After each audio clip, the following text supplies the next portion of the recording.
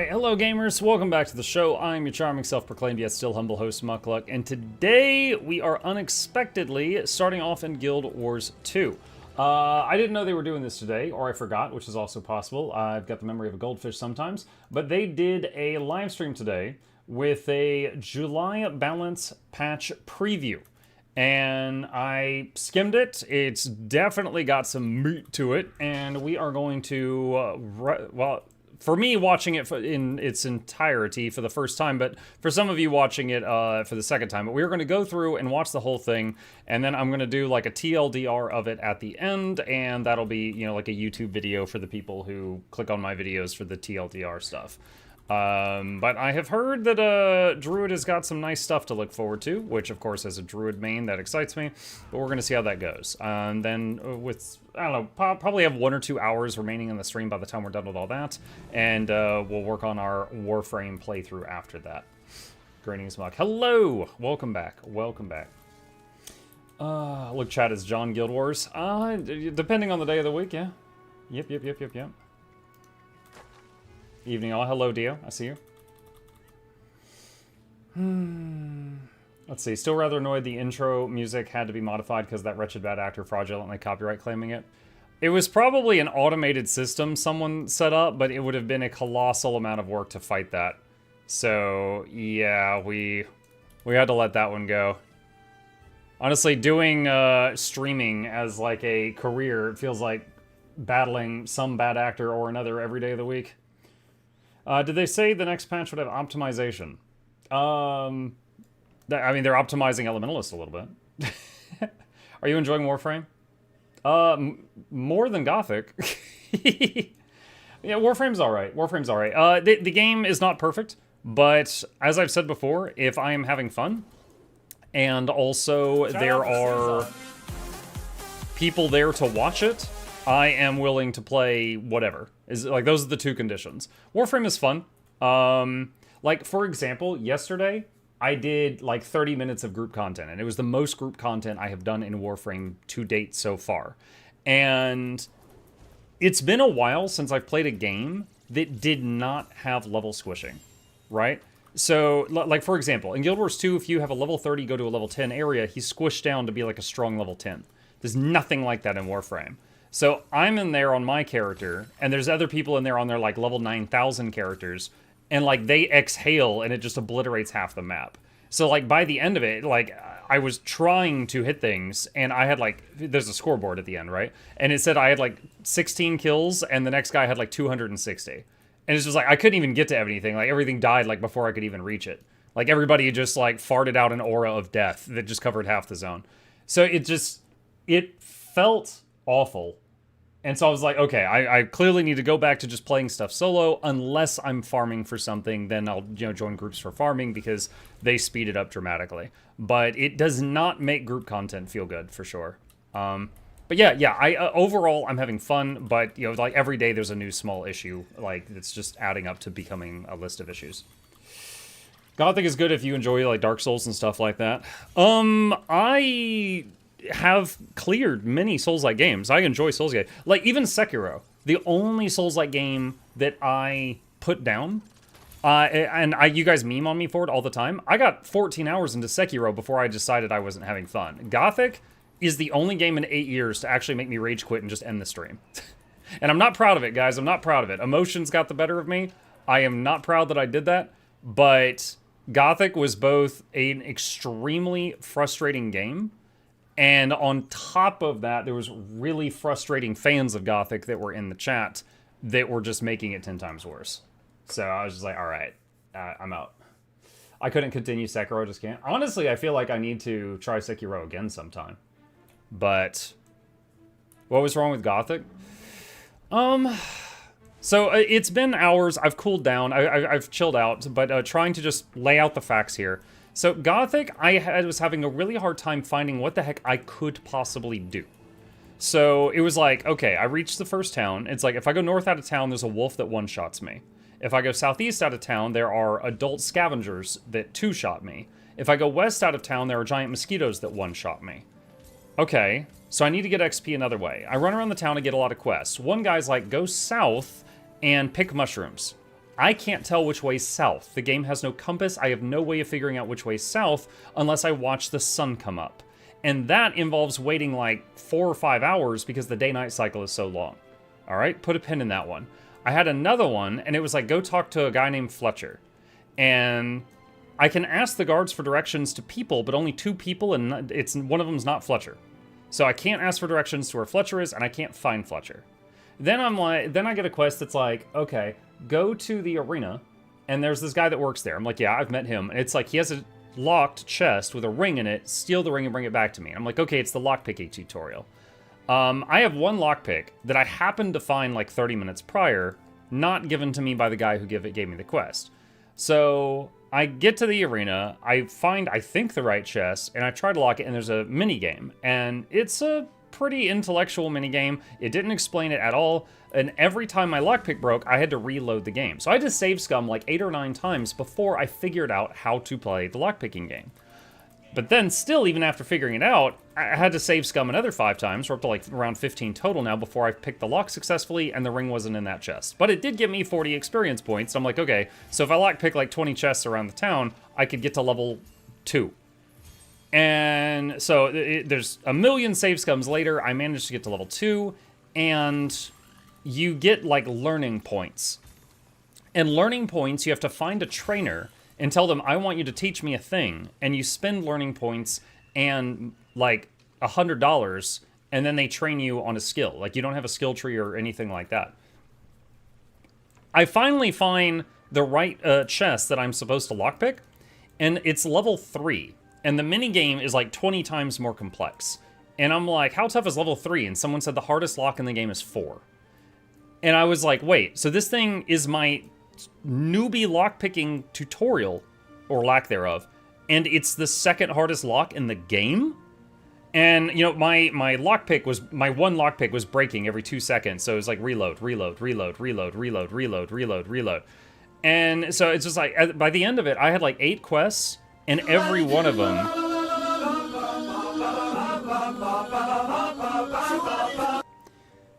We gotta change that. Every one of those quests was like, I couldn't get past it. It was either a guy I couldn't find, south, which I didn't know the way of. I had to kill a wolf, but they one-shot me. And then, like, even fighting stuff, like, people in chat kept saying, look, you're really weak right now, your guy doesn't know how to fight. Fine. I totally get that. Harry in Kingdom Come Deliverance was the same way. But there was, like, again, it was just like, I had to dodge. And by the way, the dodge in that game felt terrible. But I had to dodge every attack perfectly fighting like a wolf or something. And it's like, I had to hit them like 50 times and they could kill me in one shot. And so those were the in-game frustrations that had nothing to do with the community surrounding the game. And again, the problem was I was really like pulling my hair out trying to find anything I could do to get to level 2. Like, just getting started in that world was an absolute nightmare. And then on top of that, there were people in chat that were backseating, and I was like, please stop. And I had in the stream title, like, you know, blind playthrough, you know, please don't help. And people just like popping in and spoiling stuff. And the last person, the one that I snapped at, in a vacuum, they weren't that bad. But I was like, yeah, I'm trying to find it. And he's like, oh, and he just rattles it off. And I snapped. And I just was like, all right, that's it. I'll be back tonight. And I just ended the stream. I just pulled the plug. And again, I'm not proud of it. And what he said wasn't that bad, but it was just like the last straw. It was just the final straw. Like, I don't mind tough games. You know, I cleared Elden Ring, the DLC, and many other really tough games, but it was just, I don't know. I don't know. It just, I couldn't handle all of that this morning. It was just like frustrating game and frustrating people watching me play a frustrating game. And it was just like, why am I even doing this? I'm hating every second of this. I would rather flip burgers right now. That's it. Now, I ended the stream. And you know what I did, chat? I did something I haven't done in a very long time. I took a nap. I was like, I need to mentally reset. I am not a me that I am proud of. And I went and I took a nap. And then I got some food. And, there's a say, I forget what it is, but it's like, if you hate everyone, you need to eat. If you think everyone hates you, you need a nap. And so I did both. So I've gotten a pretty good mental reset, but yeah, I think Gothic's not for me, which I think is a real shame. because I was really looking forward to playing it. I was so excited when I got a key for it, because I love fantasy games. But I just, like, oh my god, it was beautiful. Graphics were amazing. But it was just, like, a nightmare to play. It was a nightmare. No game is for everyone? Yep. Yep. Drink of water.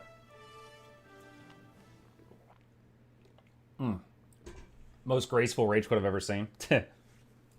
It was funny because even Shugo was like, oh man, you rage quit that even faster than Crosscode. And I was like, I didn't rage quit Crosscode. 15 hours into Crosscode, I just decided I wasn't having fun. I don't think that was a rage quit. Like Sekiro, I could tell you I depressed quit.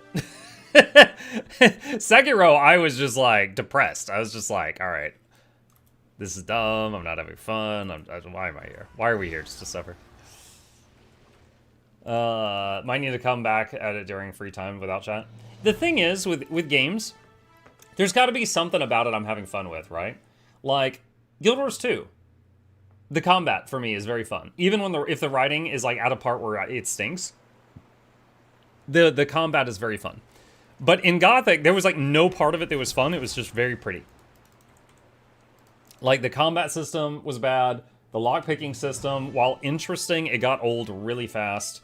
Oh, I forgot. There was another thing. There's this guy you meet in Gothic really early on named Mud.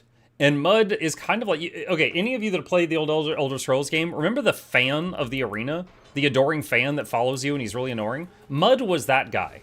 So Mud follows you, and he constantly opens dialogue windows and interrupts whatever you're doing. And he's like, so buddy, how's it going? Right? And he's just like really annoying. And it was like, okay, they were being silly. The devs were being silly with this guy, right? But it was like Mud on top of everything else. It was just like one more straw breaking the camel's back. Like I would be almost finished like, doing the lockpicking game. He'd be like, oh, you know, like, oh, so what's your zodiac sign? And just like interrupt the minigame. And I'm like, are you serious right now? He was just like one more problem. Hey, listen kind of vibe. Yeah. He actually got stuck on a dialogue at one point. And he was doing that, like, I don't remember what he said, but it was like, yo, hey, listen, hey, listen, hey, listen, hey, listen, hey, and I'm like, dude, I felt like a blood vessel pulsing in my head.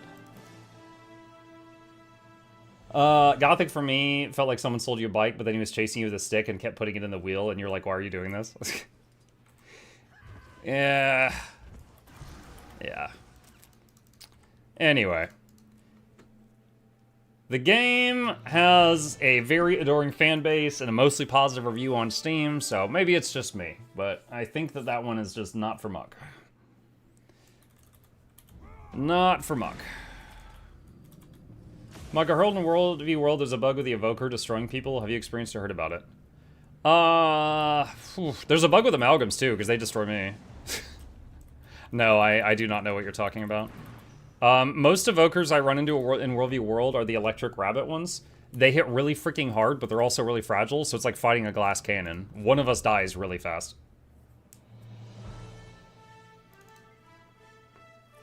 I still vote for Furious Furry Friday with Bashira on Wargamer. Wargamer? Really makes me wish the, what is it called? Commission that I did to get this guy a Warhammer outfit. Like, how many months has it been? Dude, freaking artist, man.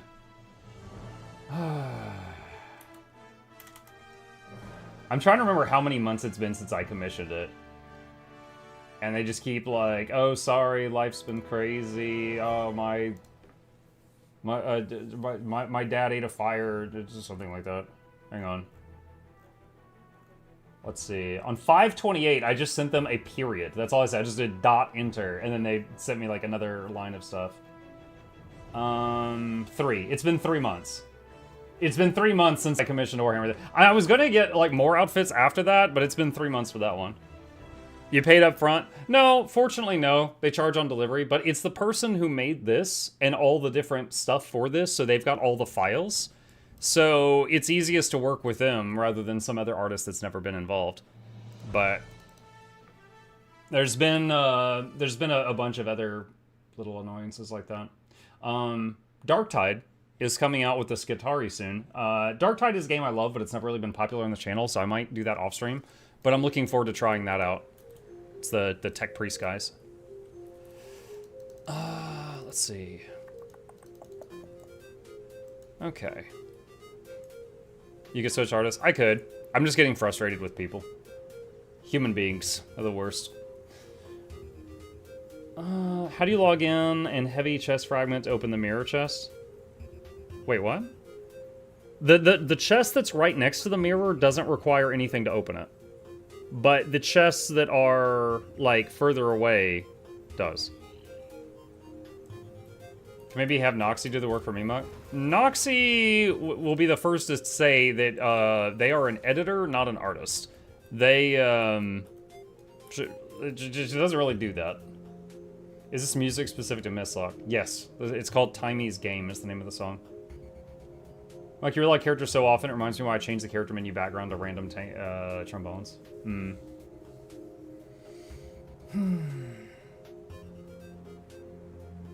Let's see. I saw that on Twitter today. Yeah. Yeah. Yeah, two things I did recently purchase, because there was a viewer, Barry, on the YouTube side, who donated me $50. He said, I want to see you play Gothic. And I was also excited for Gothic.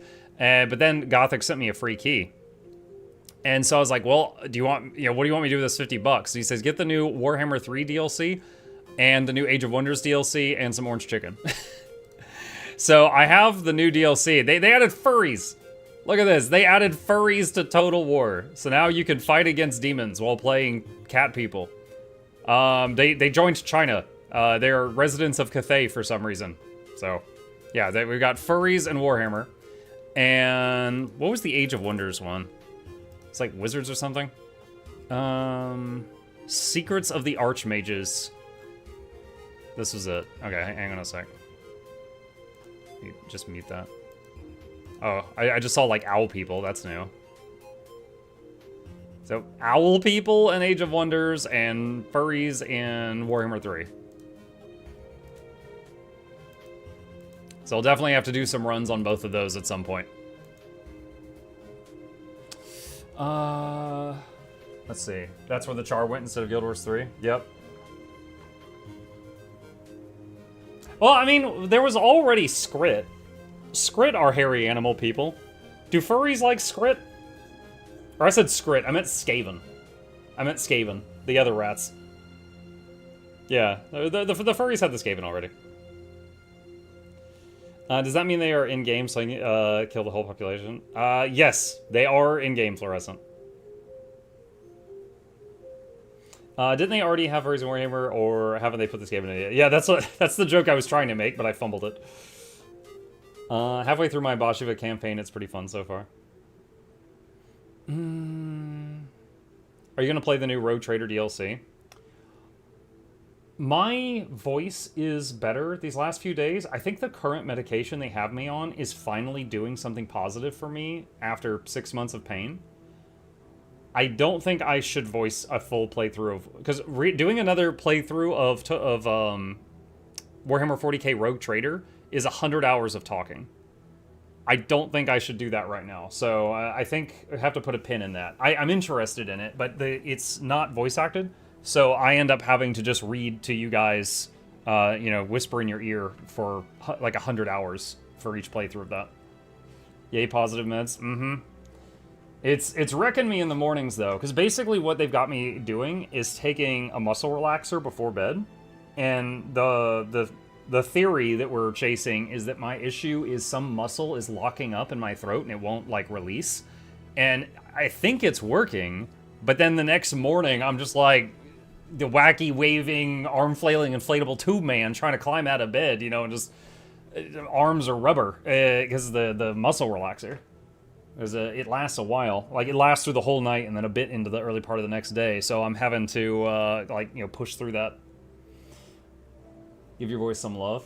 Yeah, speaking of giving my voice some love, we have got hours of patch notes to cover today. Thank you, ArenaNut. So, let's get this set up here, chat. Let's get this set up. We have got some news. I'm going to refresh this page because I'm not sure if it has the whole broadcast on it. I looked on their YouTube channel. I don't think it was on their YouTube channel.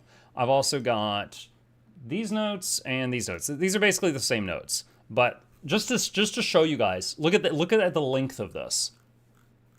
Look at that. That is the changes that they are currently proposing for the next balance patch. I have only skimmed it, and I was like, okay, yeah, there's meat to this. We're going to be definitely covering this tonight, but there's a lot here. There's a lot here.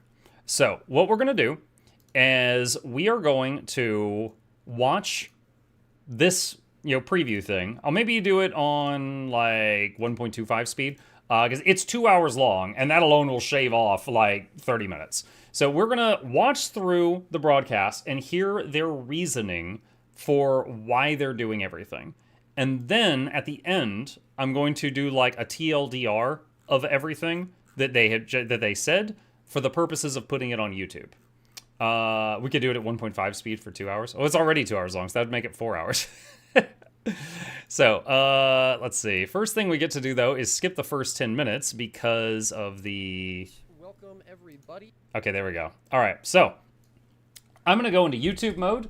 I am going to pause the alerts for now, and we are going to see what the heck they are doing to our classes here. So, marker here for me for later. All right, hello, Guild Wars gamers. Mukluk here, and got a pretty massive amount of Guild Wars 2 news today. There is a upcoming changes and features balance preview, that is a mouthful, that they are showcasing today, and this is patch notes for the future. These are the changes that they are going to be putting out July 14th unless they change their mind. And as you can see, I'm just scrolling through it really quick here. There is a bit of meat to this. There is some girth to these notes. Now, they have got a stream that they did today explaining what the changes they're making and the reasoning that they're doing. So we are going to watch it in its entirety. And if you are watching this in the future on YouTube and you just want as much of a TLDR as I could possibly give, look at the timestamps. I will have a timestamp near the end of the video, and I'll try to condense everything as much as possible. But without further ado, let's jump into it. So, to another Guild Wars 2 balance stream preview, excuse me. I am Roy Marks, and today I am joined by none other than Cal CMC Cohen and Taylor Trigg Brooks. How are you fellas doing today? How are we doing today? Good, I suppose. I guess we're good. It's an exciting day. I hope so. We have a balance preview on a Monday. Yeah, changing things up a little unusual. But obviously, it's true. They usually do these on like Tuesdays or Fridays. Some holidays. Look at their titles. The usual plan. Game Enjoyer. It's true. It's true. The Breaker. Card Game Enthusiast. But we figured it out. We have the technology to stream on a Monday. Yeah. I will be keeping an eye on the chat for a couple minutes in case there's any audio issues, so please feel free to let us know if there are. Hopefully. Okay, two things. One, I love that they don't seem to be having audio issues. And two, I love that he says that he's watching the chat. Unfortunately, the last two streams they did, there was the one with Cal about Guild Wars 3. Or sorry, not Cal. Colin about Guild Wars 3. And then the last time they did a patch notes video, both of them, the audio was just like an absolute nightmare. So it sounds much better by comparison right now. There won't be, we do our best here. But yes, streaming on a Monday. Roy is running the stream, so it will be fine. Yeah, we'll see. Maybe. It's not like Taylor and I run the stream. It's always a disaster. Okay. Cal, in your defense, the last time that I believe that Roy ran the stream, the VOD was muted. So I had to watch Laura watch the stream to be able to get any audio. So we all make mistakes. All of us past streamers make mistakes. Sure. It's not like I've ever forgotten to, have the audio on the VOD. That's never happened. But yeah, anyways. Before. Taylor, how you doing today? Feeling good, excited for this patch. We've had a lot of amazing franchise news, but now we're here to give you some amazing balance news. Absolutely. Okay. Is there anything we want to mention before we get into the notes themselves? Any overviews? I mean, as usual, this is the preview for the balance patch that will be coming July 14th. So there's still a little bit of development time to action. Feedback that you guys might have after watching. The post will be made on the forums right. I'm going to talk about that really quick. In the past, when they have done this, where they have posted future patch notes, they give people the opportunity to go to the forum post, which I will link under the YouTube video later, and I will put it in my live chats, and it gives people time to complain. Like, there's no sugarcoating it, that's what it is. It gives people time to go in here and be like, if you make this change, scrappers in Worldview World will die, or whatever. You can go down here and you can complain, and if you present your point well enough, sometimes they're like, you know what, you're right, that does kill scrappers, we didn't mean to do that, and they'll change their mind. They have reversed things, and so they have reversed their decisions on things and undone them, so certain things have never gone through the patch. So if there's something in here, I'm putting it in my live chat right now, that you don't like, that's what you need to do. If you just go to Twitter and whine about it, doesn't do anything. But if you whine about it on their forums, it's like that meme, so you're saying there's a chance. Right after the stream, I'll press the button, you can read all the patch notes, and then give us your feedback there. Obviously, we're still working on a few things. There's a handful of numerical changes that we're still working on. But the idea is that for the preview, the bulk of the big changes are done and implemented and available for everyone to see. And make sure you give your feedback. We do read all the feedback, and we do tend to make some number of adjustments based off that feedback between the preview and the patch. Yep, we did not do a stream for the last balance stream, which was mostly aimed at, I believe, and feel free to correct me if I'm wrong, curbing a lot of the power scaling, the power levels that we had seen in the game. I don't know if, you want to talk at all about that, I believe that was the patch where they aimed to do something around like a 15% nerf to everyone, like across the board. Or if you would like to, is this patch going to be kind of a similar situation where we're mostly looking at a lot of numbers adjustments, or are we kind of thinking, or shifting a little bit from that with this patch? There's a good mix of numerical changes and functional changes. Obviously, we touched a lot of numbers in the last patch, and things landed in various levels of where we wanted to. Some things are still a bit too high. Some things are, a little bit lower than we'd like to see. So there will be some buffs in here as well to some of those things that landed a little bit lower than we expected. But there's also, a good number of reworks in here that'll try to, numerical changes are still important, even if they're not the most exciting. They do still have impact on the meta and how you interact with your skills and whatnot. But I know players love to see the reworks, and they're generally more exciting, and we do have a good number of those as well.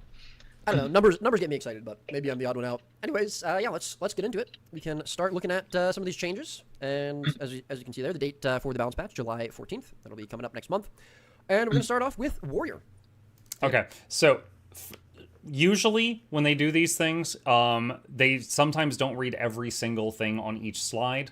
For the part where we're watching the show, I'll read every single thing. Later on, we'll do just like a condensed synopsis. Savage Leap now inflicts bleeding. Final Thrust. This skill has been reworked and is now rend. Maim your target with an immobilizing strike, then deliver a devastating blow that inflicts heavy bleeding. Flurry. This skill has been reworked and renamed Bloodthirster. Sweep your blade around yourself, slicing nearby enemies. Effect increases with adrenaline level. Heal if you strike a target, healing more if they are bleeding. Yeah, Warrior. First, starting off with Sword, a couple of reworks that we're talking about. Sword was a weapon that primarily, so I can see both in competitive modes, was mainly used for its mobility and had a pretty good immobilize on the burst skill, but the other skills were not pretty good. And we wanted to see if we could make the weapon more interesting for everyone. So starting off Savage Leap, it's not going to inflict bleeding. This skill was pretty good, but we just wanted to make sure you can use it offensively when you want to. I think main thing for the Sword is wanted that offensive pressure to be something it can do rather than just the mobility. A lot of times you use it for escape. Final Thrust is getting a bit of a rework. It's going to be a two-part skill. So the first part, you're going to swing your blade in front of you and deal an immobilizing strike, and then you're going to follow up with that thrust. That Final Thrust was. It's going to lose its execute threshold and all that to just become a more consistent skill, and that's where the Immobilize is going to be on the kit. The Immobilize was something that was not really healthy that we see it. Flurry was where it came from, and it was instant. You'd press Flurry and instantly people get immobilized. A lot of the time, you would press Flurry and then stow your weapon and do anything else because you didn't actually want to use the rest of the Flurry skill, and that's not something we really want to see.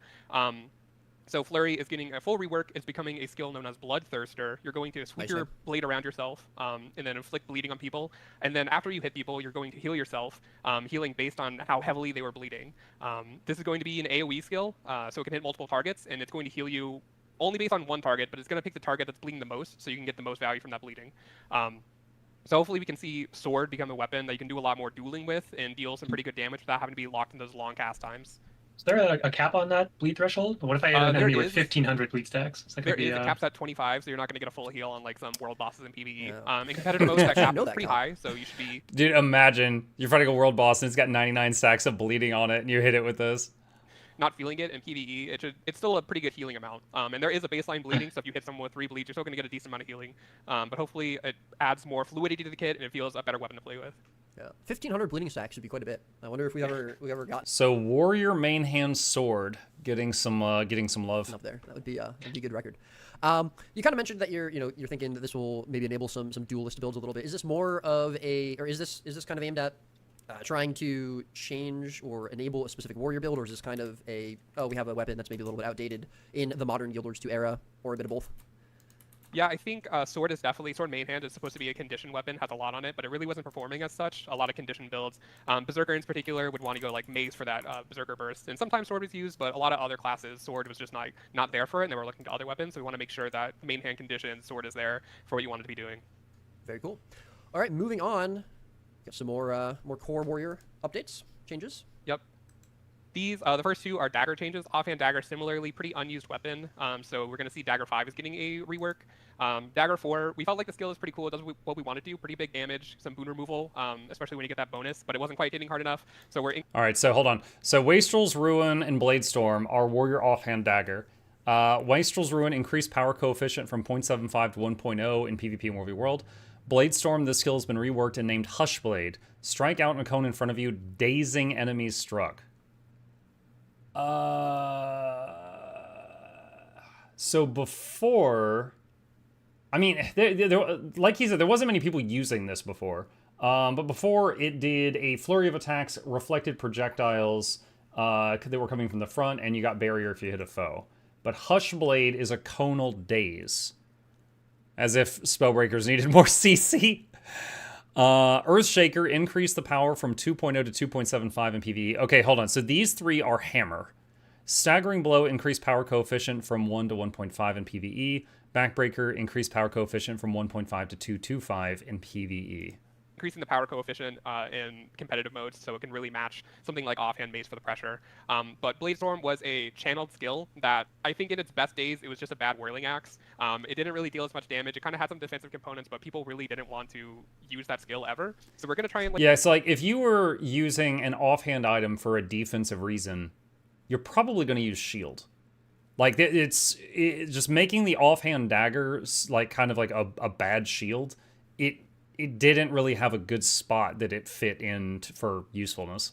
Like lean it to more of a utility skill. It's being renamed Hushblade, and it's basically going to be a single strike. So you're going to do that sweep, like one of the sweeps you do in Bladestorm, and it's going to daze the enemies. So it does have that long range cone part of it. It's like 300 range, so you can get pretty good distance from your enemy. It synergizes pretty well with like Spellbreaker things. No escape, that's going to make it an immobilize.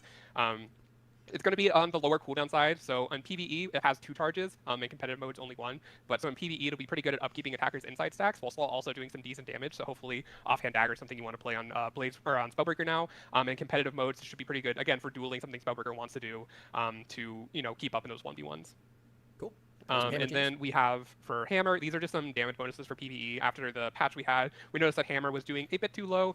The numbers surrounding Hammer, like defense, we were happy with, but Hammer itself we felt could use just a little more, so we're buffing up at Hammer numbers itself. Cool. Very cool. Very straightforward. And moving on, we got some Bladesworn updates. Okay. So let's see. Dragon Trigger. You can now move while channeling this. That's big. Okay, so Bladesworns, while channeling their giant weeb slash, can now move. And although I, like, in the last couple of weeks, I've been on a big PvP World v World kick, and I've been playing mostly those game modes, and I haven't seen many Bladesworns, but the ones I have run into were quite terrifying. Like maybe it's got like a higher skill ceiling, so I see less people using it, but the ones that I do see using it are quite like they're a force to be reckoned with. So this is going to make them even nastier. Maximum movement speed is reduced while channeling. Dragon Slash Force, you can now move while casting this. Boost is now ground targeted. Reach, you can now move during the cast of this skill. Okay, so all like the big slashes, you can move during them, and Boost, you can control where you land. A little exciting, Yeah. exciting stuff here. Decent number of Bladesworn updates for this patch. We see kind of on the first set of skills here is we're allowing you to get a little bit of movement while channeling, holding your Dragon Slash, preparing your Dragon Slash.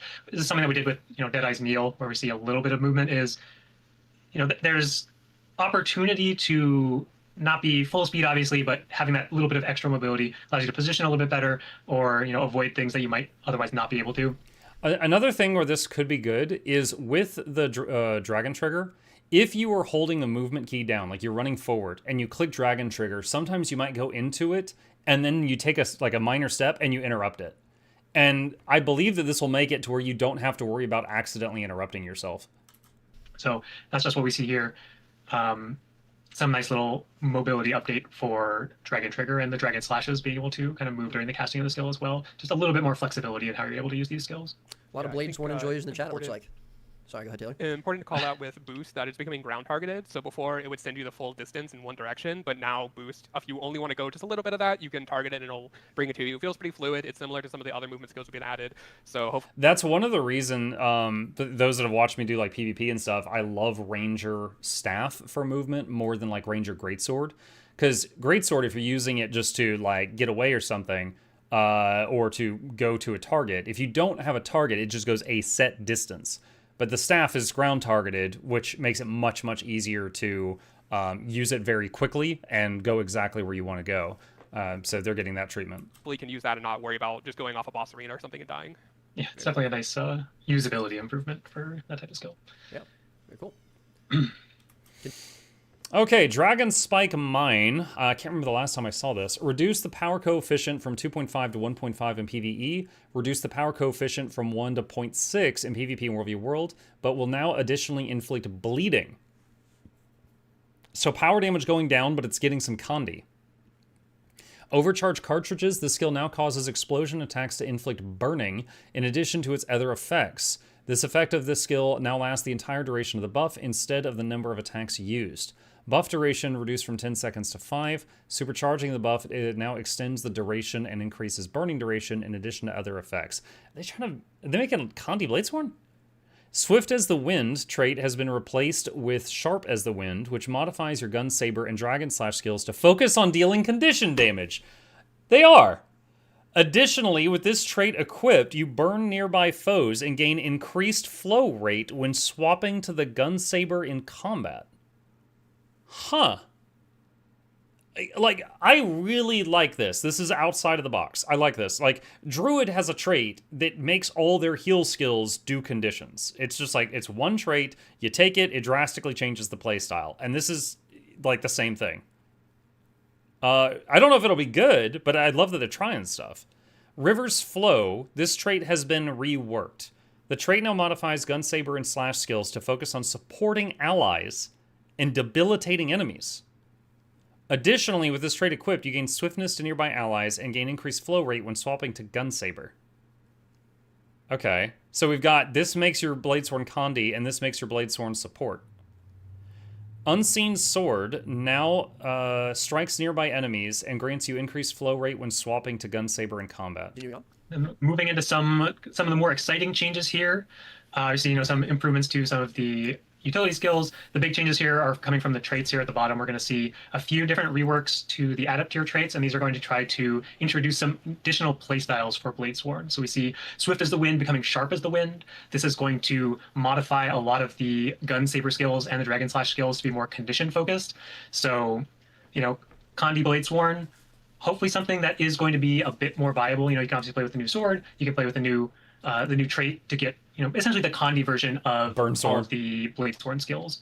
And similarly, we have River's Flow here is going to be more of a supportive shift in those skills as well. This is going to be, Bladesworn is probably going to be a little bit more of that unorthodox support character that we've seen in a few cases where, maybe not the most expected elite spec to play a support build, but we've seen some of these definitely work out, and Core Rear does have a decent number of support tools available to them. So, we've had a decent amount of excitement from this trait internally, and we want to really see how it plays once it's actually out there for the greater player base.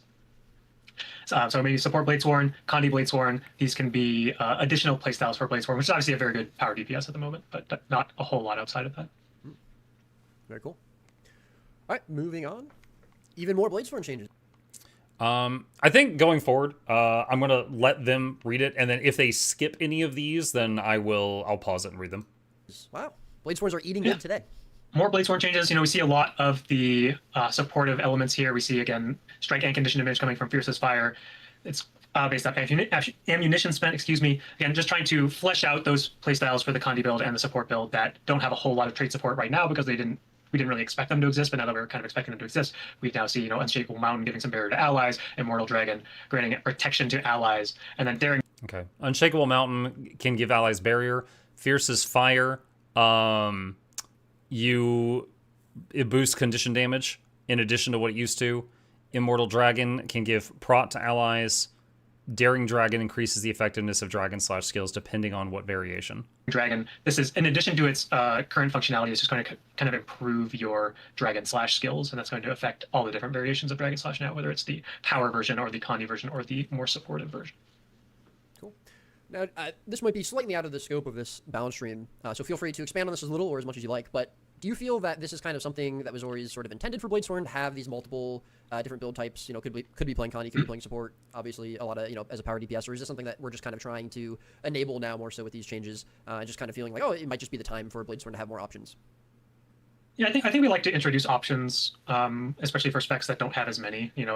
It's not that every elite spec needs 3 different playstyles or whatever number you want to lock into, but we do feel like Bladestorm was a bit limited in it essentially had like one real playstyle, and it's very good at doing that. But we felt that a lot of the traits, there was an opportunity to leverage some of the lesser used traits or some of the traits that didn't play as well with like the core Bladestorm playstyle to introduce an alternative build. It's always going to be a DPS build, so we felt that adding the Condi build could be a very interesting option there. And then the support build, it's definitely, Bladestorm has had some more bruisery elements in the past. Obviously, Unshakable Mountain's kind of been that big, iconic, competitive trait that has driven Bladestorm's viability, whether it's too strong or too weak. A lot of Bladestorm viability has been around the strength of Unshakable Mountain, but a lot of these supportive elements will obviously be beneficial to you as well. So it's kind of almost enhancing like the more bruisery playstyle of Bladestorm, but then it's also extending to your allies. And, it might be something that doesn't necessarily work as well in practice, but I think that we want to see how it plays. Like I said, we've been playing with it internally. There's a decent amount of excitement, so we want to see how it plays once more people get their hands on it. But this could end up shifting to just be more focused on like that bruisery Bladestorm with more of the self-sustain and control-y aspects. But the support Bladestorm could be pretty interesting as well. All right, awesome. Thank you for that. And all right, that's going to wrap up the Thief. Warrior changes. So we're going to be moving on to Thief now. Yes. The first thing for Thief, pretty big. Pistol Whip is getting reworked. Pistol Whip for the longest time in competitive modes was not a really skill you wanted to press. In PvE, it really wasn't used for its damage, which you would think it was. It's more used for the control from it, if you were to press it. So we decided that Sword Pistol is a weapon set that has a lot of utility inside it. You have the Infiltrator Strike, you have Headshot and Black Powder. That really what you wanted to have a complete kit was just a skill that did damage. And be kind of cool at it. So it's now going to be changed and reworked to Flawless Execution. You're going to spin around while you shoot your pistol at nearby enemies and also strike. So it's going to be a skill that's similar to Whirling Wrath. You'll shoot your pistol at targets that it's not going to do random angles like Whirling Wrath. It'll shoot to targets, so it'll actually hit them and strike them. And at the end, you'll do a powerful forward slash when you come out of the spin. So hopefully this ends up being a DPS skill that makes Sword Pistol a weapon set that is more desirable in all game modes.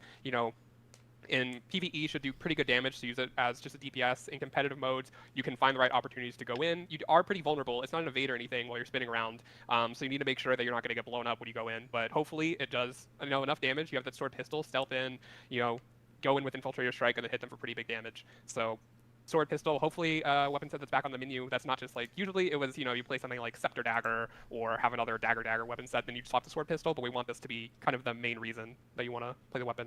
We did get a new animation. Taylor said he was going to demonstrate the animation for us. I had to stand up. It's a lot. You spin around, do a lot of slashes. Pretty cool. Yeah. A lot of gunshots, actually. Did you do the mocapping for the? Yeah, of course. Yeah, awesome. All right, very cool. Taylor inserting himself into the game in Thief. They do have a motion capture room at the headquarters. They could. All right, and then we also see some other updates to some other utility skills. Yep, these are kind of miscellaneous things. That's advanced. It's going to get some QOL of how to use the skill. So when you are kneeled and you press the cover, it will now automatically swap to disadvance even if you're not in the sniper's cover. So kind of go forward. A lot of times you're putting that cover in front of you anyways, so you just want to move forward through it to get that combo, that stealth. And then also, alternatively, while you are standing in the cover, it's going to become a ground targeted skill. So if you don't necessarily want to go forward and you're still kneeled, you can use it to ground target close to yourself or behind, what have you. So just more control over where this is leading you to hopefully be better in, those moments where you're in terrain that it gets really wonky. Smoke screen, this is also getting a rework. It's no longer going to pulse blindness within, but instead it's going to be a ring, kind of like Ring of Fire, that when you traverse through it, it is going to do some things. It's not going to burn like Ring of Fire, but instead it's going to inflict debilitating conditions as you pass through the smoke screen, things like weakness, blindness, because you're so flustered, you're confused, you just walk through the smoke screen, you don't know. But additionally, some additional functionality is that you're going to gain stealth when you yourself exit the smoke screen. It's just you, not your ally, so it's not Veil, but this is also just another utility option for stealth that's pretty good. You can use it, fight people within it, but when they leave, you can also leave and get that advantage onto them. Signet of Shadows, this is getting reworked to be another stealth utility to give more options than just black powder. So now you have smoke screen, you also have Signet of Shadows. Before, it was just a button that you pressed that did a lot of like random conditions on people, and it made them like, oh my god, that's so annoying. But it was just like an annoyance. It wasn't really worth ever using. But now it is going to grant you stealth and swiftness and remove movement impairing conditions from yourself. So it's pretty get out of dodge skill. Increasing the cooldown in competitive modes is pretty strong, but hopefully, a lot more utility gives this, some room to shine and be its own skill. Then lastly, we have Shadow Refuge. Shadow Refuge, if people remember, at the very beginning of this game was a very strong skill, and then, the strategy against it was, the thief can't leave it, they're going to get revealed, so you just cleave down, and those strategies have gotten a lot more prevalent. So we're adding some condition damage and strike damage reduction to allies inside the Shadow Refuge to, when you're inside it, be an actual refuge for you, take reduced damage. You're also going to get that healing from it, does some pretty nice healing, so hopefully this is a good defensive skill for people that want, both the defense and also gives a really long stealth to allow you to reposition. Cool. Sorry, I looked at something on my wall behind. There's actually a spider coming right towards me. Oh.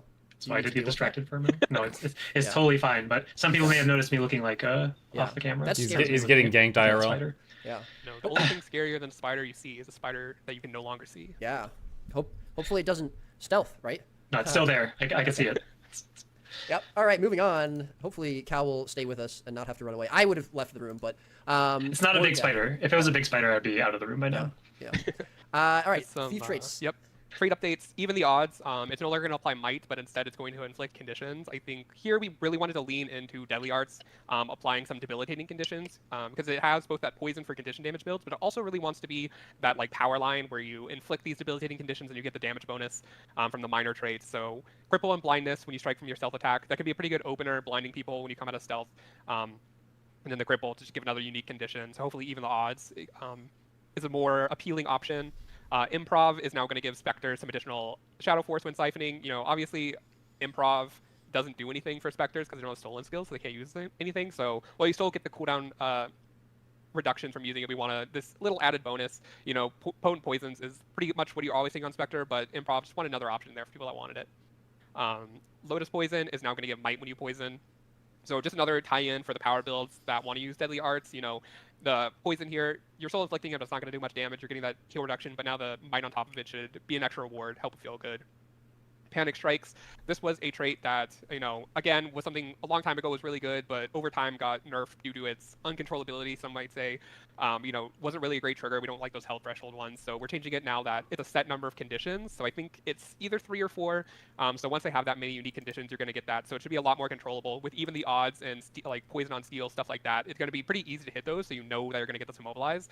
So it should be a lot stronger, and hopefully, make Deadly Arts stack up better to things like Shadow Wars or Crit Strikes.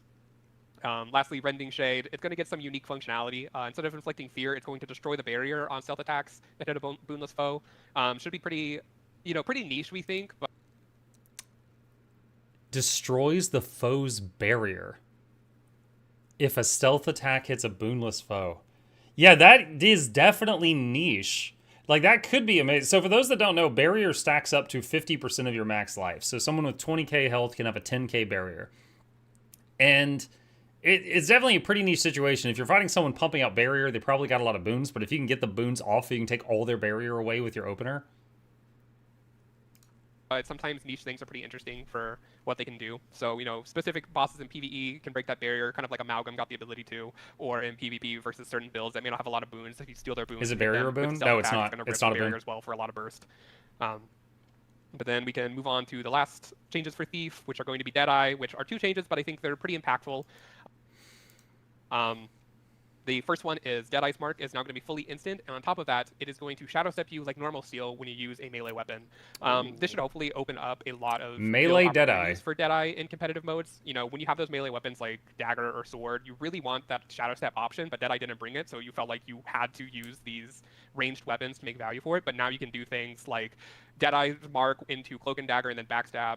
Malicious Backstab is a very strong skill. It does 10% more damage for each point of malice, so that's a lot of damage. So, you know, Glass Cannon, Deadeyes, they're going to be pretty scary with this change. So hopefully, I've been playing with it. It's pretty fun to play with. I feel like people feel it's pretty smooth, so this is pretty exciting. And then Silent Scope, this trait has been reworked. Before this, granted you stealth on dodge with a rifle, which was incredibly strong to the point that Deadeye itself was balanced around this. We had a lot of traits that said if you had this trait, it also is worse. It just was a lot, and you know we decided it's just not healthy to have this mechanic. So we are removing that, and now the trait is going to give you precision with extra precision when you get stealth, to get more opportunities for crits, some bonuses for stealthing, but not give you that very easily accessible source of stealth.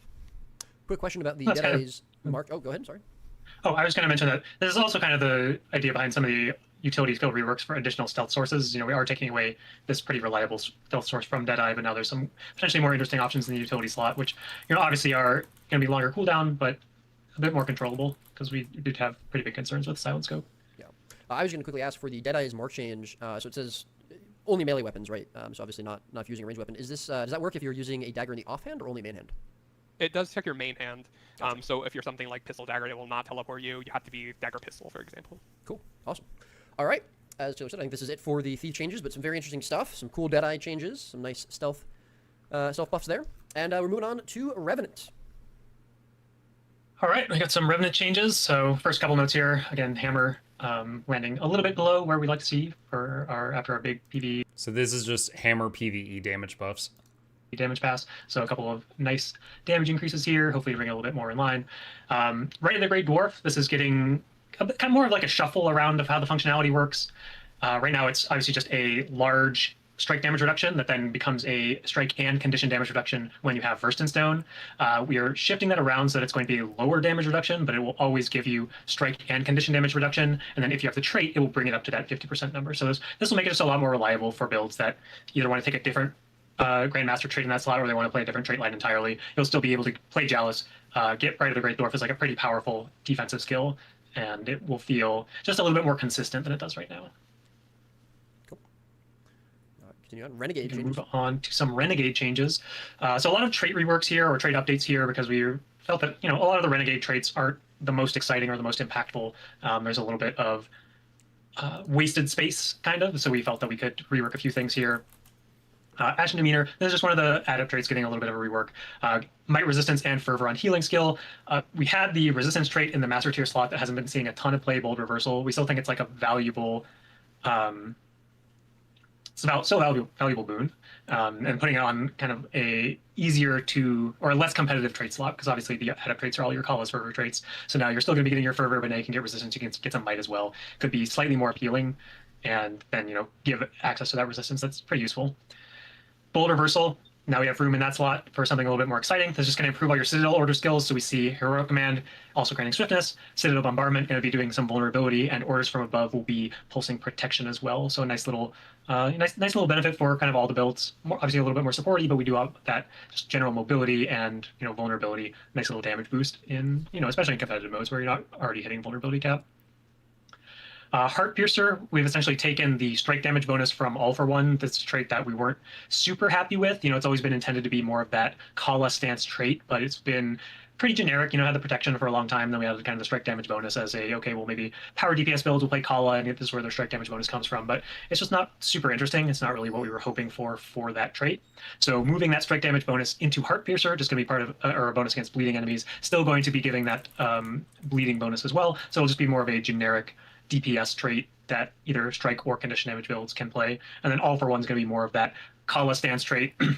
This is going to be anytime you trigger Band Together, which is the mechanic of the Kala stance, that after you use one of the Kala stance skills, you can then reactivate your next Kala stance skill instantly, and it gets some nice little bonuses. So anytime you trigger that Band Together, it will reduce the recharge time of the enhanced skill and also give you some energy back. So will allow you to kind of keep chaining those skills together. The numbers are going to be a bit different for PvE and PvP because we do obviously have some concerns about making the giving too much energy to this build, especially in PvP, but we feel that this is just a little bit more of a true Kala stance trait, so we think it's a pretty exciting mechanic, and we're excited to see how it plays. Then we have a couple of updates to the Grandmaster traits as well.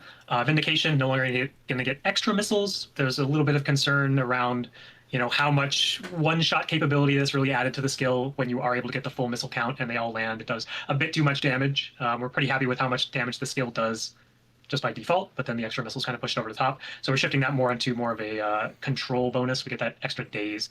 The first time a missile strikes an enemy, you will daze them. So that can obviously daze a pretty large number of enemies as well because there are so many different missiles, but it will only daze an individual target once per skill.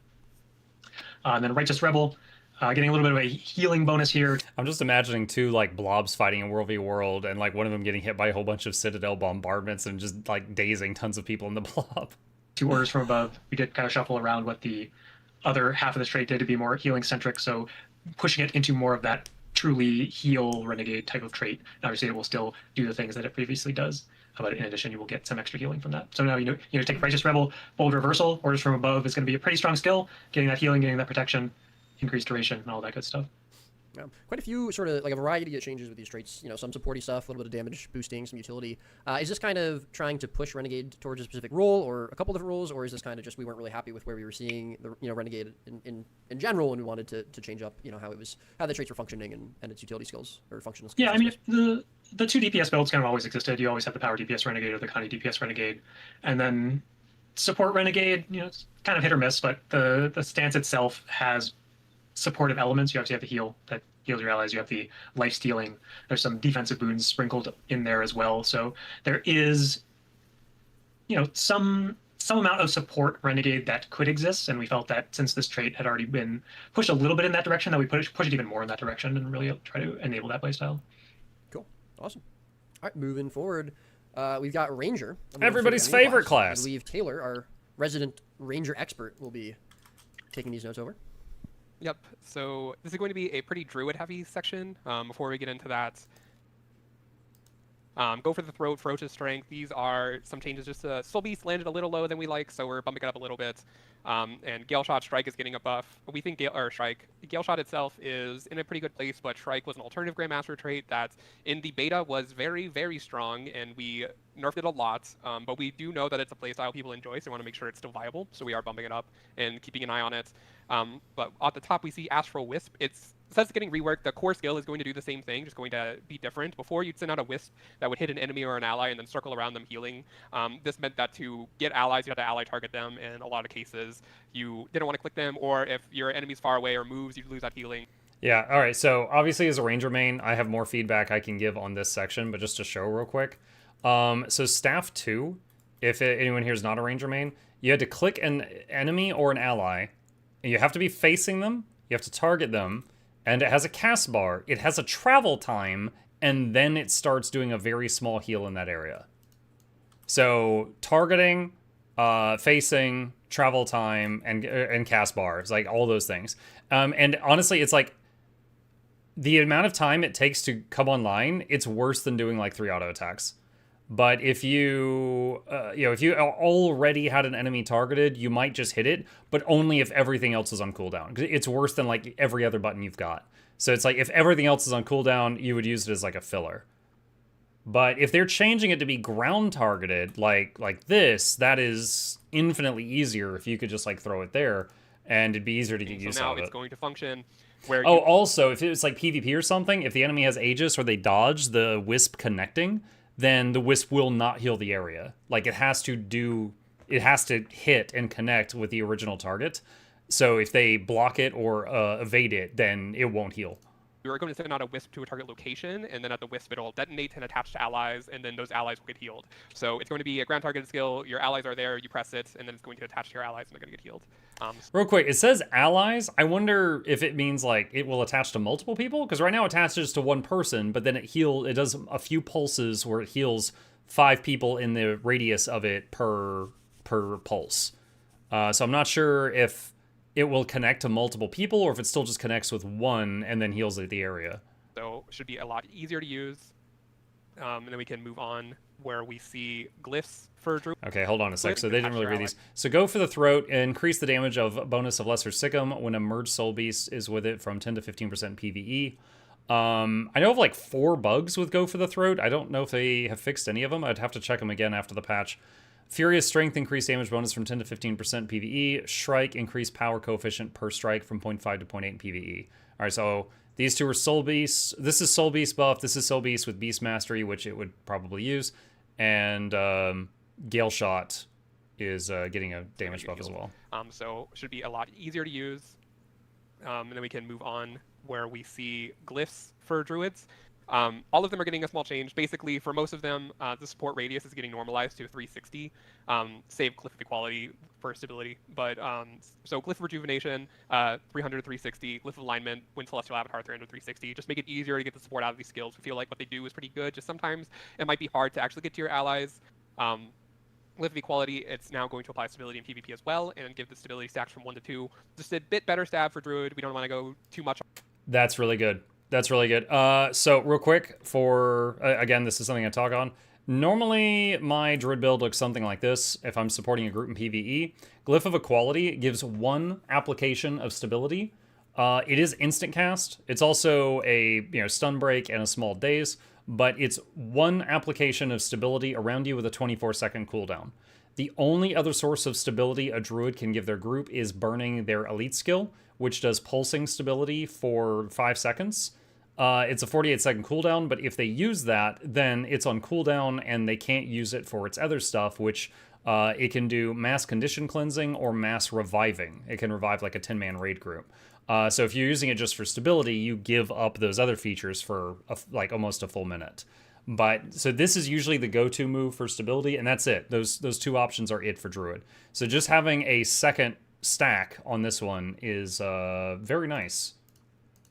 On it, they have the elite if you want stability as well, but can be an option in PvP specifically. A lot of these changes are to address that Druid is not a viable support in PvP specifically, and that's something that there's a lot of reasons for, but we're trying to shore up there so it can be a more potential pick a lot of the times.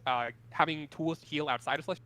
So really quick, Glyph of the Tides has so all of the glyphs on Ranger, they do different things depending on the mode that you're in.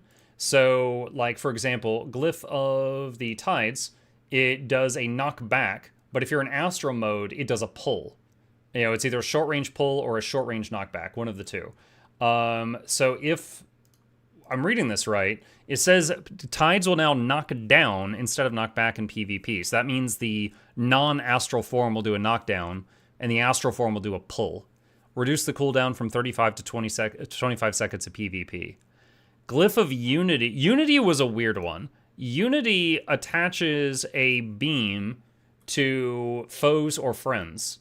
If you attach it to foes, what it does is every time you take damage, you will do damage to the foes that are connected to you. And then Glyph of Unity is whenever you're healed, it also heals the people tethered to you as well. So you could see those tethers right there. So basically, like, you could use this and then just, like, heal yourself really heavily, and it would also just extra healing to everybody around you. But usually isn't worth a slot, honestly. Typically, a Ranger in PvE would just use Glyph of, gives you stability. And then maybe if you're fighting, like, Veil Guardian, you would use Tides for the knockback. Unity, I literally know one use of Unity in the whole history of Guild Wars 2. There was a meme you could do on Deimos with like 8 druids where you go to the spot where the hand kiter made the pile of hands. Everyone used Unity to connect themselves to the boss, run into the hand stack and use Signet of Stone so they were immune to damage for like 5 seconds, and the boss would kill himself. But it took longer to set up that meme than it would take to just kill the boss normally. So, like, it's a funny thing, but I don't know of any actually, like, useful things you could do with, Glyph of Unity in the game. Alignment, similarly, Alignment does a bunch of conditions around you, but if you're playing Condi, it's worse than every single trap or sharpening stone. So no one uses Glyph of Alignment. And then the Astral form of Glyph of Alignment is like an additional heal and a Condi cleanse. So Glyph of Alignment is kind of in a weird spot as well. So increasing the range on alignment is nice. I don't know that that is going to make it suddenly viable anywhere. Rejuvenation is the druid heal. It's just pure healing. If you're not astral, it heals you a lot and allies a little. If you're in astral, it heals allies a lot and you a little. So this one does get some use because you could just go astral click this and it's just a massive heal all around you. If you're playing druid though, you might also be using water spirit, which does almost as much healing and also vigor, or healing spring, which does healing and regen on everybody. That's just for support druid gameplay. So that one does see some usage. Unlike alignment, the extra stability here is nice. Tides is interesting. Having knock down instead of knock back will mean you don't see it much these days. There used to be a druid build in PvP that would just sit on a node, and anytime someone came over and tried to cap it, you just kept like knocking them off the point, so they couldn't really stop you from taking it.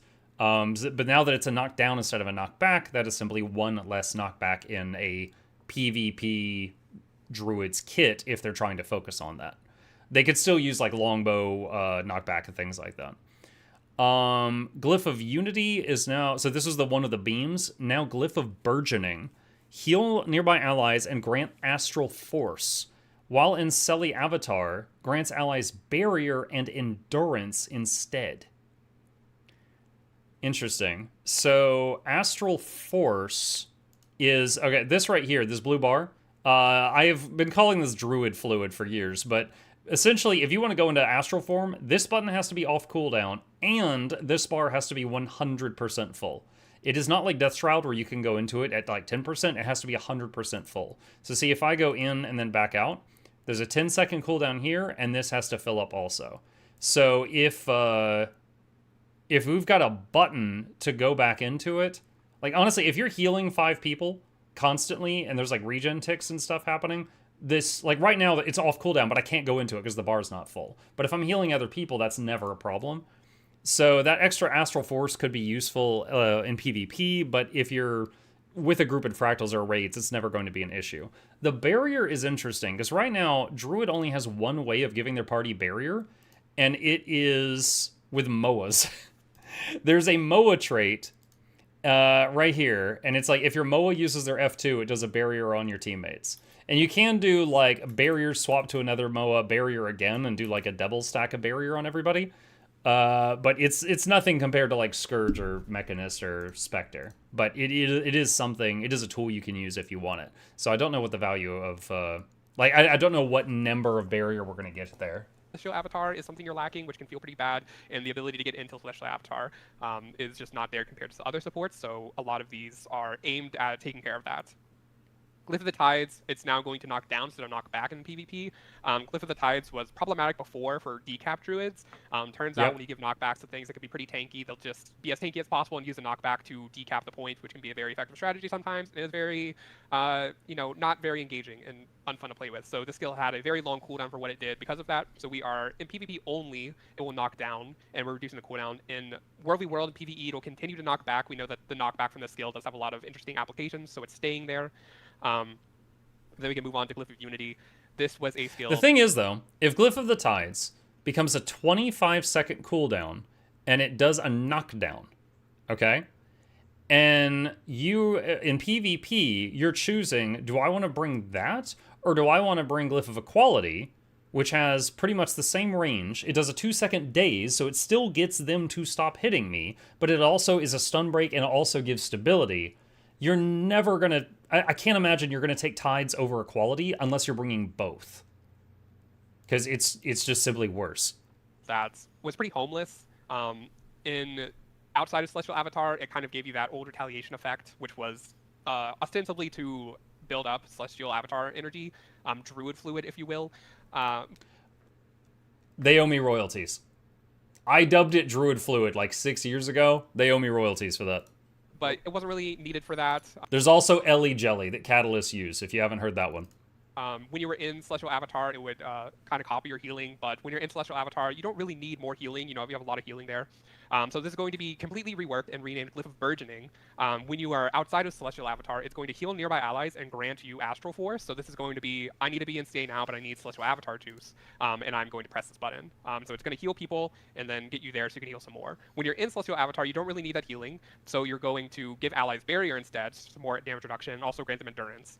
So supporting against some other ways that aren't just, healing your allies when you're in Celestial Avatar, and we'll get into that when we talk about a trait. I think it's on the next slide. Cool. I'm particularly interested in hearing more about that Druid fluid you mentioned, but we can maybe get into that after what else are you supposed to call it? It rhymes. Yeah. It's pretty cool. Yeah, love rhyming. He likes it. He likes it, chat. Absolutely. Very cool. Here we go. First page of actual Druid things. Celestial Avatar, it's getting its cooldown slightly reduced. This is a change we're going to keep our eye on. It was at 20 seconds for a reason. Druid can be pretty scary when it's not being a support, but it's becoming a side node bunker. But we felt like if we wanted to give support Druid a chance, we want to do this change. So, real quick, Astral Form, basically like the Druid signature thing, the ability to go into Astral, has a 10-second cooldown in PvE and World v World. Now, the bar still has to be full, but it has a 10-second cooldown, so you're usually waiting on the bar. In PvP, it has a 20-second cooldown. So sometimes you're waiting on the bar, and other times you're waiting on that 20-second cooldown to come up before you can essentially use your Druid-specific weapon swap. So they're making it in PvP going from 20 down to 15. And see how it plays. If it doesn't end up, might go back to 20, but, want to go out on a limb, see what happens. Rejuvenating Tides is also a pretty big change. It's no longer going to be channeled, and its radius is increased from 240 to 300. Rejuvenating Tides it honestly didn't feel good to press. Its healing wasn't as good for a channeled skill, and a lot of contemporary skills were not channels. So this is it's still going to be an attached water field around you, but you just press it, and the water field is there, so then you can combo. So real quick, Rejuvenating Tides is this. It's very weak healing per second. It also does Alacrity and Might Ticks, but it's a water field and you can't combo it yourself unless you start doing that. Actually, no, I don't even think that works. But you can't blast it yourself because you have to channel it. Like you have to be holding down the button. You can't do anything else. In PvP, if you're running the Eclipse trait, it also does Chill. So sometimes you might see a Druid that you're fighting against start doing that for just one tick, just to get chill on you, to mess you up for a little bit, and then they'll immediately cancel the channel and then do something else because, chill alone without damage isn't going to kill anybody. That's interesting. The radius is 240 radius. Sometimes you wouldn't be giving Might or Alacrity to someone just because they're a hair too far away. So seeing that radius increased even a little bit is nice. I wish it was more, but I'll take it. Yeah, having it not be channeled, that's definitely pretty good, because that means you could go into Astral, you could hit 4 and 2 at the same time, and then 3 or 5 while the 4 is channeling and the 2 is going off. With some other things like the 3 skill, Lunar Impact, get that blast from your own water field, and hopefully the radius itself should also be better to get some healing out of this skill. Will it gain a cast time? Doesn't say. I'm assuming it's instant and then it's just there. Druidic Clarity, increasing the radius 300 to 360. Talked about normalizing the things to be just a bit bigger.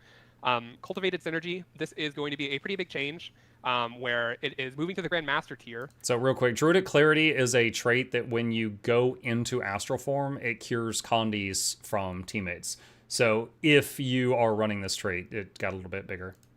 And then when you use a healing skill, instead of just doing that heal around you and your pet, it's going to heal around your pet and create a water field attached to them. And then you're going to have a passive that whenever you blast a water field, you're going to grow a Seed of Life at the location. So it's going to give... Wait, what? Hold on. So Cultivated Synergy was in the bottom tier, and they're moving it to Grandmaster.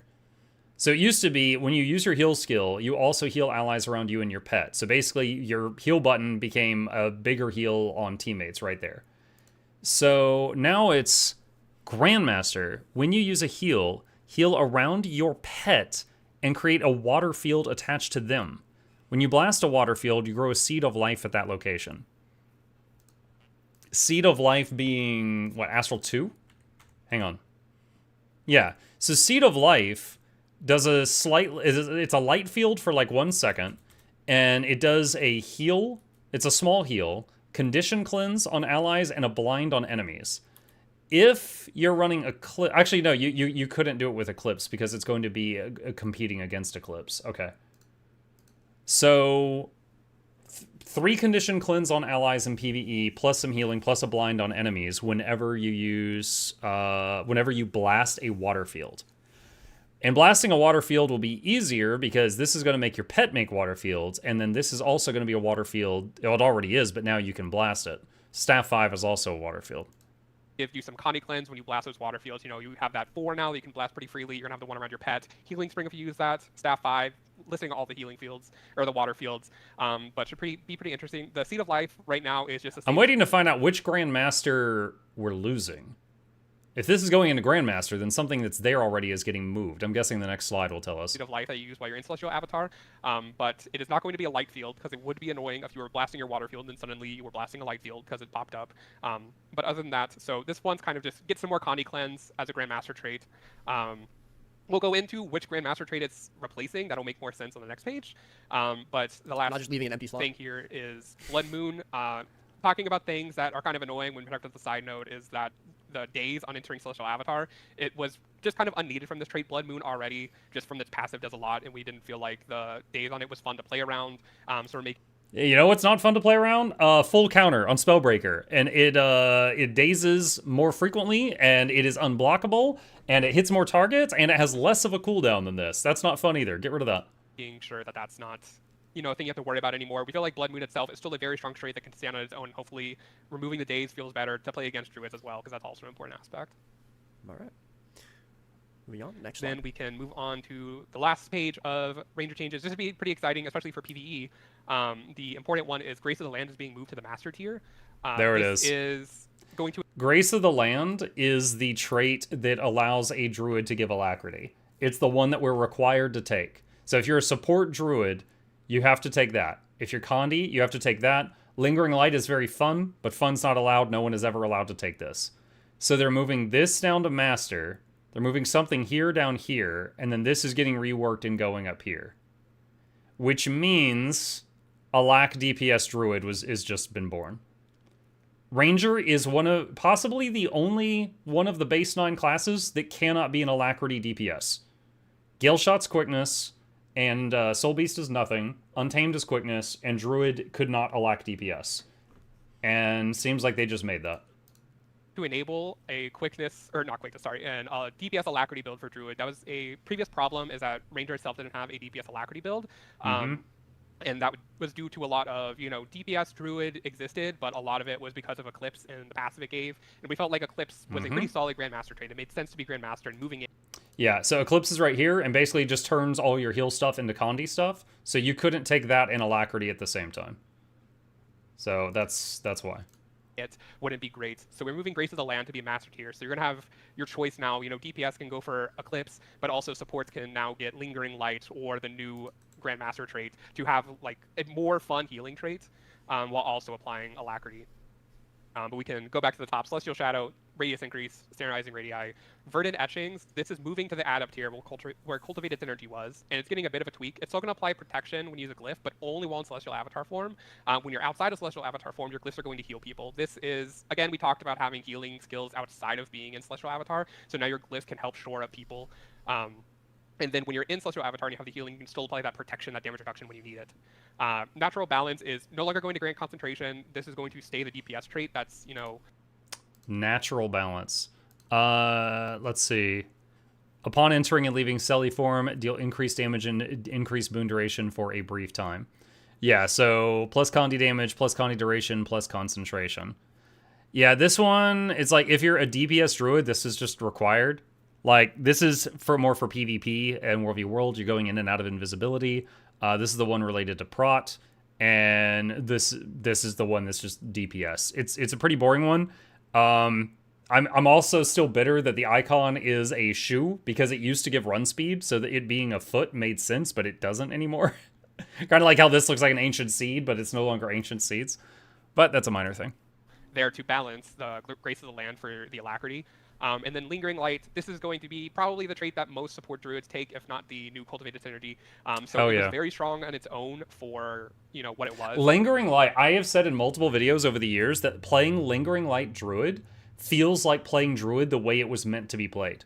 It makes it so much more enjoyable, but you can't because then you can't provide alacrity. Like when I did that Let Me Solo Heal series where I was trying to be the solo healer for every single raid boss and see how it felt, I was running Lingering Light, and then we had a quick DPS and an alac DPS in the group during that experiment. Lingering Light, basically, the more healing that you put out while you are in the avatar form reduces the cooldown to go back into avatar. So basically the uptime of how often you're in avatar is much more frequent because this shaves down the cooldown. Because in PvE, you couldn't really take it, you needed the alacrity. So now the maximum stacks are going to 10 to 5. So you're still going to get that discount. It's not going to be a full discount. And then PvP, they're getting that 5 seconds off that the difference would be just baseline. So if you have this trade, it's still going to be that same reduced recharge. So hopefully Druid, two big notes are that in PvP, hoping to aim for support to be viable, and in PvE, also making that DPS alacrity build possible. Would you say this is more just kind of reworking some stuff to make those builds you mentioned just feel better and easier to play, or just are they just also like straight up buffs and it's just kind of making those specs or roles stronger? Yeah, I think for the most part, it is just making things work better and feel better. I think in PvE, some of these certainly are buffs, but I don't think it'll be like huge. That we thought that Druid power level itself was pretty decent. It's just like some of those builds just weren't able to be played. We know in War v War, Druid is still pretty strong. We're definitely going to keep our eye on these changes. We know that it is a very popular pick, and our goal is not to make it even stronger. So, based on the preview, might have some downward adjustments based on feedback, but we are monitoring there. PvE, like we said, we're keeping an eye on the side node Druid, something that we don't want necessarily get much stronger, but we do want to make sure that there's room for just pure support Druid to be a thing and something people have the option to explore. Cool. As a Druid main, that's really exciting. It truly is. Like I've got the full list of changes here. We'll go over them later. But Staff 2 being a button that might be worth pressing and easier to use is nice. It's it's a Staff 2. It's a very minor heal, but it's nice that this doesn't feel like it's just a waste of a button press. So I'm happy about that. Like this, I don't think this is going to make alignment useful in most places, other than some really niche situations. Same with Unity, but have to try it out.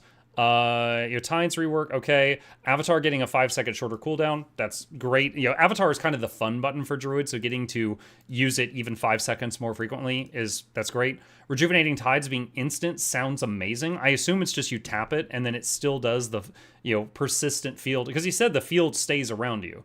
So I don't know if it has a cast time or if it's instant, but after you do it, it's just there pulsing around you for the next 4 to 5 seconds, which whether you're Condi and you're using it for chill, for soft CC, or you're the heal one and you're just firing it just to keep those boons on your teammates, because it does might and alacrity, as well as some minor pulsing healing in the water field. Like that's just nice. So that seems really good.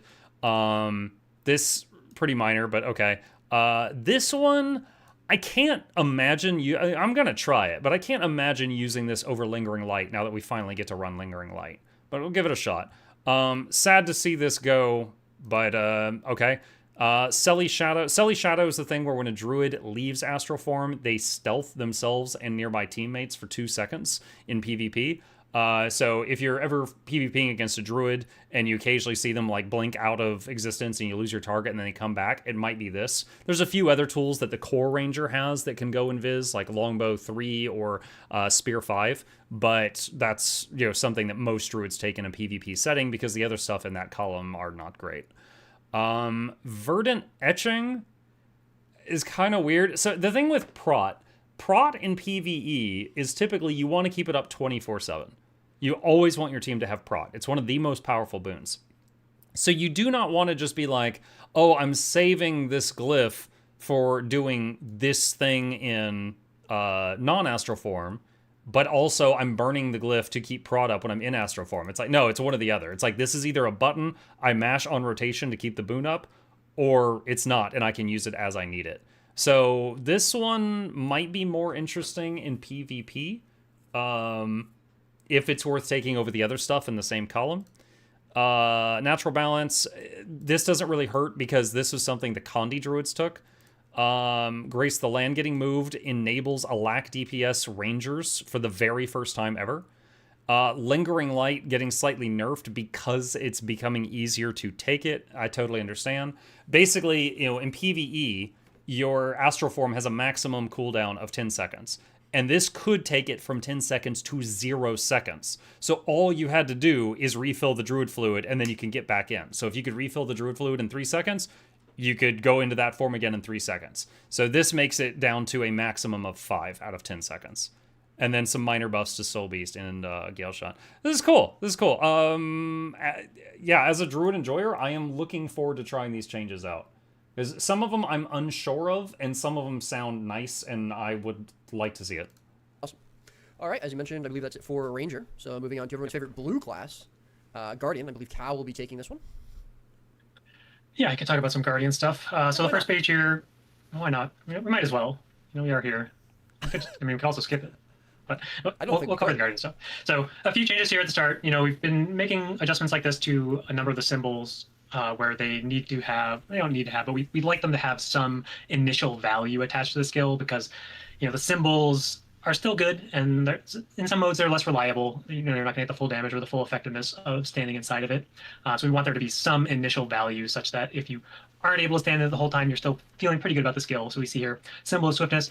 Okay, so I kind of get what they're going for here. So in World v. World, battles are constantly moving, and it's very common that, if a Guardian is, the support for their group or their blob, whatever the size of the party is, and they throw down a symbol on the ground, it might only do 1, maybe 2 ticks before they move out of it, or you might put it right in front of you, so you maybe get a 3rd tick as you move through it, but you certainly are not getting the full duration. In PvE, it is much more often that the full value of all your symbols will hit your party.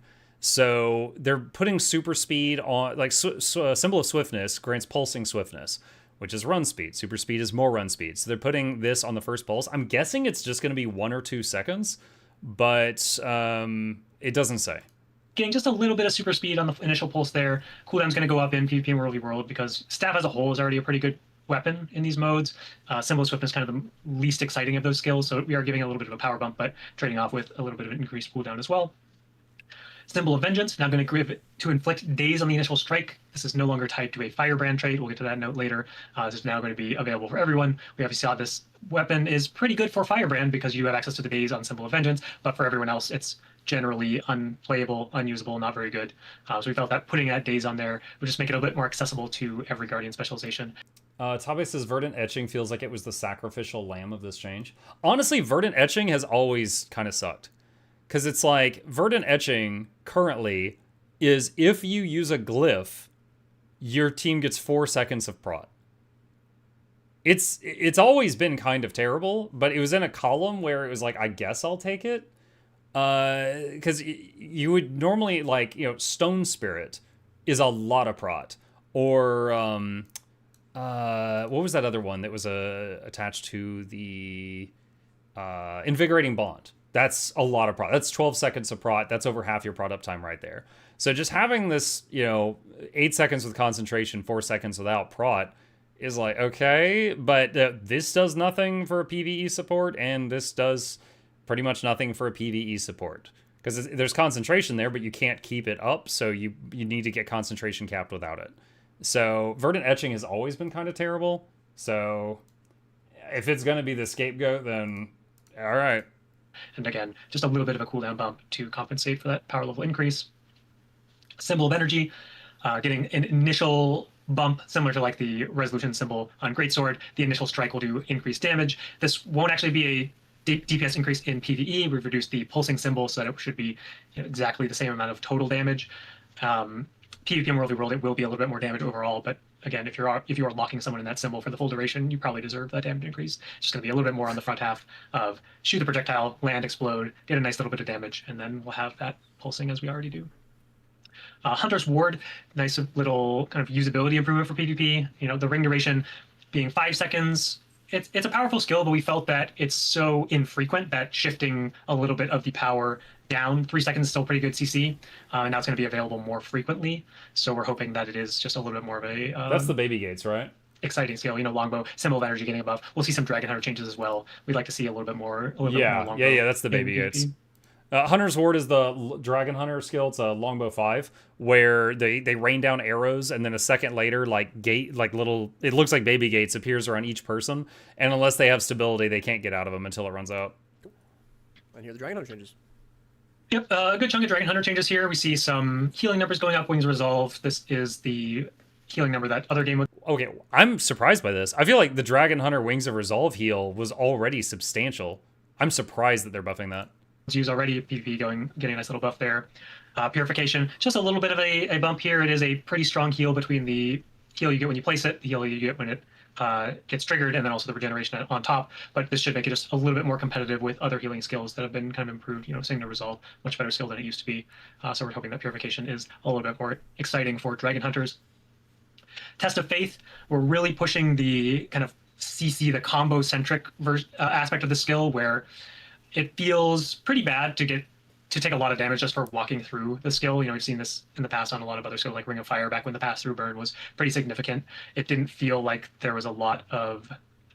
I mean, you can obviously still play around it, but it's not necessarily where we're happy putting that damage. We really like the combo aspect of Dragon Hunter with like the spear pull or the shield knock, or the just all the different combos of knocking someone or pulling someone through your Test of Faith. So we are reducing the damage and then really increasing the bonus damage against controlled enemies. As you see, the 200% damage increase. This will be the same number.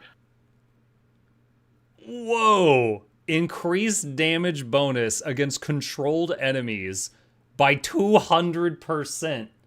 In PvP. Wow. Okay.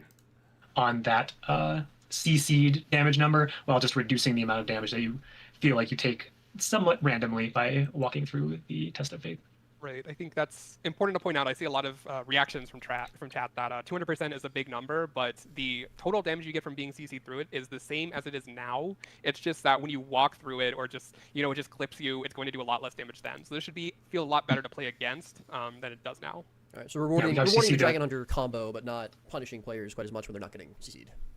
We can see the math here. 1.88 times 1.33 will give you some number that may or may not be equivalent to 0.833 times 3. Should at least be pretty close. We do love numbers. Yeah, moving on.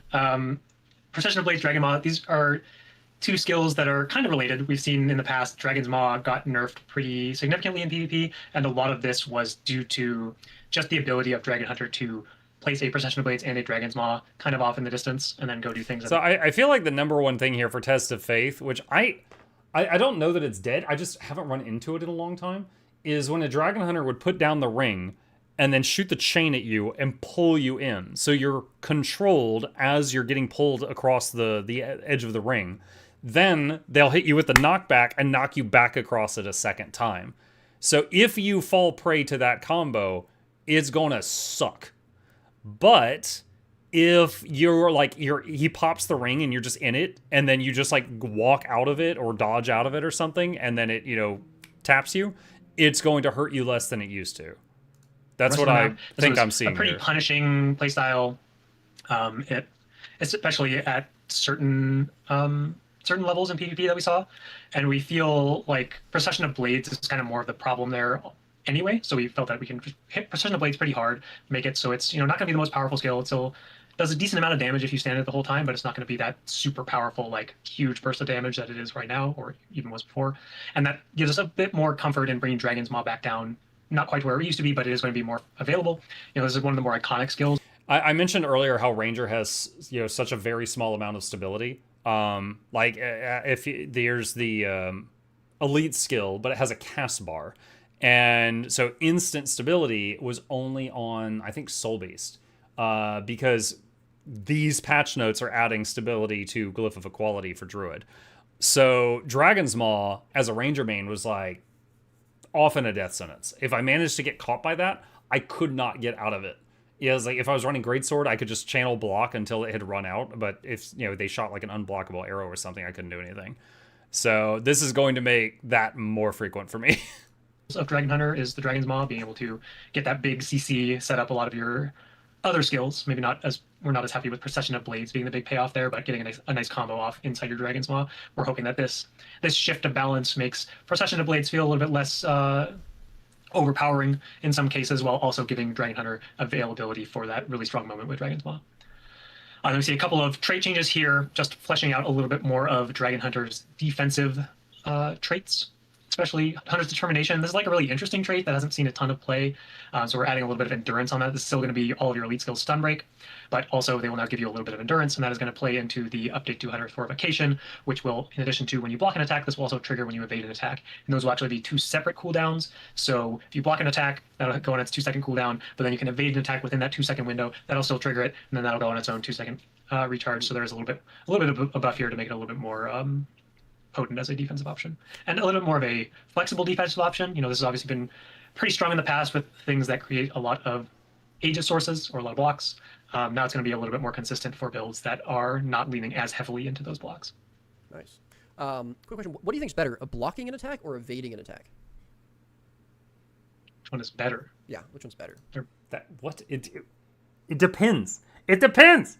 If you're trying to block a prime light beam, you still get hit by the prime light beam. You have to evade that one. It depends. Both pretty good. That does not answer my question. We'll check back in on that. I generally like evading attacks. Okay. But I think the classes I play don't have as many blocks. So. Dodge, enjoyer. Gotcha. Bias. I do like dodge. Dodge is kind of the heart of the Guild Wars 2 combat system. So. Okay. What is heavier, Roy? A pound of feathers or a pound of steel? It's obviously steel. Come on, chat, back me up on this. All right, moving on. Uh-oh. Got some Firebrand and Willbender trait changes. Yep. So here's the note I talked about before. No longer going to inflict daze on Symbol of Vengeance, and we are bumping up the bleeding duration because the trait would be pretty bad in PvP and early world without that. The trait's obviously still fine in PvE. So this is just the goal of this change was to shift the daze onto Axe as a core functionality so that other elite specializations or Core Guardian could feel good about using Axe. And then power for power, nice little damage bump here. This is another case of what? Landed a little bit lower than we were hoping, and so here's a little bit of a damage boost to bring it. Increase Willbender Flames damage bonus from 100% to 200% in PvE. I mean, at least it's not PvP, I guess. Like, I mean, if it's not really a huge deal to me if one class is doing a bit more damage than another class in PvE, as long as all of them are kind of close together. In PvP, I would like flip my chair over this. Like, that would be very upsetting. Willbender has never been underpowered. Willbender has been various. There's a spectrum of overpowered, and Willbender has been all over that ever since it came out. It's like it's been flavor of the month for the last like 14 months or something.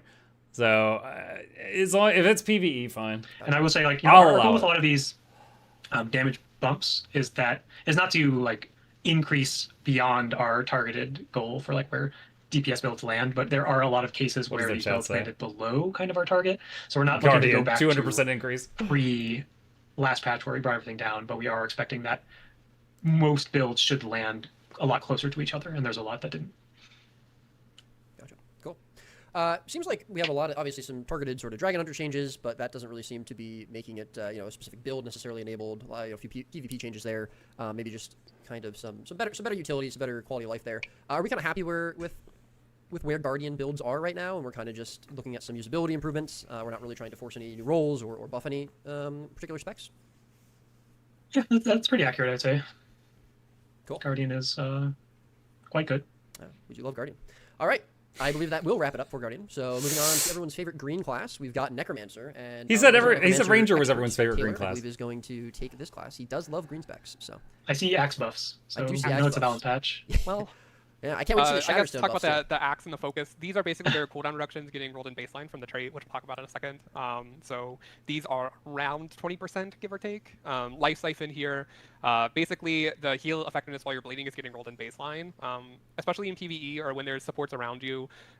Sometimes you inflict bleeding on yourself and you're like, oh, I'm going to heal more, and then they remove it from you and you're like, oh, I'm healing less. So it's kind of a moment that didn't feel great, so we're just rolling it in baseline because the skill was basically bounced around it anyways. So should feel better to press Life Siphon in those random situations. And then Oppressive Collapse. A few skills, when you try and press them, normally when you press a skill, it'll try to turn and face your target and then use the skill. But some skills, if you weren't facing your target, it'd just get mad at you and be like, we're not doing that. So Oppressive Collapse was one of those, and we're now changing it to work how every other skill does. So should feel a lot easier to use Oppressive Collapse. If you take your hands off the movement keys and press it, you'll turn and use it. Yay. And that is a technical reason. Wow. Spinal shivers actually, like, gives me shivers. Like, it's scary. Spinal Shivers is a focus skill for Ranger, and if they hit someone with it, they take damage based on how many boons they had, and it like removes a bunch of boons. And having that available every 16 seconds, ooh, scary. Right? Is the skill getting mad? Versus the skill getting Yeah, happy? yeah. It actually Okay. gets mad at us, and we have to make it feel better. The alternative was to pop up like an angry face when you did it, but we figured we would just fix the skill. Oh, It makes had an sense. I like attitude that. adjustment. Oh, okay. Nice. All right. Continuing Yep. on. These also some miscellaneous changes. Taste of Death. We are Damn it. reducing the Blood Fiend health sacrifice from 100% to 50%. So you will not kill your Blood Fiend when you take health from it. Only a little. Only a little. Oh, I misunderstood. I'm glad I'm watching this. See, I read this and I was thinking that meant it would give you half as much healing. But they're saying it will no longer kill the pet. So before, if they were using the summon heal skill, you summoned the Blood Fiend, and when you hit the button a second time, it killed the Blood Fiend and gave you a sizable heal. And then when the cooldown was up, you had to resummon it again. But now it won't guaranteed kill. Dude, that's actually really nice. Little bite from it. A lot of this. And also the Blood Fiend's attack heals it and you a tiny bit every time it attacks. So it can recover some of its own health as long as nothing else kills it. Oh, Epidemic too? Oh my gosh. Now you can use on-heal relics with it, so you can use more if you have some blood magic. Corrupts 8 boons? What? Oh my god, dude, just make me immune to boons, buddy. I mean, Trades are able to heal your Blood Fiend. You can use it twice before it dies, or you can use it even a third time. So Blood Fiend getting a little bump. It was tired of people just killing it when they got tired. Epidemic. This is a bit spicy. Epidemic has had a history of being a very strong skill. It has had some very strong nerfs to it. But okay, really quick, for anyone who hasn't been playing Guild Wars 2 for that long, Epidemic, you got a target. Let's say target 1, and they got a bunch of dots on them. You hit them with Epidemic, and it does copy, and then it targets all the other enemies nearby, and it goes paste. So it's like, if you got 100 bleed, now all of these guys have 100 bleeds, right? It was the power of the... It has gone through numerous nerfs to where, like, okay, well, they're copied, but they're half strong. Oh god, it's still OP. Okay, they're copied, but they're 40% strong. Oh god, it's still OP. Okay, because imagine, like, you're just running a group, and it's got, like, 3 DPS Necros. And the boss is there, and then ads come into the room, and all the DPS Necros just hit Epi, and it's like, 500 Condis hit all the ads, and they all just die.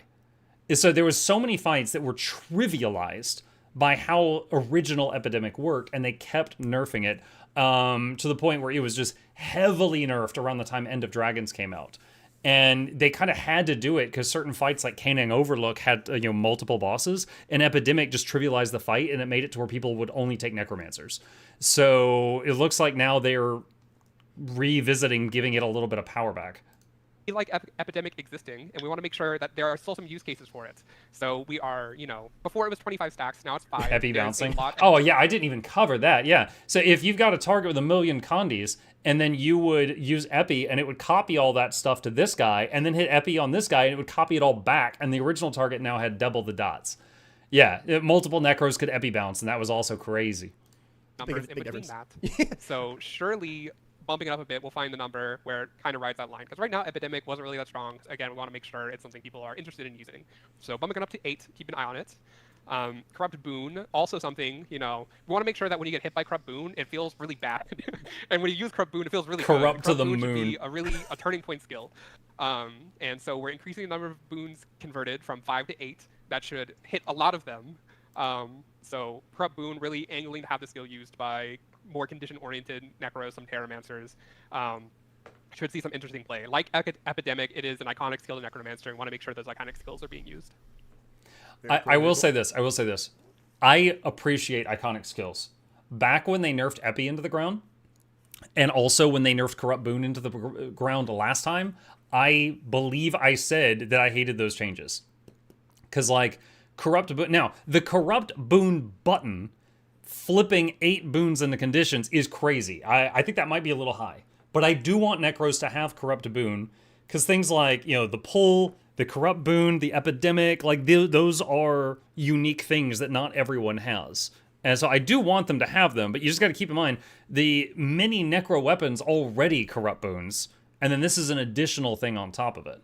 Maybe the justification is the fact that this takes up a utility slot, so you have to give up a stun break, but that is quite powerful.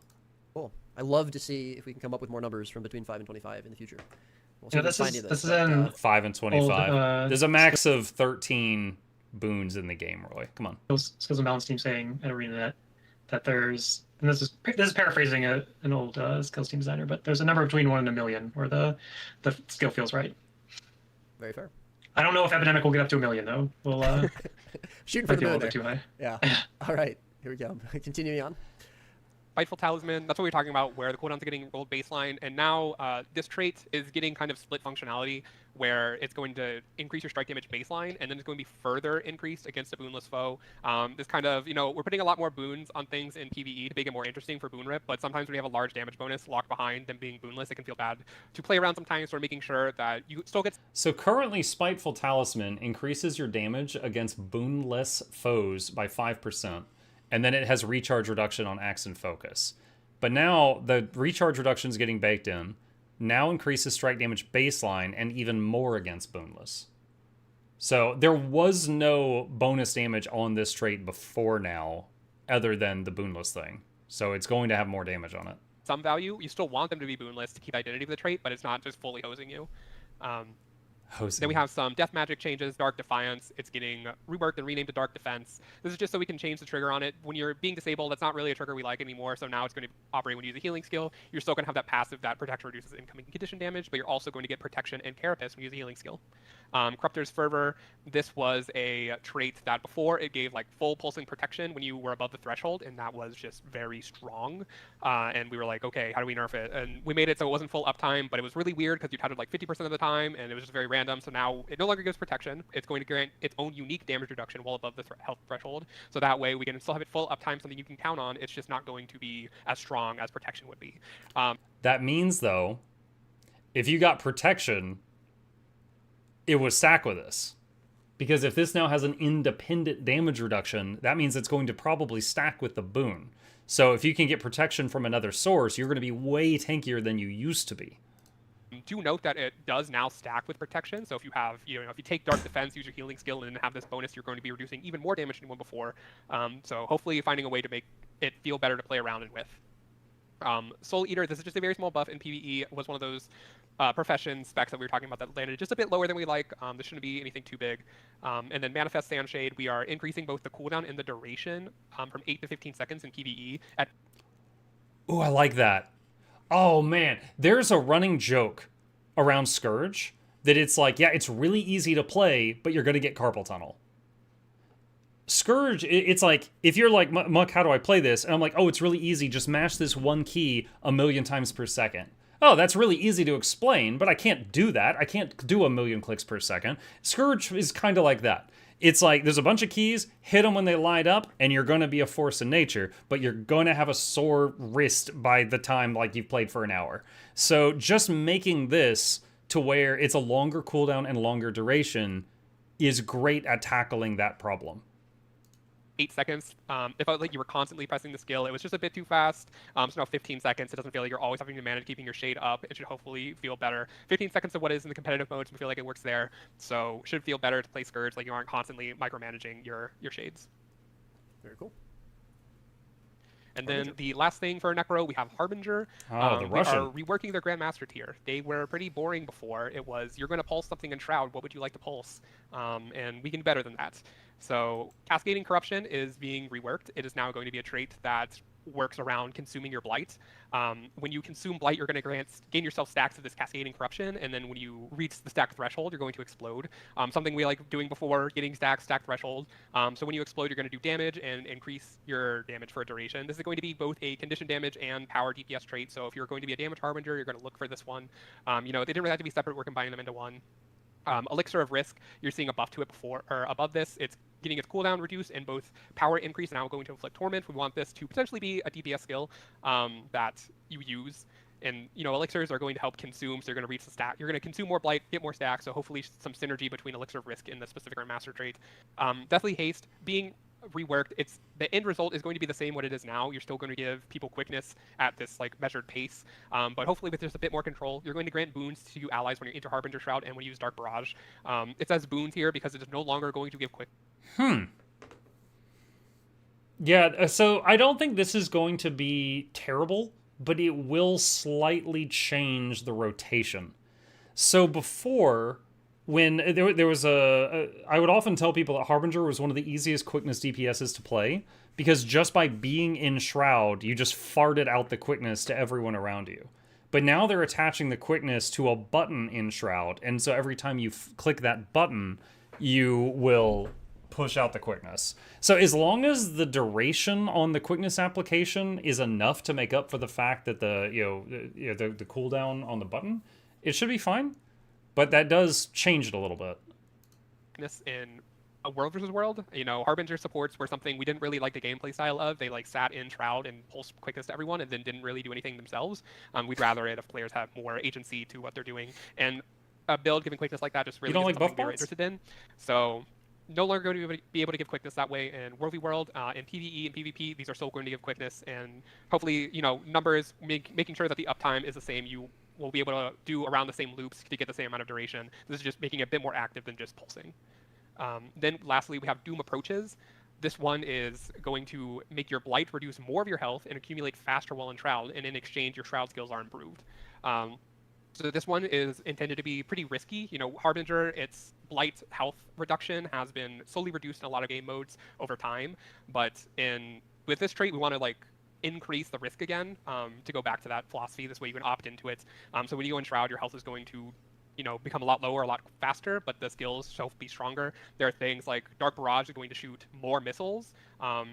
So super quick rundown here for anyone here who's never played a Harbinger. Harbingers don't have the second hit point bar that Core Necro has. When a Harbinger uses their Shroud stuff, they gain a stack of Blight. And for every stack of Blight that they have, their maximum hit points is reduced, but they get a whole bunch of buffs for having it.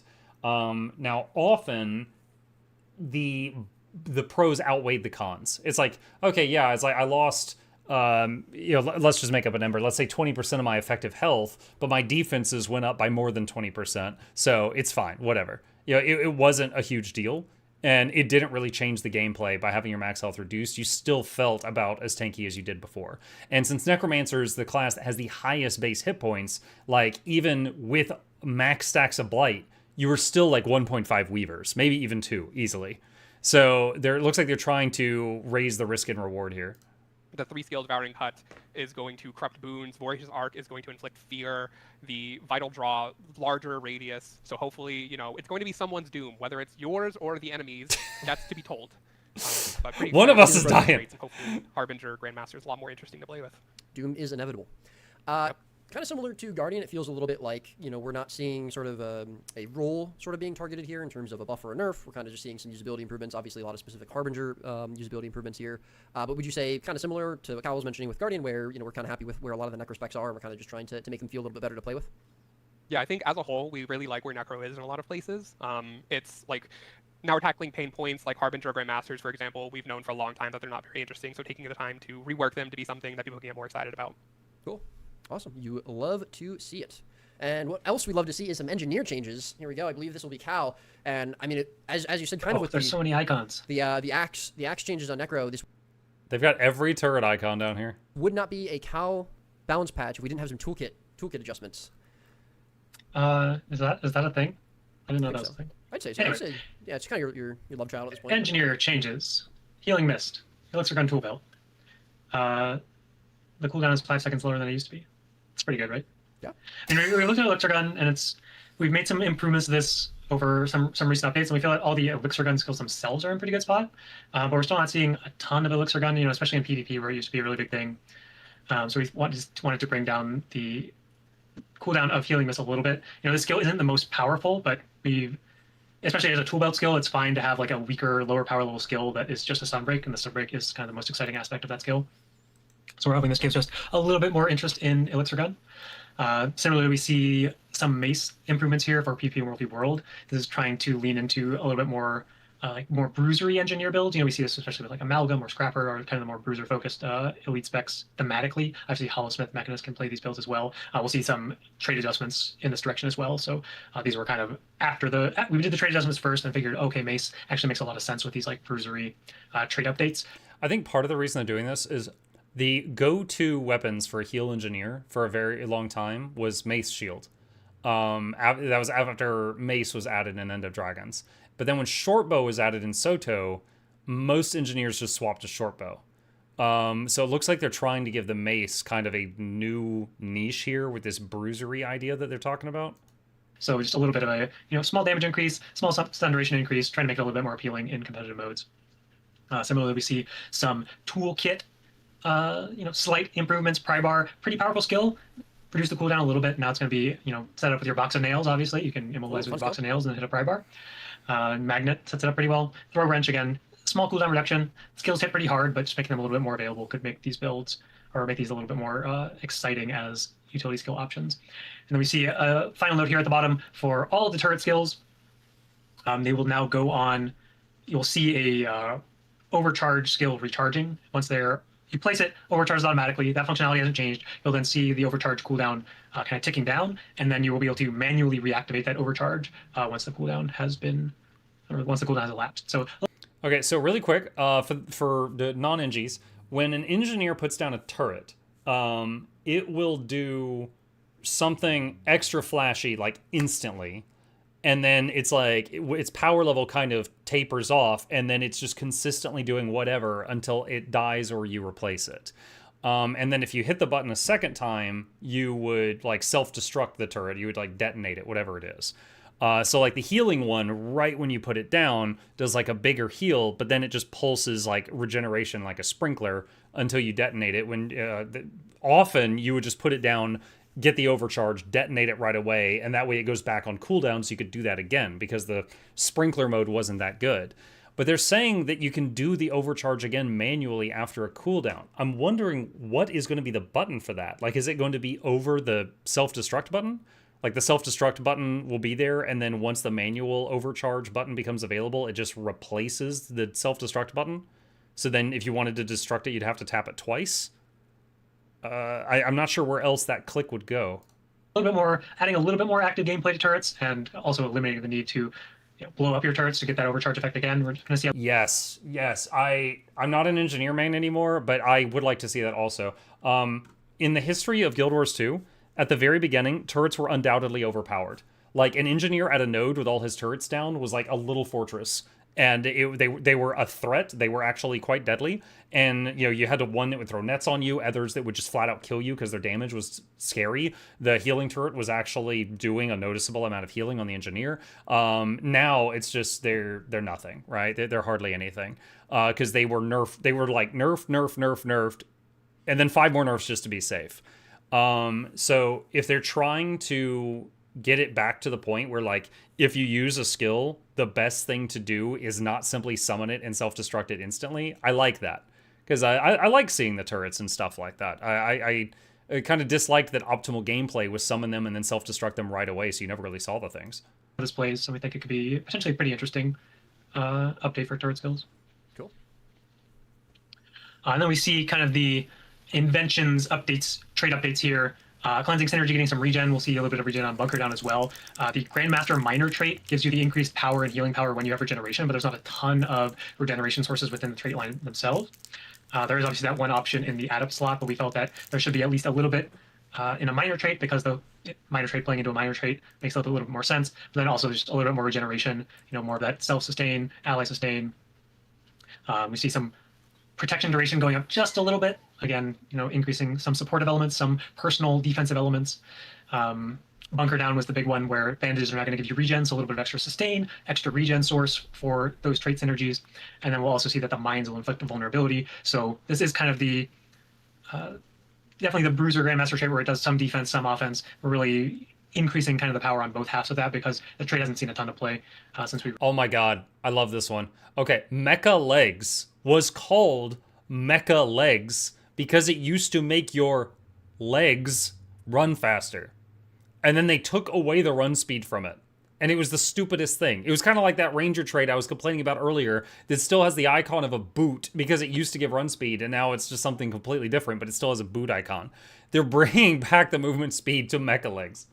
Reworked it to trigger on disable rather than on just hitting on any skill.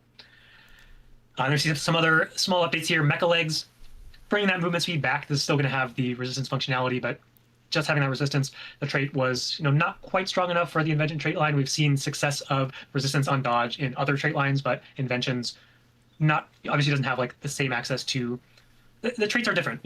There are some traits that are the same, but then the rest of the trait line is different, so you can't say one-to-one that this trait is fine on this class, so it's perfectly fine here. It needs a little bit of extra help here in the invention trait line.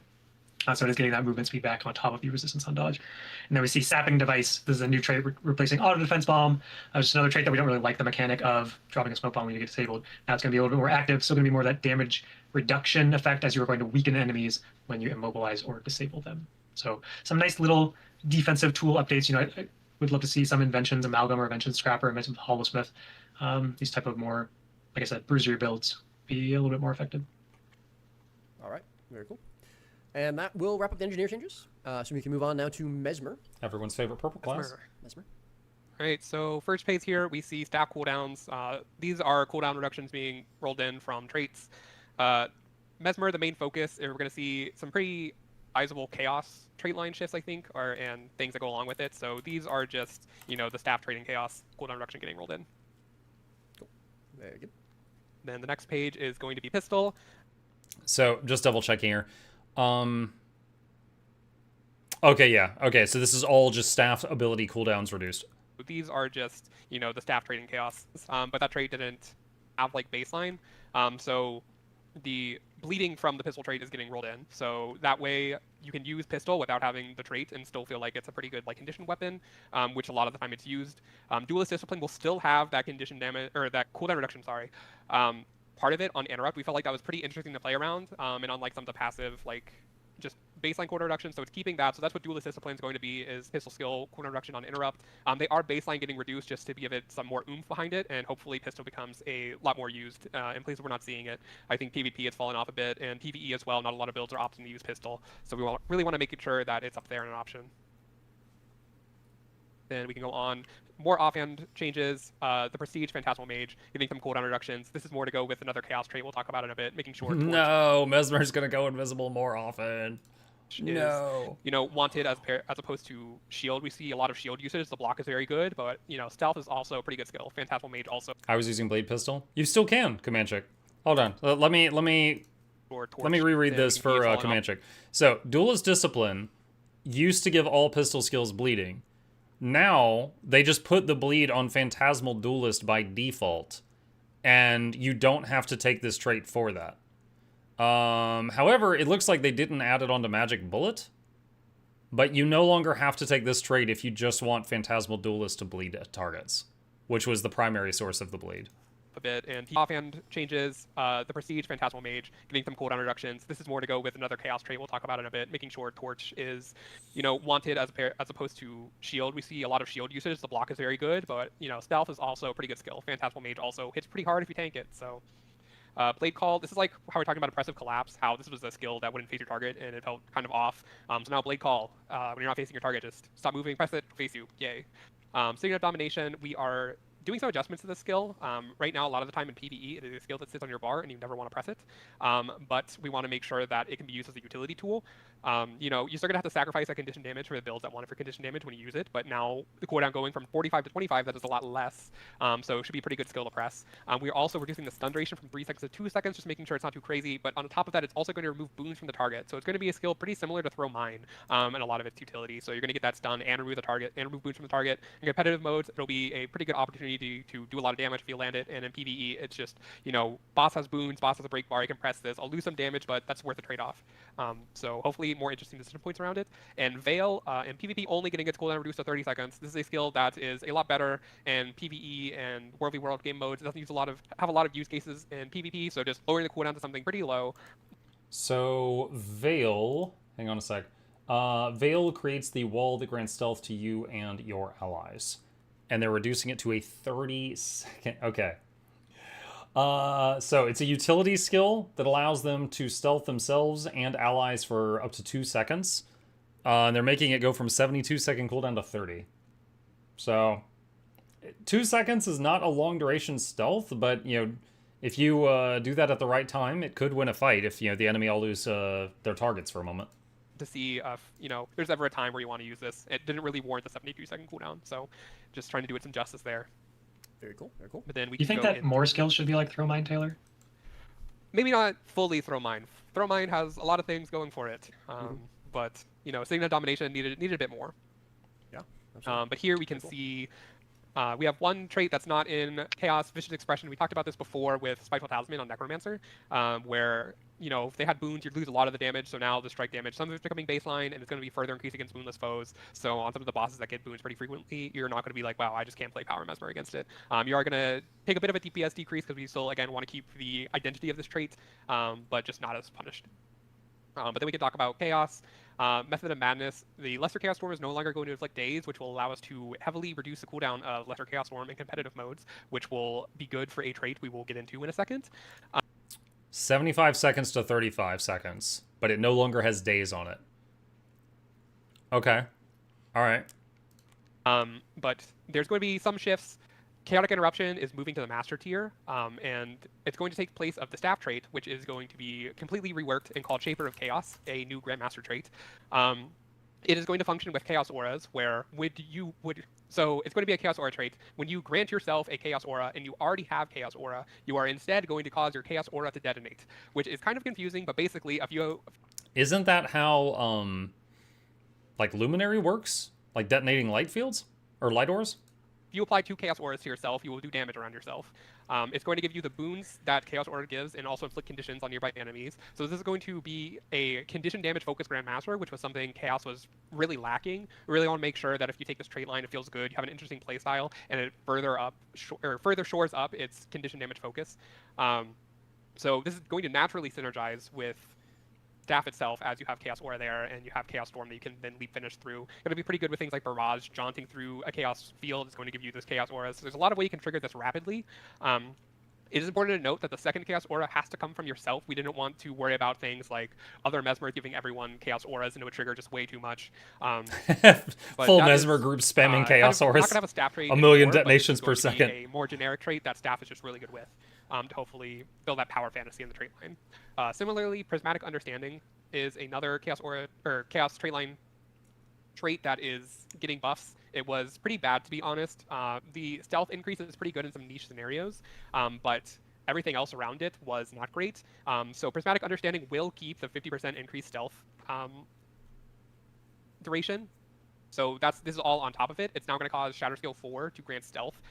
So normally Distortion, sometimes a Harp, it's going to grant you stealth. That's pretty nice defensive. You're already going to be distorted, but getting that ability to reposition or drop aggro, what have you, is pretty nice. But on top of that, you're not going to grant random boons while in stealth. It's going to grant specifically regeneration upon entering stealth and protection resolution upon leaving stealth. So you're going to enter stealth and get regeneration, have a moment of reprieve. There's also some regeneration hooks in the trait line, so that's pretty nice. And then when you exit stealth, when you're back in the thick of it again, you're going to get protection and resolution for some damage reduction to make sure you have that more sustain that Prismatic Understanding was meant for before. And it's going to pair nicely. We saw Torch cooldown reduction buffs, Veil buff if you want to use that for the most stealth possible. But Stealthy Mesmer is coming to you soon. Yeah, a lot of additional stealth or better stealth sources in this patch with Thief and Mesmer. Yeah, it is a good question there I saw in chat. Prismatic Understanding, the duration increase will only work from Mesmer stealth sources as it does now, but the boons when you enter and leave will be any stealth source. Cool. All right. And then we got Virtuoso. Last thing for Mesmer is Virtuoso. This is changing where the unblockable is. Unblockable is something we think Virtuoso, really needs to perform in some scenarios, but Psychic Riposte was just way too much.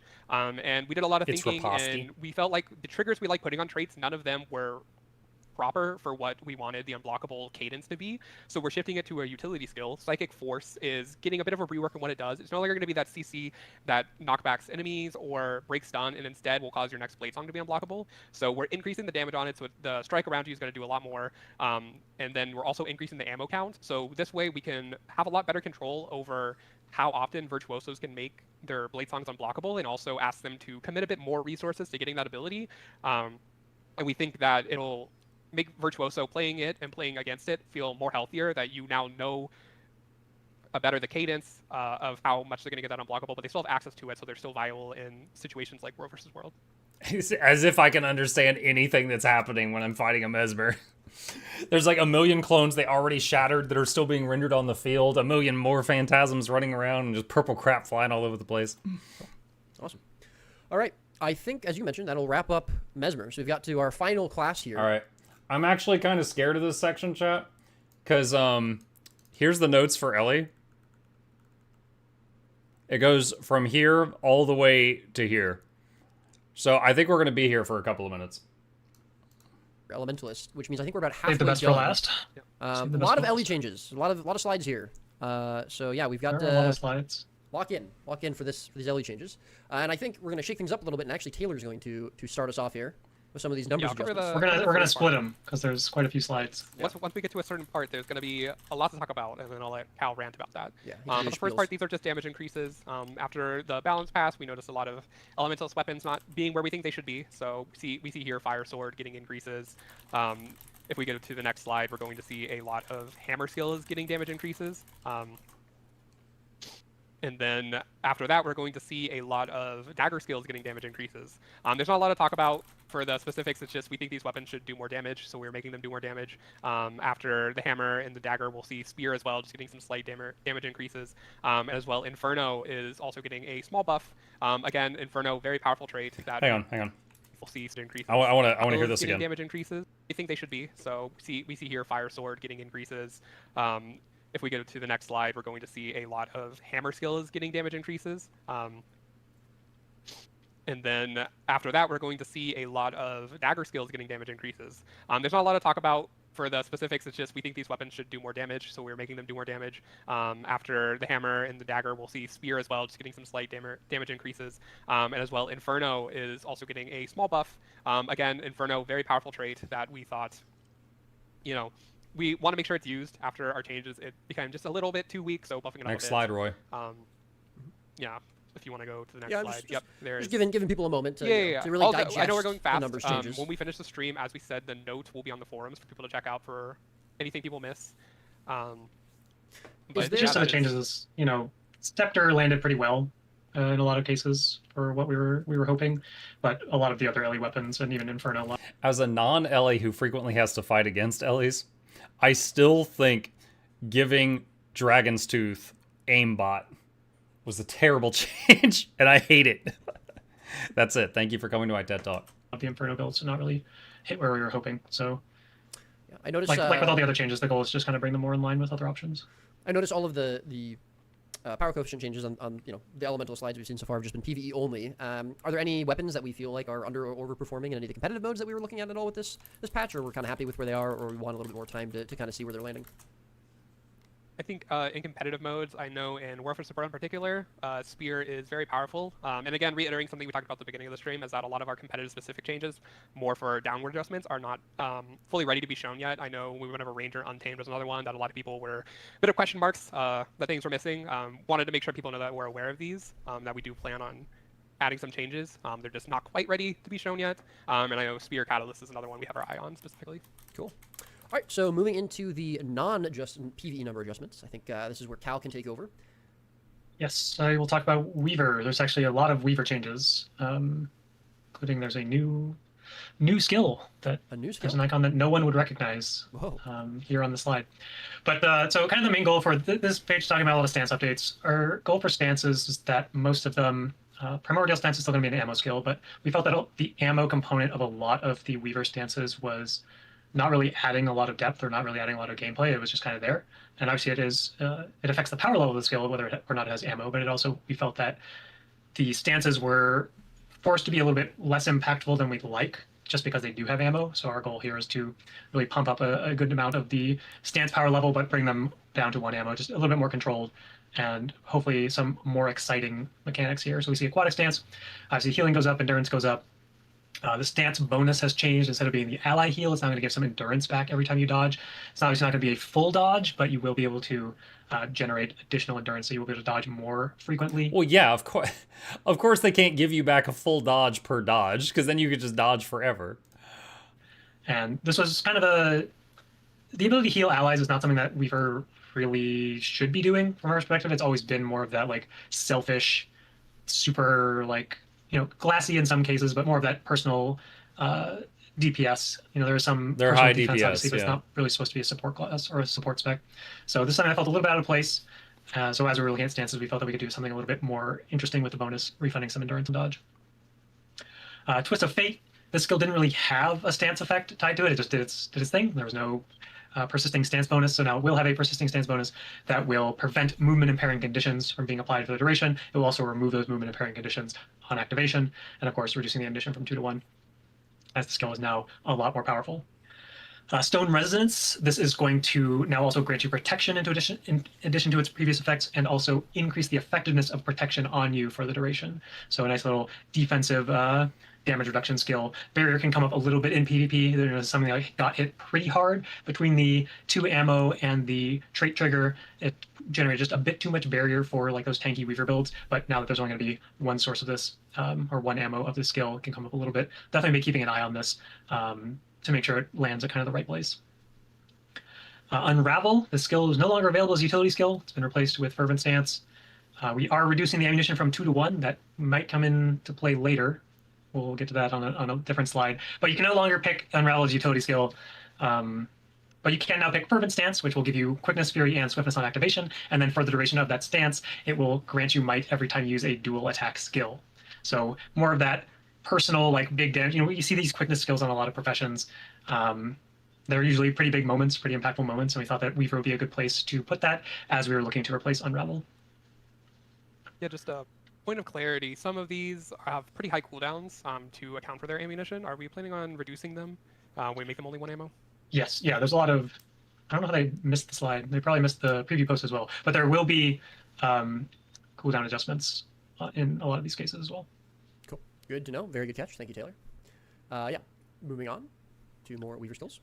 All right, so now we got a lot of updates to dual attacks. There's a lot of dual attack skills that haven't been updated since they were first added to the game, and that's not necessarily a bad thing, but there are definitely a lot of them that feel a bit dated in terms of like whether it's power level or just quality of life of the skill. So we'll see, here's the staff page, but we'll see a lot of updates to dual attacks on a lot of weapons, just as some sneak preview. So Pressure Blast. This is a staff skill. This had just really difficult to use because it would heal allies as the projectile passed through them. Now it's just going to do its explosion at the landing point, and that's going to be where it heals allies. It's also going to give yourself a little bit of additional healing when you strike an enemy. So this will allow you to kind of double up on the self-heal. If you are next to an enemy and you throw the Pressure Blast at your feet, hit an enemy, you will get the healing from the explosion as well as the heal from striking an enemy. So it could be a nice little sustain skill for Weaver. We see the healing numbers going up, casting time coming down, just a lot of usability improvements on top of making the skill just a little bit more powerful. Plasma Blast, projectile speed increase. We'll see that in a number of places where there are quite a few very slow projectiles on Weaver dual attacks, and they're just a bit too slow, so they will be a bit faster. Lahar, this is going to get a bit of a power increase here. The first pulse of the skill will now immobilize enemies. It's not going to be a pulsing immobilize or anything like that, but it will give you a little bit more of that crowd control at the beginning of that skill. We also see Monsoon getting a pretty significant rework here. Instead of being like kind of that weird pulsing regen skill, we're going to have just a nice little knockback that's going to inflict some debilitating conditions as well. We get the chill, we get a good amount of vulnerability. Okay, but I think what we're all asking right now is, what about Haboob? And that's just going to be a nice little What CC. are we buffing about staff, Haboob? more intended to be that a lot of AoE damage, a lot of crowd control. So we felt that there were some cases where we could add a little bit more crowd control to this weapon to really flesh out that playstyle. Moving into Scepter, we'll just see some, again, nice little improvements to Scepter skills. Fiery Frost, going to get a little bit more of evade distance. It was a pretty short evade, not necessarily something that you like on your ranged weapon. You want to create a little bit more space. This will also remove those movement impairing conditions on activation. So nice little escape skill on Fiery Frost. Glacial Drift, again, increasing projectile speed. Now going to add a daze on that. Nice little utility bonus there. Stun duration up on Earth and Synergy, and Stone Tide going to get cripple on the first pull. So similar to Lahar, but not going to be that full immobilize. It's going to be a cripple to, again, give you a little bit more opportunity to create space on Scepter. We have some dagger updates. Steam So Surge, many Weaver slots. the field duration is going up. That's going to give you a little bit more opportunity to blast finisher or combo finisher in that field. And obviously the healing is attached to the pulsing field as well. So this is also a increase to the amount that this skill heals. And then we see a very slight damage increase. This isn't really intended to be a big damage skill, but we felt like it could come up a little bit as we were looking at just improving the skill as a whole. Katabatic Wind. This is getting a kind of a mini rework where right now the skill just comes out very quickly. It does that daze, does a little bit of damage.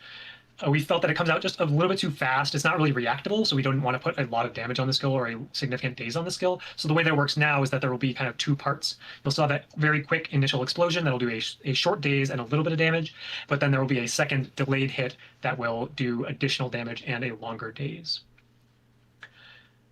Ashen Blast kind of getting a similar functionality shift here where it's going to become a two-part skill. Same idea where the part of the skill that needs to come out quickly is the blind, but that kind of limits our opportunity to put damage and burning on the skill because we don't want that unreactable high damage skill. So instead, this will be a two-part skill where you will swing out a burst of this Ashen Blast that will do low damage and blind, and then you'll follow up with a second hit that will do more damage and do that burning. Then we see a little bit of a trait shuffle here. Elemental Polyphony. This gave kind of a temporary vitality boost, not something that we're a huge fan of. So we've shifted that over to the minor master tier trait. Will now also give you vitality in addition to the barrier trigger. And then Elemental Polyphony will instead give condition damage as the Earth Attunement bonus. Very nice. Still a lot of Weaver traits to talk about. Wait, there's more. So we've seen Weaver traits are kind of in this weird spot where some of them are really good and some of them are not really good, and then some of them are very low power because of other traits that exist. So that's kind of what happened here. We see Weaver's Prowess and Swift Revenge as the master tier DPS traits are both getting reworked into things that are not DPS traits, and that's because Elements of Rage, you look at the number on this Grandmaster damage trait, and it's like a tiny damage bonus just because that's where it has to be to make Weaver balanced. But we felt that we could add a little bit more utility into the master tier slot here, bump up Elements of Rage, which we will see on the next slide probably, and then really make it so you have that highly impactful, strong Grandmaster trait without blowing out the overall power level of Weaver. So we see some stuff shuffling around here. Elemental Pursuit instead of just going to get a full rework here. Swiftness on disabling enemy and increased swiftness effectiveness. This is something that used to be on Woven Stride, but we'll see that trait change. There's a lot of Weaver trait changes, so I'm kind of getting ahead of myself, but now we're going to see Elemental Pursuit a little bit more controllable here by making it only on disabling an enemy. So we felt that we could put a little bit more value here as opposed to having that internal cooldown on the trait before, because it was super speed and it was sourced by quite a few different things. Obviously, the inhibiting conditions as well would trigger it. So now it's going to be a little bit more consistent, but not have that internal cooldown. And the swiftness will still be pretty relevant as we get further down the trait line. Superior Elements, getting a little bit of a crit strike bonus. As a spoiler, Elements of Rage will no longer grant precision because it got some other new functionality. So this is just kind of balance out that crit chance, make sure that it is still about where it needs to be. We still have so many Weaver traits to talk about, so I'm going to take a quick water break mid-slide. Unfortunate. It's okay. I think you've done a good job so far, Cal. I'd say you've earned it. There's a lot of I can sign off on Weaver this water updates. break. A hydration break, if you will. Please hydrate. It's pretty hot here today. Okay, Weaver's Prowess. This trait has moved. It is now in the bottom add-up tier slot. It will grant you resistance when you attune to a single element, so the same trigger that we do use on Elements of Rage. We think it's a pretty cool trigger, but it's not really used anywhere else. So Master's Fortitude. That trait also getting reworked. We don't really need the vitality there anymore because we've now put the more consistent vitality bonus on the minor trait. So we felt that there's more opportunity to do more reworks there. So having the more interesting, potentially very powerful resistance source in that slot instead. Then we see Master Fortitude moves to that slot that Weaver's Prowess used to be in. That's now going to grant you barrier when you dodge, which might sound familiar. That trait used to be a Grandmaster trait that has also been reworked that we'll get to soon. It's just something that is not super interesting as a Grandmaster trait. This is a common theme in a lot of our trait reworks over this patch and patches over the last year or two even, is that we see there's a lot of traits in the game that are fine power level wise, but they're just not interesting. And especially on the Grandmaster tier, we're looking for those traits that give you either playstyle shifts or like very powerful moments, and Invigorating Strike's really not one of those traits. So as that trait's getting reworked, we still like the barrier on dodge. That is something that is valuable for more defensive focused Weaver builds, but it's not a Grandmaster trait. So it's now, now it's a Master trait. And last up we have Swift Revenge, again getting that full rework. This is going to grant you additional bonuses. These are personal bonuses when you use a dual attack based on the elements. Obviously, dual attacks have 2 elements, so you will be getting 2 different bonuses for each time you use a dual attack. For example, if you use a fire-water dual attack, that will grant you might and also remove a condition from yourself. Then we see air giving some swiftness, and endurance coming from earth dual attacks. Honestly, that sounds really neat. I like the idea of this. And again, a nice little best combo. Yeah. Depends what you're looking for. Water air will be pretty good if you take Woven Stride. Yeah. What are you looking for? Obviously pretty good. What am I excited for? I said, what are you looking for? What am I looking for? Yeah. I haven't seen the spider. Haven't seen the spider for a while. So just keeping an eye out. Okay, I guess But again, like I gotta get said, through this. the Master tier is a bit more utility focused because there is going to be more damage coming out of the Grandmaster slot. So our goal with these, just to be clear, our goal with these changes is not to reduce the overall damage that Weaver deals, even if there are fewer specific traits that say your damage is increased in some way. But let's move on. Last but not least, We have final slide. 3 Grandmaster traits, all getting some amount of shuffling or adjustments. So here's Elements of Rage, no longer giving their precision. We've rolled some of that into other traits, superior elements. Now you're going to get access. Unravel is back. It's no longer available as a utility skill, but if you trade into Elements of Rage, you will now get an additional profession skill, which will be Unravel, which is the same skill that you guys all know and love. Our thought process here is that Unravel is a really interesting skill. It's like probably one of the most interesting skills that Weaver has, but it's also very specific, and it's like so hard to actually justify slotting over something else in the utility slot. And there are fringe cases where we have seen Unravel get a little bit of play, but it's really not a reliable, this is something I always want in my build, at the cost of some other utility skill. So the idea is like, well, what if Unravel wasn't a utility skill and just got it as part of a Grandmaster trait? Plays really well with Elements of Rage, obviously. The trait that cares about you being attuned to one element now will always have access to the skill that says you are attuned to one element for a period of time. So this could give a lot of interesting rotational adjustments, like how are you going to play around having Unravel. Obviously, it's going to just be 1 ammo. It's not going to be 2 ammo, but it will be the single use of Unravel every so often. You can use that to really, fire off those really powerful slot 3 skills for, burning speed. You can now get access to your burning speed because you have access to Unravel. Pretty interesting stuff. We're hoping that it's pretty exciting in how it plays out as well. And then we do see the damage bonuses getting increased here because, we do want the power to be coming from Elements of Rage, the super cool Grandmaster trait, and not necessarily just the critical mass of damage dealing traits. Woven Stride, talk about this one next. This no longer has an internal cooldown. Previously, it did have an internal cooldown of how often it could cleanse conditions and how often it would give you conditions for being movement, getting inhibiting conditions on you. The thought here is that the internal cooldown had to exist because of the trigger that gave you swiftness, because it would otherwise infinitely cleanse movement impairing conditions from yourself, and that's probably an issue. But it does really reduce the overall strength of the trait as well. So we wanted to get rid of that internal cooldown, so it's also not going to have that baseline swiftness effectiveness. But that does mean that every time that you use an air dual attack with Swift Revenge, or every time you disable an enemy with Elemental Pursuit, it will trigger Woven Stride, which is a condition cleanse and regeneration on yourself. So now that there's actually less functionality here, but it's a much more powerful trait in the cases that you really want it to be, because you can now trigger it a bunch of times in a row. Powerful cleanse trait, some regeneration value as well, getting some sustain. We think that the trait is pretty interesting. It just needed this. This is essentially a very large usability improvement to the trait, which was previously not really usable. So, we'll see if people actually pick this up, if it actually plays as well in practice as we think it will in theory with the other trait synergies. Maybe it still needs a rework, but we think this trait's pretty cool, and we really want to see how it goes. And last but not least, Invigorating Strike, getting reworked and renamed to Flow State. Reduced recharge time of attunements and dual attack skills. The dual attack skill recharge will be this pretty standard 20%, which historically is not a thing that we find super interesting, but the attunement recharge reduction here is going to be a flat 1 second off, and that will stack the way that you want it to with the arcane trait line. And I will get ahead of it and say that when you are under the effects of Weave Self, this trait will not do anything to reduce the recharge time of your attunements. We felt that 2 seconds is kind of the floor, and Weave Self is like the really impactful moment and the really interesting moment already. So having that 2 second floor of Weave Self, but then whether you have arcane or not arcane, you will get a single 1 second reduction off of your attunement recharge time, which obviously gives you like a lot more depth or a lot more opportunity and like a lot more options in terms of how you actually flow through all the different attunements. So even if cooldown reduction traits are not things that we typically think are interesting, that's generally because we feel like they don't really add a lot to gameplay, and they just cause more problems than the value they provide. But with something like attunement recharge, that gives a lot more rotational depth, or like interesting ideas that can be done with Weaver especially. So we think that this is actually a really cool and fun and interesting trait, even if it is just a cooldown reduction trait on its face. Cool. I'd say, we're seeing, a similar trend through a lot of these classes, Guardian, Necro, now Elementalist, where I would assume we're not really trying to shift roles necessarily for Weaver, but we're seeing a lot more attention to Weaver maybe than like some of the other ones. It's getting a much, I'd say, bigger rework. A lot of these traits getting shifted around. Obviously, a new profession skill with one of these Grandmaster traits. Do you feel like Weaver was kind of left behind at some point, and it required a lot more attention, or is it just kind of the nature of Elementalist where it has way more skills? Obviously, all the dual skills. I feel like Weaver has never been fair, and there's two reasons. One is APM.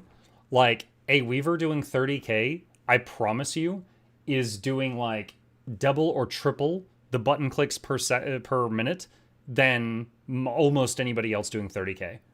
And the other thing is utility.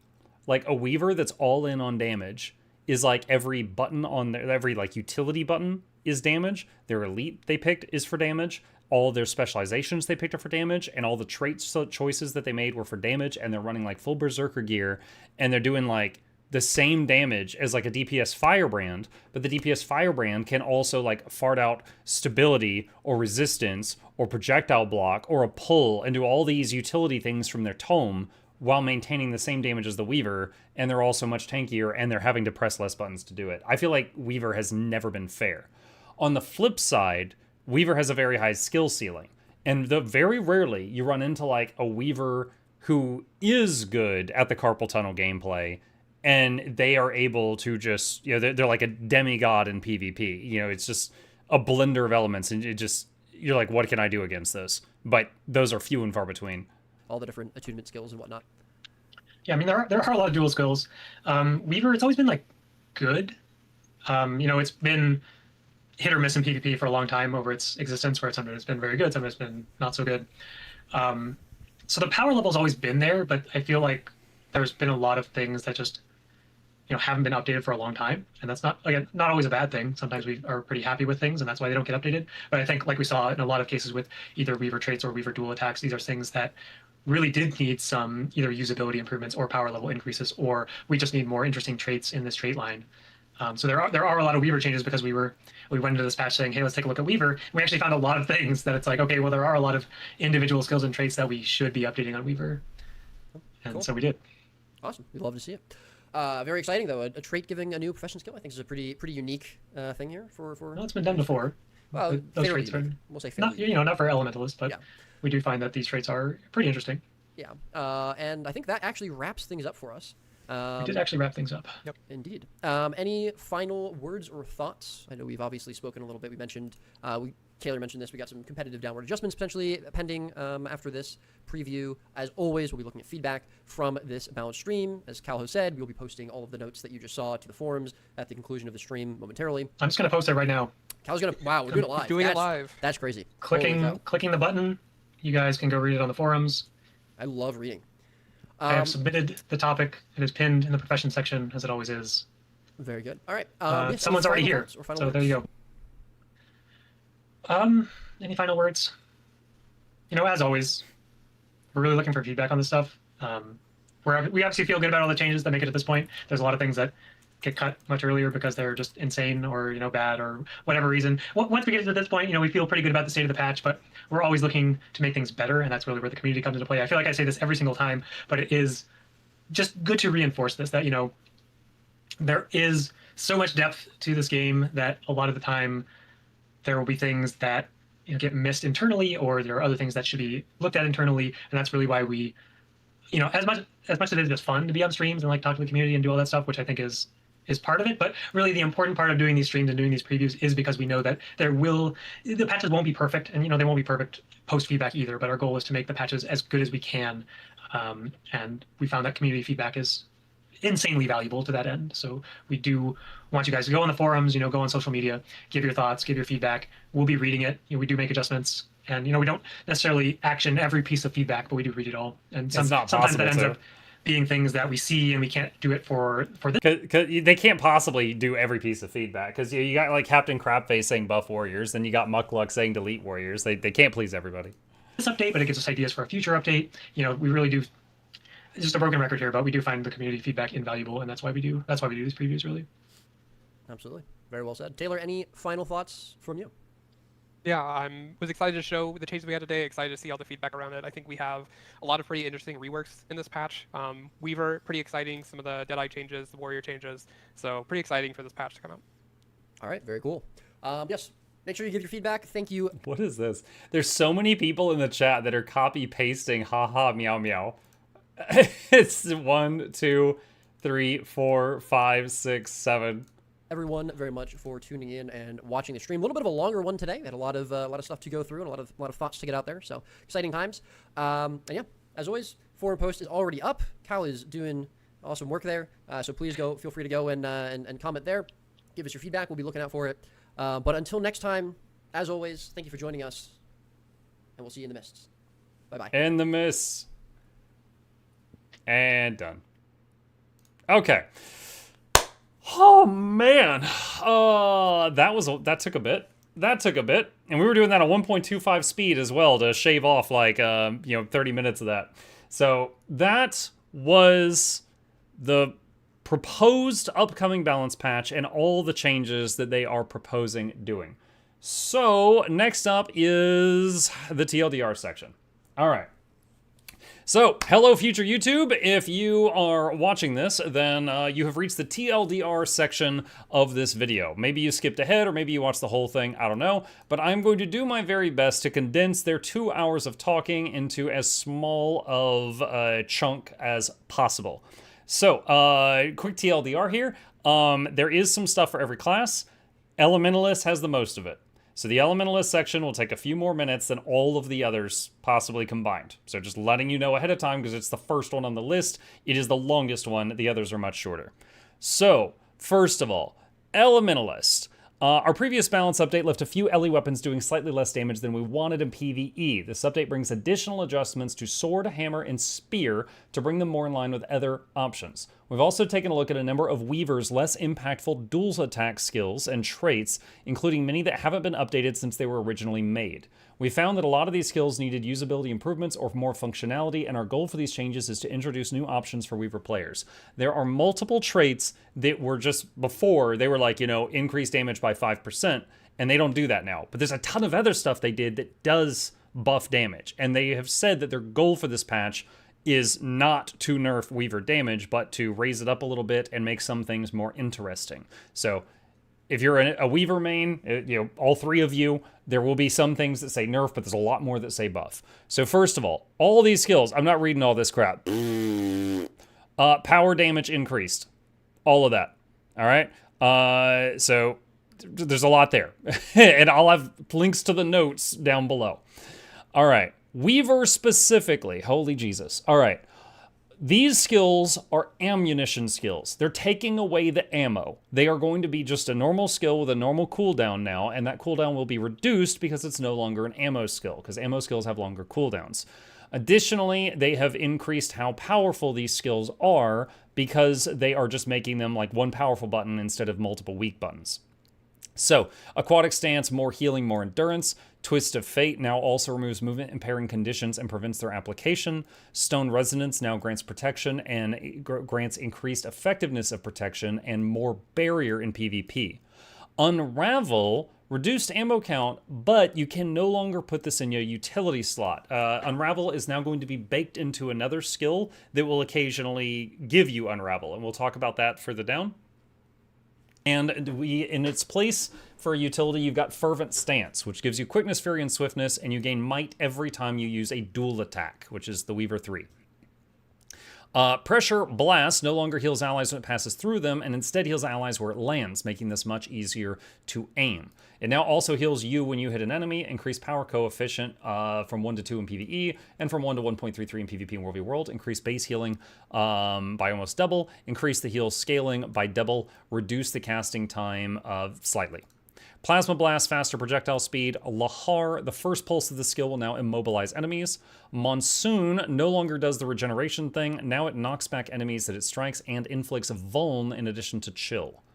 Fiery Frost increases the evade distance by double. They said that they want, it's on a ranged weapon. They want it to be better at getting you out of, melee range of the enemy. And now also removes inhibiting conditions. Glacial Drift, increased projectile speed. The skill now dazes enemies that it strikes. Earth and Synergy, increased stun duration by half a second. Stone Tide, the first pulse of this skill will now cripple enemies that it hits. Steam Surge, increase the water field duration from 2 seconds to 4, increase the power coefficient in PvE and PvP and World v World. There's the numbers right there. Katabatic Wind will now perform a delayed second strike. The first strike will deal less damage and inflict a short daze, while the second strike deals more damage and inflicts a longer daze. Grinding Stones reduce cooldown by 3 seconds. Ashen Blast will now strike enemies an additional time. The first strike will deal less damage and inflict blind, while the second strike will deal more damage and inflict burning. Elemental Pursuit, this trait has been reworked to gain swiftness when you disable an enemy. Swiftness that affects you is improved. Remember this because this will be related to another trait soon. Gain swiftness when you disable an enemy. Elemental Refreshment now also grants vitality. Elemental, I almost said polygamy, that's not what that says, polyphony. This trait will now grant condition damage instead of vitality when attuned to Earth. Superior Elements increase the critical strike chance from 15% to 20% in PvE. Weaver's Prowess, this trait has been reworked and moved to the bottom adept trait slot, and it will gain you resistance if you attune to a single element. Remember, this is for Weaver, so they can choose to never do that or do that when they want to.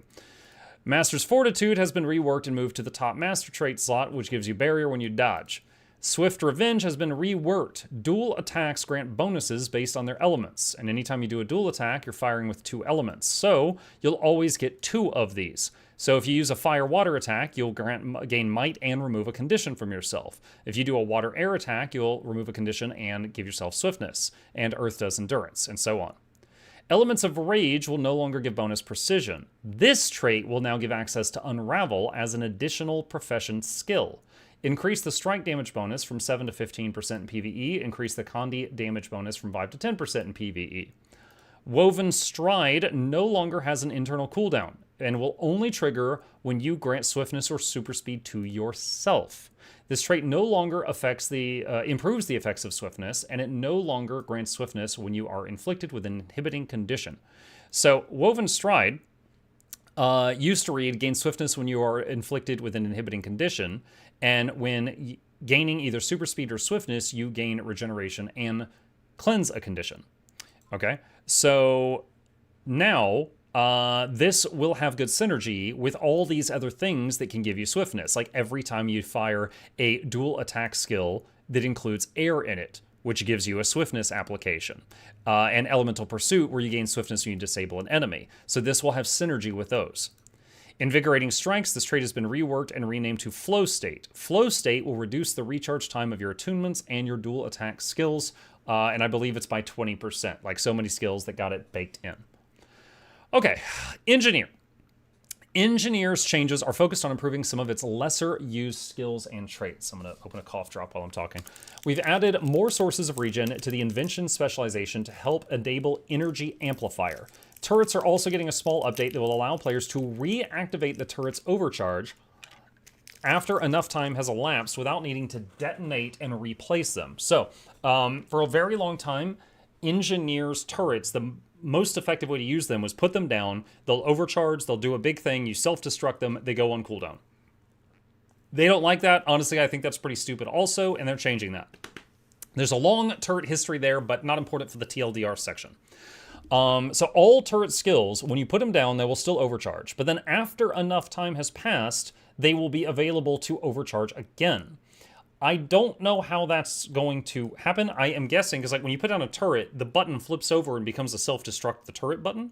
I'm guessing that it will then flip again and become overcharge, and then you can hit overcharge, then it will go back to self-destruct. So if you just leave it on the ground, the overcharge keeps popping up. That is my assumption, and it will still overcharge right when you place them. Healing Mist, reduce cooldown by 5 seconds, so makes it a little bit easier if you're using that for regen uptime. That is the tool belt skill connected to Elixir Gun, commonly used by support engineers. Energizing Slam and Rocket Fist prototype are on the Mace, that's the Mace 2 and 3, and they are getting slight buffs in PvP and World v World. They are wanting the Mace to fill like a bruisery role. I was about to say something else, but not really important for the TLDR. Pry Bar and Throw Wrench from the toolkit are getting slight cooldown reductions. Cleansing Synergy trait now also grants regen to allies. Reconstruction Enclosure increases the protection duration by half a second from this skill. Auto Defense Bomb Dispenser is now Sapping Device. Sapping Device weakens enemies when you immobilize or disable them. Mecha Legs, the trait that used to buff the speed of your legs but now no longer buffs the speed of your legs, will now improve the speed of your legs. They remembered why they named it that. Bunker Down, the bandages created by this trait will now give regeneration. The mines created by this trait will now inflict vulnerability. So a little more utility there. Okay, Guardian. We've been periodically updating Guardian's symbol skills to have additional effects on the first pulse. Really quick, the reason for that is largely because of PvP and World v. World. In PvE, it is very common that your raid group can stand in the symbol for its whole duration. In PvP and World v. World, battles are constantly moving. So it's very common a Guardian might throw down a symbol and it might hit them once or twice before they have moved out of it and are forced to move on to another location. Maybe they're running in a straight line, they throw the symbol in front of them, so they pass through it and maybe get a third tick.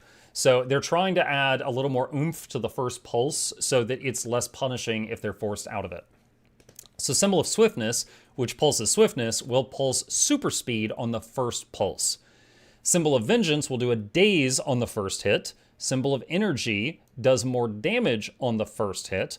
And Hunters, that's not a symbol, we'll come back to that. Also, there have been some slight cooldown changes. Cooldown slightly increased on Swiftness and Vengeance. And the power coefficient of Symbol of Energy slightly nerfed in PvE. The first hit of Symbol of Energy is buffed in all game modes. The follow-up hits are nerfed in PvE. Because again, their whole thing is they're trying to shift more of the damage to the front. Hunter's Ward, that is the Baby Gates attack from Longbow 5 on Guardians. Now it will, instead of caging you for 5 seconds, it'll cage you for 3, which is still very deadly if you can catch someone in that. Trade-off, they're reducing the cooldown down to 30 seconds in PvP, so you can fire it more often. Dragon Hunter, Wings of Resolve, massive buff to the heal. Purification, a little buff to the heal in PvP and World v. World. Test of Faith, reduce the pass-through power coefficient by like half in PvP, but increased the damage bonus against CC'd enemies from 33% to 200% in PvP. So that last part is enough to make many people freak out. Let me explain this really quick. So they said their goal is if someone puts down the Test of Faith, which is that ring of blades, and then they CC you through it, so they pull you into it or they knock you back out of it, the half damage and then increased damage, you take about as much as you did before. But if you're in the ring of blades and you just step out of it and you weren't CC'd, you will take less than you used to.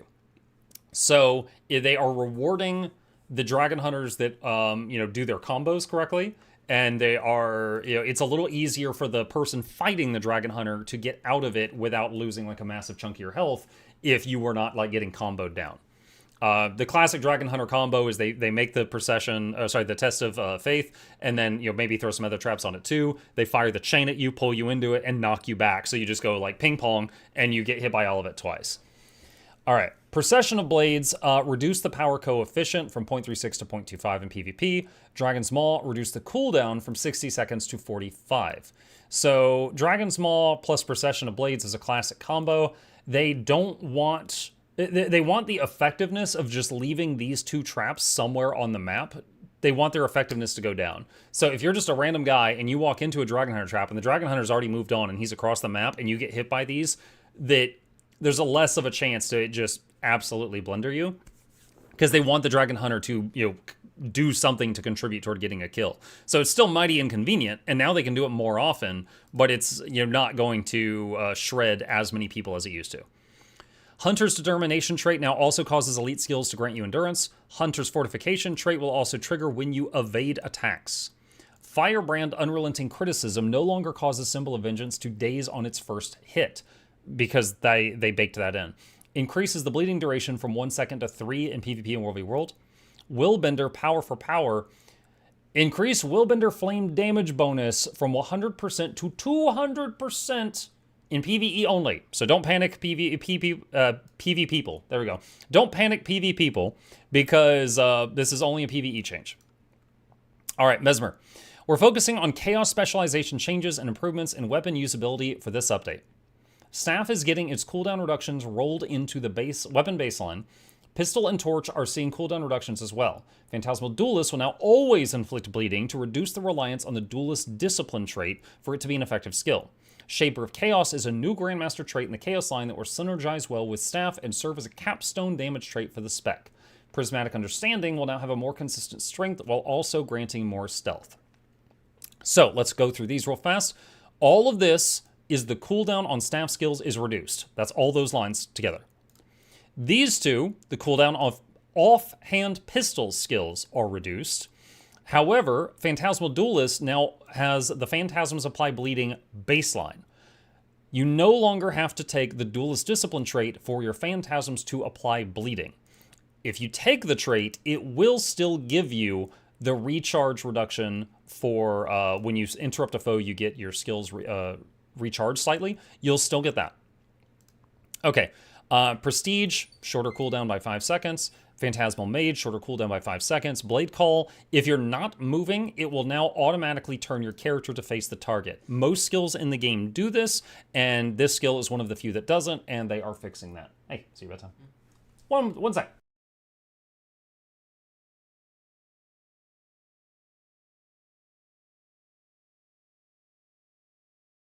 Okay. Mini-Me is off to bed. All right, Signet of Domination. They reduce the cooldown from 45 seconds to 25, reduce the stun duration from 3 seconds to 2 in PvE. The skill now removes boons from the target. The reasoning for this is they said that most people that take this never actually click the button. They want this to be something that is sometimes worth pressing. So they drastically reduced the cooldown, and they also added some more functionality to it. Veil, which is a utility skill that puts a little line on the ground, and if you or teammates go through it, they get a 2-second stealth. Reduce the cooldown from 72 seconds to 30 in PvP only. A 30-second cooldown and a utility slot for a 2-second stealth possibly on your team could be interesting. Combine that with the shorter cooldown on the Prestige, you're going to see Mesmers go invisible slightly more often than they used to. Vicious Expression. This trait now increases base strike damage and is further increased against boonless foes. So before, it did more, deal increased damage to foes without boons, and disabling a foe would remove boons from them, so it's slightly different now. Method of Madness, Lesser Chaos Storm will no longer daze. Reduce the cooldown of Lesser Chaos Storm from 75 seconds to 35 in PvP and World v. World. So they're allowing you to use it way more often and trade off for losing the days. Chaotic Interruption. This trait is now in the Master tier, replacing Chaotic Potency. New Grandmaster tier trait. Shaper of Chaos. Can you make it the text larger? Yeah. Sorry, I could have done that earlier. Let's see, where were we? Okay. Shaper of Chaos. When you would grant yourself Chaos Aura when you already have a Chaos Aura, you instead cause your Chaos Aura to detonate. Detonating the Chaos Aura grants your boons and inflicts conditions on nearby enemies.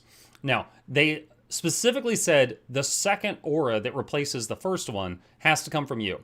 Because what they don't want to have happen is a group full of Mesmers all spamming AoE Chaos Auras and just 20 detonations per second happening. They don't want that. So, it does have to be your own Chaos Aura if you're using this trait.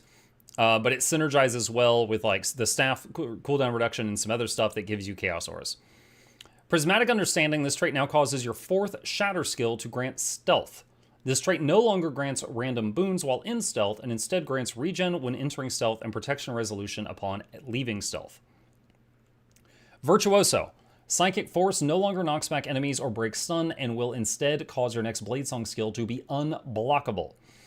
This is a trade-off here, because Psychic Riposte, or Riposte, depending on where you're from, this trait no longer causes your next Bladesong skill to become unblockable. So, they're taking the unblockable, and they're moving it here, but they are making it to where if you are familiar with how these systems work and you're fighting against the Mesmer, you can predict a little better when they are going to use this.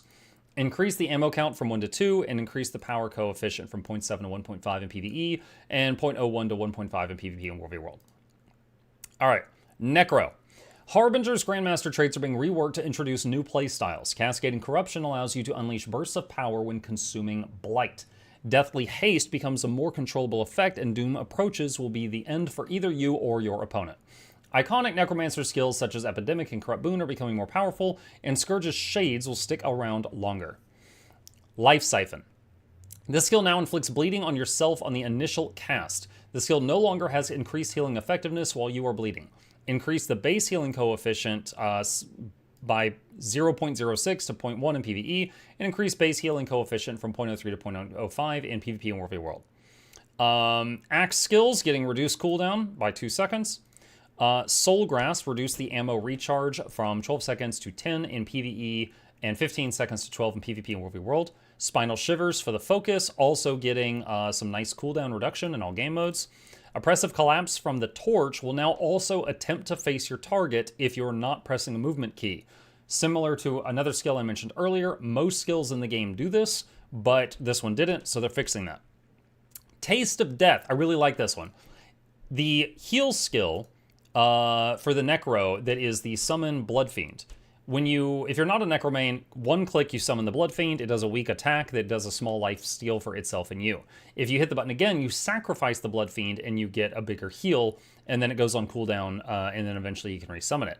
Now, instead of killing it, you take half its health, up to 50% of its max health. So if it's full health, it won't die, and it doesn't go on the long cooldown, and it can keep attacking and giving you those small heals. I really like that. Epidemic, which, the cough drop for my voice, side effect. Increase the max stacks transferred from 5 to 8. So Epidemic is a skill that has been nerfed many, many times over the years because it was just incredibly, incredibly powerful. They have decided that it warrants a little bit of a buff back up. So now if you Epidemic one target, you'll copy up to 8 stacks of stuff from it to other targets. Corrupt Boon, increase the number of boons converted into conditions from 5 to 8 in PvP only, which is a lot. However, I believe the trade-off here is they are giving up a utility slot for this. So if a Necro hits you with this, they are running one less defensive button, like a Spectral Walk or a Stun Break or something like that. But this is quite nasty. Spiteful Talisman, the trait no longer reduces the cooldown of axe and focus skills. They got that for free. Now increases base strike damage and is further increased against boonless foes. Dark Defiance has been reworked to Dark Defense. Dark Defense, you gain Prot and Carapace when you use a heal skill. Prot reduces incoming condition damage. Corruptor's Fervor no longer grants Prot and instead grants damage reduction while above the Carapace threshold. This is cool for multiple reasons. One, this means if you have Prot also, you got both. So you're going to be really tanky. Two, this is a form of tankiness that cannot be removed with boon removal or boon corruption. So there are some strengths to having this be baked into something that is not technically a boon. Reaper, increase the damage from Soul Eater from 12 to 15% in PvE. Manifest Sandshade, cooldown and duration increase from 8 to 15 seconds in PvE, making the build a little less carpal tunnel. Harbinger, Elixir of Risk, reduce the cooldown from 25 to 20 seconds and increase the power coefficient from 1.0 to 2.0 in PvE only. The skill now inflicts Torment. Cascading Corruption has been reworked. You gain stacks of Cascading Corruption when you consume Blight. When you reach the stack threshold, you will explode necrotic energy and increase your damage for a duration. So, good time to, oh! There you go. Deathly Haste. This trait has been reworked. Grant boons to nearby allies when you enter Harbinger's Shroud when you use Dark Barrage. So before, Harbingers just pulsed quickness constantly when they were in the Shroud. Now it's attached specifically to the Dark Barrage button. So once we get the numbers, people will do the math to figure out, like, okay, each time you go into Shroud, do 3 Dark Barrages before leaving Shroud, or something like that. They'll figure out, like, this is what's required to keep quickness up, and that'll become, like, the new rotation. But they didn't like it when people just stayed in Shroud in like World v World blobs and just pulsed out quickness constantly and didn't do anything else. So if you hate this change, blame the deadbeat Necros, the lazy ones. Doom Approaches, Blight reduces more of your health and accumulates faster. but your Shroud skills are improved. So they want this to be huge risk reward. They have not released the numbers for how the Shroud skills are improved, but we know they're going to be much deadlier, but you're going to be squishier. So you or them dies a few seconds later is the idea. All right, Ranger. Druid is the focus of Ranger changes this update. Woo! Glyph of Unity is being reworked to be a tool that complements Celestial Avatar, and Rejuvenating Tides will no longer be channeled. There are a slew of trait changes. Verdant Etching's effect will depend on form. Grace of the Land moves to the Master tier, and Cultivated Synergy is becoming a new Grandmaster trait that rewards the use of water fields. Okay, Astral Wisp, that's Ranger Staff 2, sends the wisp to a target location instead of your target. Upon arrival, it then attaches to allies and heals them over time. So currently, my character wasn't logged in. Currently, if you use the Staff 2 on a target, you have to face them. There is a cast time. There is a travel time for the wisp. And then after it connects to the target, then it starts healing. So just really quickly here, going to whoop. And so it goes over there. And then that's the wisp there. So often, as a druid, in PvE and PvP, but different builds, Staff 2 is only worth pressing if everything else is on cooldown. It's so bad. But now, if you could just like shoot it to a location, then you might even be able to use it to heal yourself. You could just throw it at your own feet or something. So that is pretty awesome. This is a little it's a QOL to a weak skill, making it a little bit better. I like it. Go for the Throat, a trait that is not in Soul Beast tree, but it's often used for Soul Beast, is getting a damage buff with Soul Beast by 5%. Glyph of Rejuve and Alignment are getting a slight radius increase to 360 units. Glyph of Equality will now give stability in PvP. Glyph of Equality is one of two ways that a druid can give their team stability in the game. And it gives 1 stack of stability in PvE and 0 stability in PvP or World v. World. So in PvP and World v. World, this does not give any stability at all. But they are giving it stab in PvP and increasing the stacks. No mention of World v. World. I'm not sure if they're doing it there. Glyph of the Tides does a knockback when you're out of Astral and a pull when you're in Astral. Now it's going to be a knockdown. The reason for this is bunker druids. Druids that just sit on a node and you try to stop them from decapping it and they just knock you off of the point. And they use Glyph of the Tides and then you come in and then they longbow knock you back and they just come in and they just keep doing that. And eventually they forcibly decap it and there's not much you can do. So now it's a knockdown instead of a knockback, which simply reduces the number of knockbacks in a decap druid's arsenal. But reduce cooldown and trade-off. Glyph of Unity is now Glyph of Burgeoning. Glyph of Unity was largely not used in almost any game mode, I think, except for like one meme thing with Deimos that I know of. Now Glyph of Burgeoning will heal nearby allies and give you Astral Force. That's the power bar to go back into your Astral mode.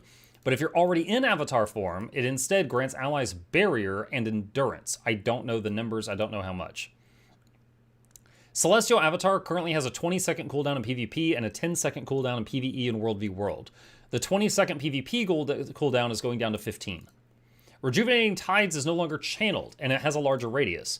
This is Rejuvenating Tides. It is one of the weaker heals. The main reason you use it is to put Alacrity and Might, because it does multiple ticks, so it does like up to 5 applications. But it's a channel, so while I'm doing it, I can't do anything else. And I also can't combo it. It's a water field, but I'm channeling it, so I can't do like a blast in it very easily. They are making it to where the thing is instant and just follows you around, which allows you to more easily blast that water field and do other things while it is running. So I believe, based on their description, that you could go Astral. 2 can be used at the same time as other buttons, and you could just go like 2-4 at the same time, and then hit 5, and then all 3 are going at once. Druidic Clarity is a trait that cures conditions off allies, slightly increase the range. Cultivated Synergy has been moved to the Grandmaster tier and reworked. Now, when you use a healing skill, it will heal around your pet and make a water field around your pet. When you blast a water field, you'll grow a Seed of Life at the location. Seed of Life is Astral 2. It's the move that looks like that. It blinds enemies and does a small heal and condition cleanse on allies. So I don't know if there's an internal cooldown on this, but anytime you blast a water field, you make a Seed of Life. So this rewards water field combo gameplay, and they've also made using the water fields easier with this change here. Blood Moon, this trait no longer dazes enemies around you when you enter Celestial Avatar form. And they said were doing this because it's not fun to play against. I heard that same excuse when they came out with Ancient Seeds, and in response, I say that Spellbreakers are not fun to play against, so get rid of those. I'm still waiting on them to get back to me on that one. Celestial Shadow, slight radius increase, just like everything else. Verdant Etching is now in the Adept tier. This trait will now cause glyphs to heal nearby allies, but if you're in Avatar form, it does protection to nearby allies instead. I don't know if anyone is ever going to use this thing. So you've got Druidic Clarity, the new thing is going here, Verdant Etching is moving there, and you got Blood Moon. I think any Condi Druid is going to take Blood Moon. I think any Heal Druid is going to take this. I think this is going to never be used, unless the numbers on it are just really powerful. But I might be wrong, we'll see. Natural Balance no longer grants concentration. Natural Balance is a trait for condition damage druids, so that's kind of like a nothing. Grace of the Land, this is the big one. This trait has been moved to the Master tier. Grace of the Land is the trait that gives Alacrity. It's moving here. Typically, people would say that Ranger does not have anything in its kit that can be an Alac DPS. Because this is the Alacrity, this is the DPS. They're in the same tier, they conflict with each other. But if you're moving Grace of the Land there, you could take Grace and Eclipse, and suddenly Alac DPS Druid is born. Another problem with it is while you're a Condi Druid, the Eclipse will add a condition to each of these.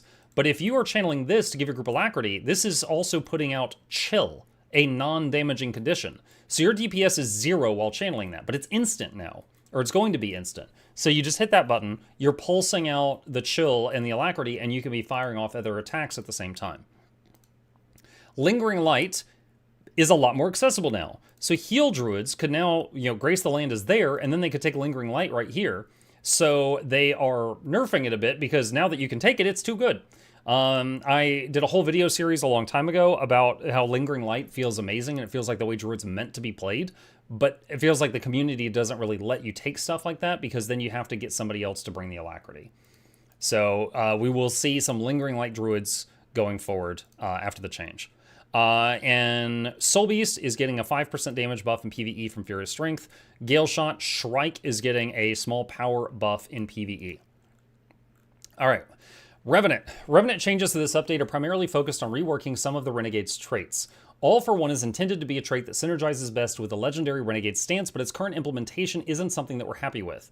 We've moved the strength damage bonus into Heart Piercer to make room for a new trait that plays into the stance's band together mechanic, refunding some energy and reducing the recharge time for those enhanced skills. Bold Reversal and Righteous Rebel have also been updated to give supportive Renegade builds additional tools. All right. So Coalescence of Ruin and Drop the Hammer are getting small power buffs in PvE. Rite of the Great Dwarf and Versed in Stone have been shuffled a little bit. Rite of the Great Dwarf will now also grant condition damage reduction, but the damage reduction it gives has been reduced from 50 to 33%. Versed in Stone now increases the damage reduction of Rite of the Great Dwarf from 33% back up to 50, but no longer is required to reduce condition damage. So if you have both of these things, you're getting the same effects as before, but they've shuffled around what gives what. Ashen Demeanor trait reworked, gain Might Resistance and Kala's Fervor when you use a heal skill. Bold Reversal trait reworked, Citadel Order improves skills. Heroic Command also grants Swiftness. Citadel Bombardment inflicts vulnerability. Orders from Above also grants protection. Heart Piercer trait also will grant increased strike damage against bleeding enemies. All for One trait reworked. When you trigger Band Together, gain energy and reduce the recharge time of the enhanced skill. Vindication trait no longer increases the number of missiles fired by Citadel Bombardment and instead causes it to daze enemies on the first hit that strikes them. So they felt like this was a little too RNG, and if you used Citadel Bombardment and every hit connected, and also all of the bonus missiles from Vindication connected, it was way too much damage. So they took away those bonus missiles and gave a daze to, if anyone gets hit by one of these, they're going to get dazed. Righteous Rebel, this trait now also causes orders from above to heal allies. All right, Thief. Silent Scope is an incredibly powerful trait, granting stealth on an easily repeatable trigger. We've needed to introduce a number of special exceptions to stealth-related traits to keep them at an appropriate power level alongside Silent Scope. We think the amount of stealth generated by this trait is still too high, and for this update we decided to rework it entirely. We still want Deadeye to have an adequate amount of stealth access, and we've added some additional options to utility skills, namely Signet of Shadows and Smokescreen. Deadeye's Mark is a skill that has always been difficult to utilize for melee-purpose Deadeyes, with the loss of the gap-closing ability of the core Thief's Steel. In order to better enable these playstyles for Deadeye, their Mark's behavior will now change based on their currently equipped weapon. Ranged weapons will keep the current behavior, but having a melee weapon equipped will now allow the Deadeye to shadow step to their target while applying the Mark. And they did say it checks the main hand. So if you've got Dagger Pistol, then you'll teleport. If you have Pistol Dagger, you won't. Pistol Whip has been replaced with Flawless Execution. Flawless Execution, you shoot with your pistol as you spin and strike nearby enemies, finish with a powerful forward slash.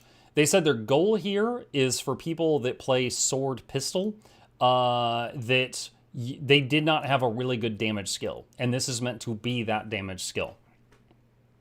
Death's Advance, using Sniper's Cover, now automatically swaps to this skill regardless of whether you're standing in the Sniper's Cover. While standing within Sniper's Cover, this move becomes ground targeted instead. Smokescreen no longer pulses blindness to enemies within its range, instead inflicting debilitating conditions on enemies passing through the smoke screen. Additionally, you will gain stealth on exiting the smoke screen. And they mentioned that it would... They mentioned some different conditions like confusion, but we don't have a tooltip for that yet. Signet of Shadows, the active portion of this skill has been reworked. Upon using this skill, it will now give you stealth and swiftness while removing all movement inhibiting conditions from yourself. Increase the cooldown of the skill from 16 to 30 seconds in PvP and World v. World. Shadow Refuge will now additionally grant condition damage and strike damage reduction to allies inside the field. They said, it's called Shadow Refuge. It should be a refuge. You should feel safer while in it.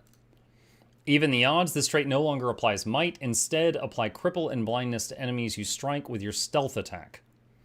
Improvisation, Spectres now gain additional shadow force from Siphon while equipping this trait. Lotus Poison trait additionally grants might when you poison an enemy. Panic Strike no longer immobilizes foes under the health threshold, because that felt like it was kind of random. This trait now immobilizes foes struck if they have more than a set number of conditions. Which, I think if you... They said, like, for example, 4, but that's not set in stone. But if you are using steel and you've got it set to, like, remove boons and add condies and stuff, it's going to be pretty easy to proc this, I think. Rending Shade no longer inflicts fear on nearby foes when you strike a boonless foe. It instead destroys that foe's barrier if your stealth attack hits a boonless foe. Deadeye's Mark is now instant, and you'll shadow step to your foe if you have a main hand dagger, sword, staff, or spear. Silent Scope has been reworked. This trait now grants precision as long as the trait's equipped. You gain additional precision for a short time when you enter stealth. And Warrior. Oh boy. Bladesworn is the main focus of the Warrior update, with the goal of creating some additional playstyles for the spec. Swift as the Wind and River's Flow have been reworked to augment the Gunsaber's skills, including Dragon Slash, to focus on either condi damage and supportive elements, respectively. Neither main-hand sword nor offhand dagger see a lot of play, and we've made some bigger changes to solidify their identities to hopefully make them more appealing options. Sword will be more focused on condition damage with some personal survivability tools, and dagger gets an additional crowd control tool to synergize with Wastrel's Ruin. Savage Leap now inflicts bleeding. Final Thrust has been reworked and replaced with Rend. Rend, maim your target with an immobilizing strike, then deliver a devastating blow that does heavy bleeding.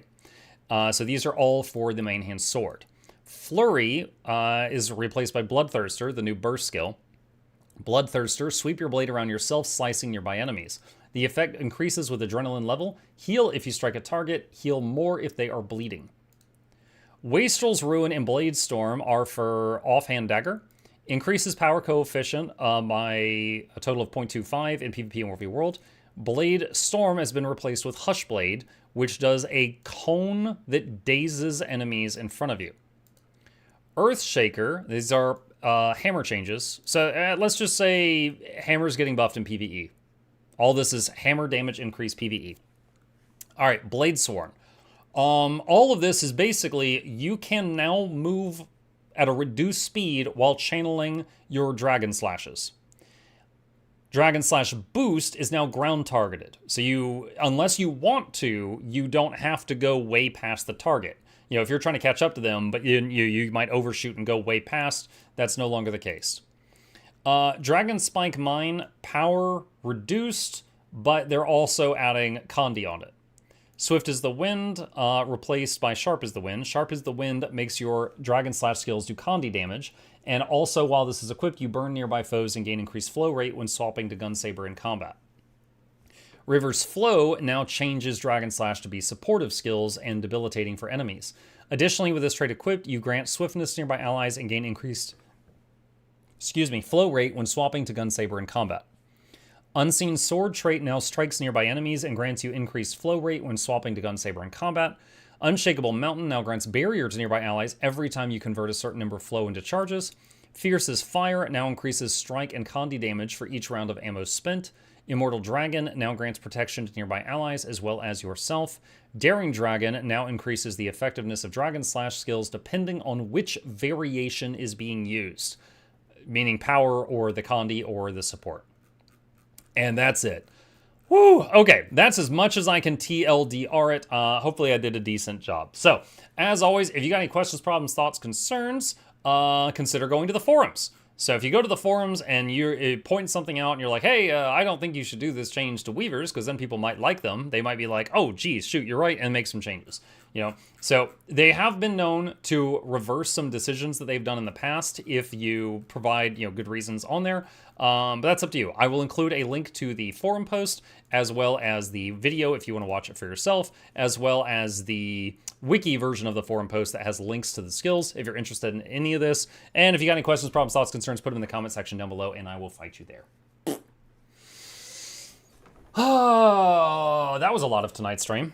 Holy crap. Okay, let's turn this stuff back on. Let's open this up. Perfect thing for a healing voice. Read patch notes for 5 hours. Druid with the druid fluid. What? Okay.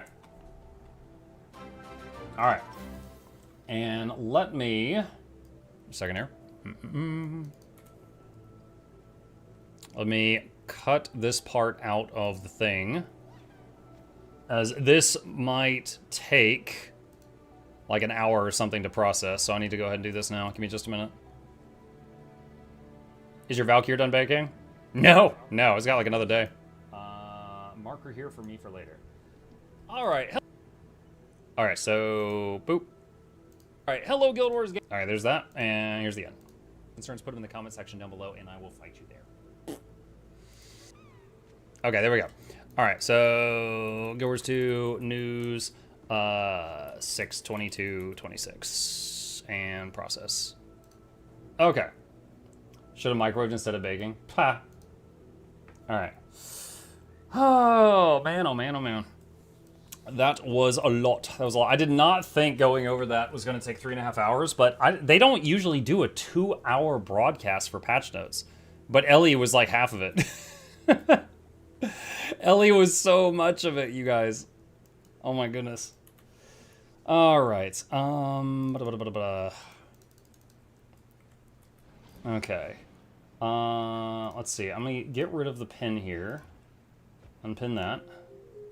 And move that. Oh, wait, hold on. Okay, YouTube's kind of weird. Do Guild Wars devs do many dev streams or just round updates? They do some, yeah. Often when there's a big upcoming balance patch, they do a stream like that one. But they also do some for like upcoming major things that are not balance patches. What should we expect for the Steam Summer Sale in 3 days? Do you think they'll do a special sale for returning players? Possibly. Typically, at least once every 3 months, Guild Wars 2 will do sales on like expansions and stuff. They had just a couple of weeks ago, they had a massive sale for 3 days. And that was kind of like a hint that they were about to announce Guild Wars 3. but that was a pretty short-lived sale, so they might do another one sometime soon. But I don't know of any like for certain, like with certainty. I didn't even know it was on sale. Yeah, you should sub to my YouTube. I put out YouTube news on it. I poked people about it. All right. Okay. So let me move some stuff here. More Kome farming time. Man, doing that is really boring, but we'll find something to do for sure. All right, so what I'm gonna do now, chat, is what a chunk of the audience have been waiting on, which is our second part of the stream, and we're gonna be hopping over to Warframe. If this is not your thing and you're only here for Guild Wars 2, I will be back on Guild Wars 2 both tomorrow morning and night, but for now, it's time for Robot Ninjas. So let me change category here really quick while that video that we just recorded is processing. Gotta get to the horror quest soon. The horror quest? He unlocked Chains of Harrow. Did I? I don't remember that pop-up.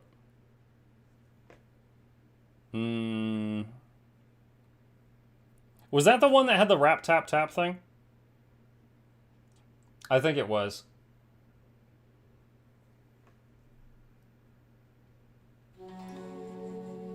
Alright, let's see. Bacon protect! Ordis is pleased to see you. Sure. Okay. Alright, we're back in Warframe. Got about 90 minutes for us right here. Let's see. Do we have anything that finished production?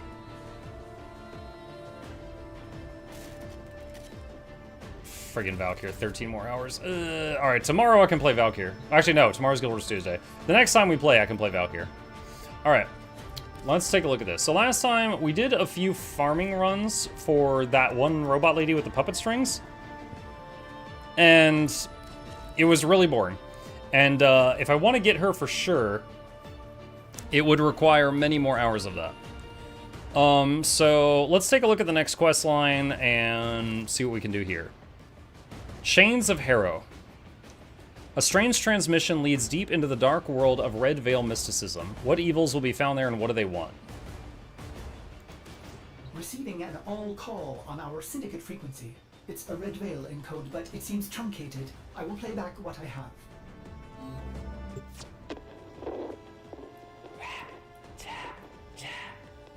Speak to us. We're listening. What is your name?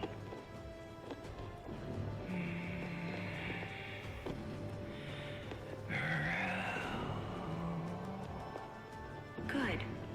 Is the game getting darker? I just noticed. We want to help you, Rel. Tell us where you are. Can't. He's listening. Who? I feel like it shouldn't still be playing the login screen music Who is right now. listening?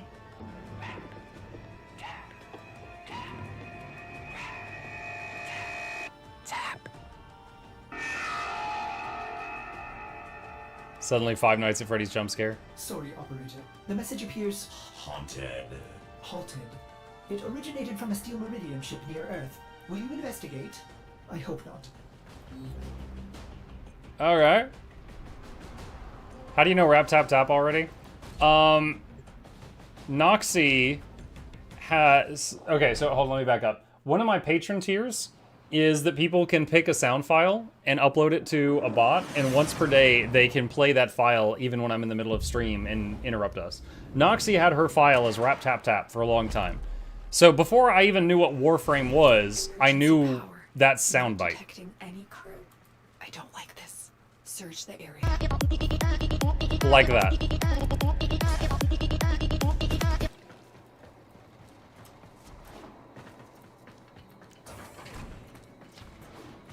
Here you go, Bluebell. We got a spooky mission just for you. It's the Tree of Birds. How are you today? Hi, Bertree.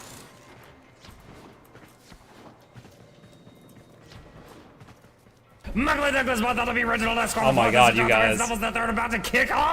You don't need to play every sound file at once now.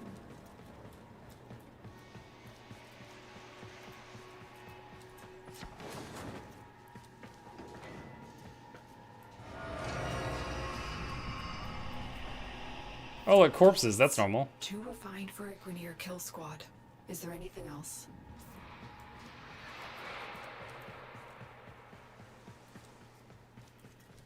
Is this game normally spooky? No. No, this is like when ArenaNet tried Icebrood Saga and we're trying to make the game spooky. Like, this is a kind of a curveball.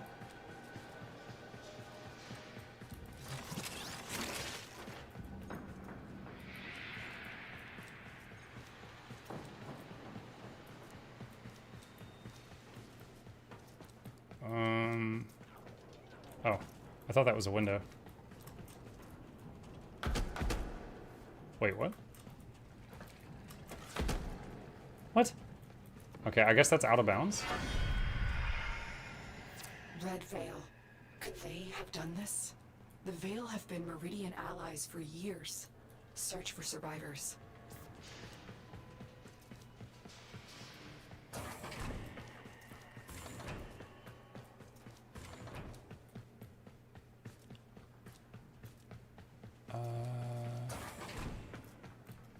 Is there another level? Maybe I have to go up or down?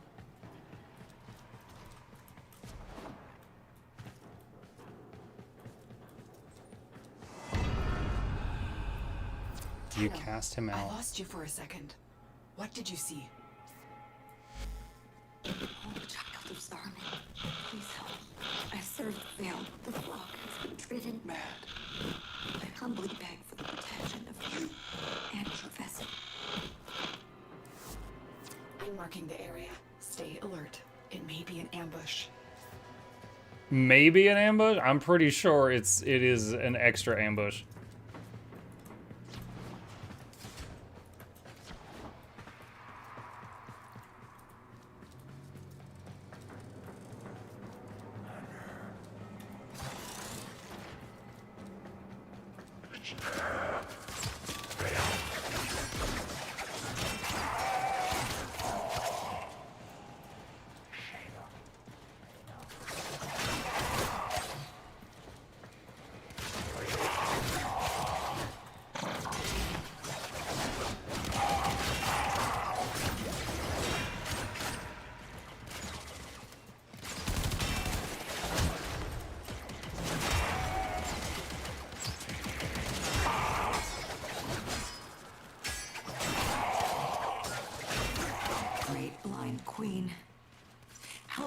The safety of Iron Wake.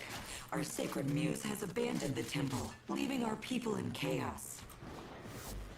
Tenno, if the Red Veil is in chaos, we must intervene. Get Palladino to Iron Wake.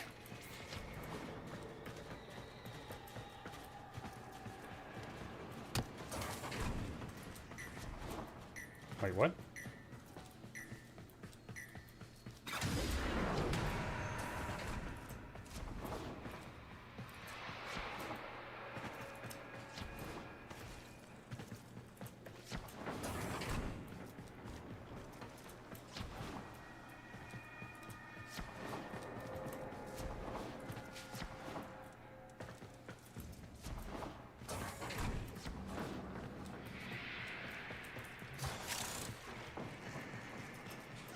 Oh, holy child, I am grateful for... What is it, Rook?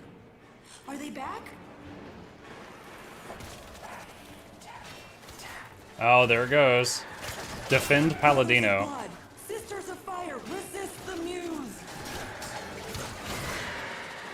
Moon's haunted, chat.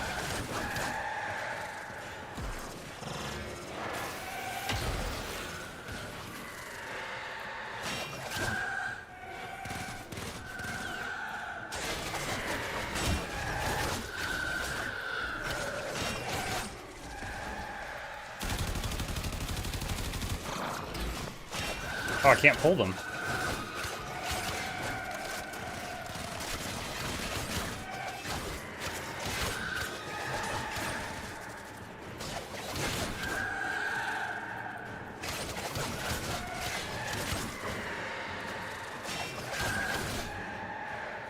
Blessed Star Child, I owe you my life. When you meet me at Iron Wake, only you can right this wrong. Get to extraction.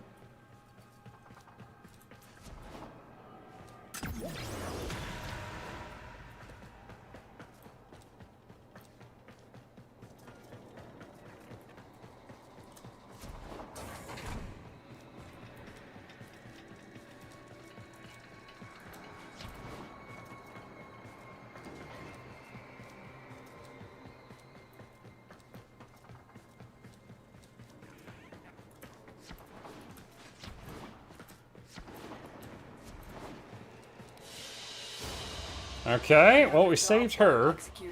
Everyone else on her ship was spooky. There's that red veil icon we saw on the wall written in blood. Speaking of spooky games, will you play the Spooky Burger Time tomorrow for my birthday? Tomorrow's Tuesday, Blue. Best I can do is Guild Wars 2. Spooky Burger Birthday. Steel Meridian has received Palladino. You've been granted access to enter their base, Operator. Meet Palladino at Iron Wake. So this is a city.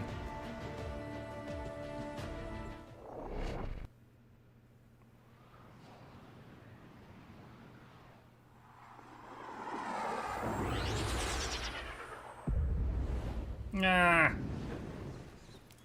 Oh my god, look at all these clown suits.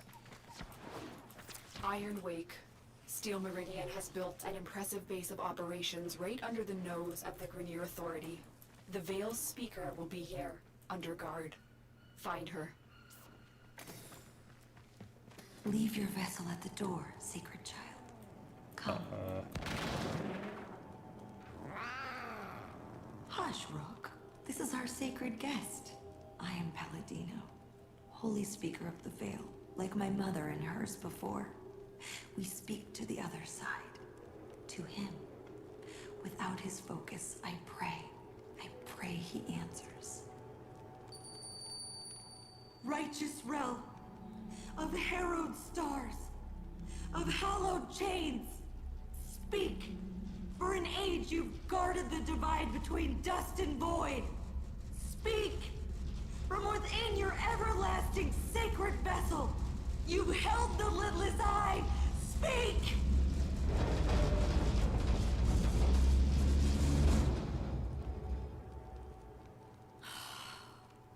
I cannot reach Holy Rel from here. I will need his sacred focus, a relic stolen from the temple. I beg of you to find it and return it here. Only then will he speak. Imagine if she's like reaching Rel, but for him it's like a sales call, and he's like, oh my god, leave me alone. Veil rituals will incite fanaticism, but don't be drawn in. I'm not convinced this Rel even exists. I fear we'll have to play Palladino's game to find out. Ortis has been tracking Red Veil disturbances. That's the best place to start. Return to your ship.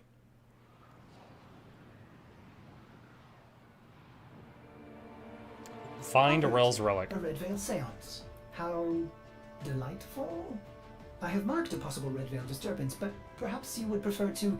Bruce leaves and... Sorry. Navigation is bleeding, Operator. Waiting. Navigation is waiting. Oh my. It's on Pluto? Find Rel's relic. I was like a spaceship near Pluto.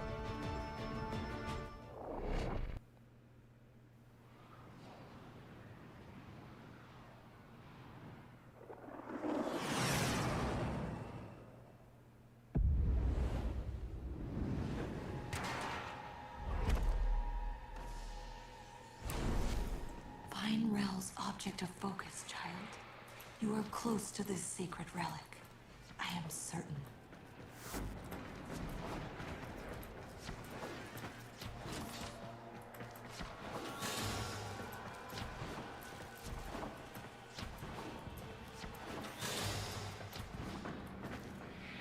He suffers while you These dream. messages, they express Rel's suffering. He's lashing out. I should have seen the cracks for me.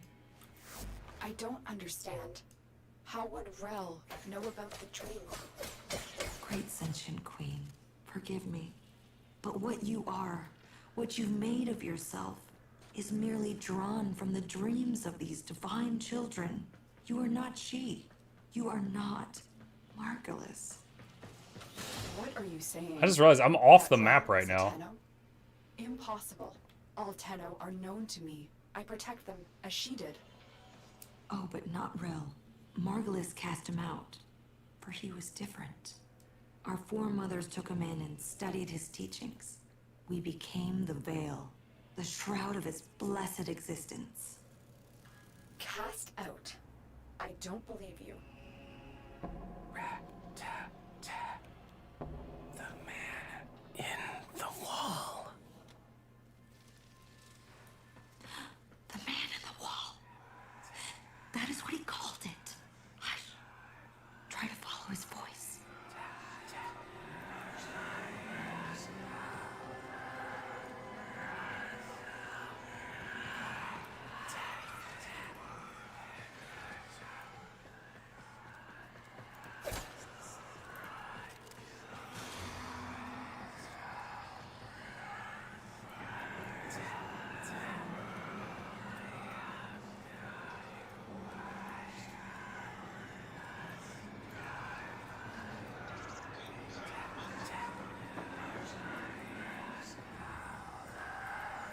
Upstairs.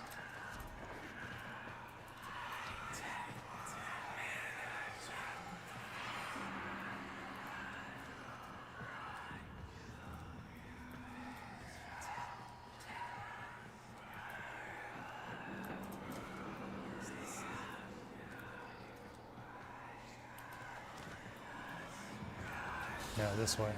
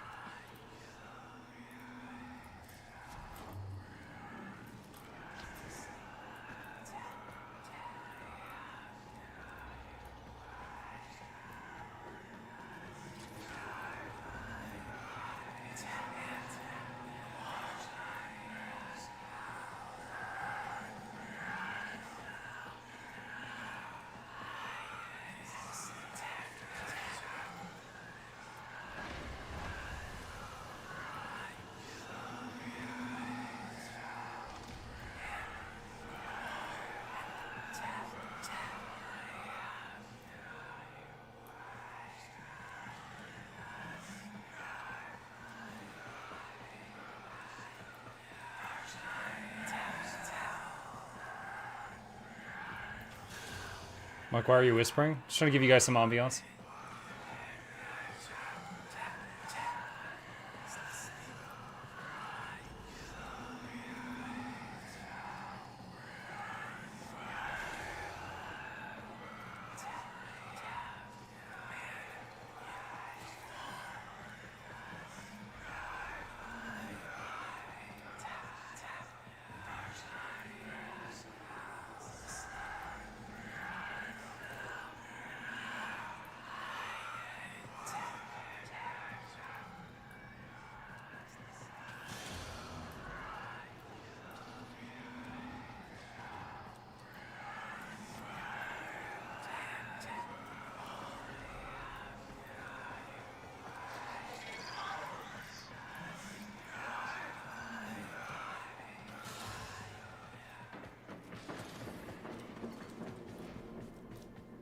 It just stopped completely.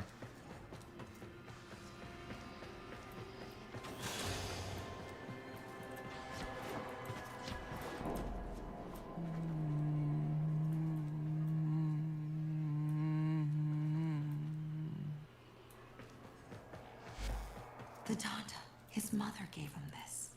Holy Rel was not like other children. Sound, color, touch, it overwhelmed him. The Donda's hum let him focus. How much time left for your next frame? Tomorrow is like 14 hours. That'll be my second frame ever.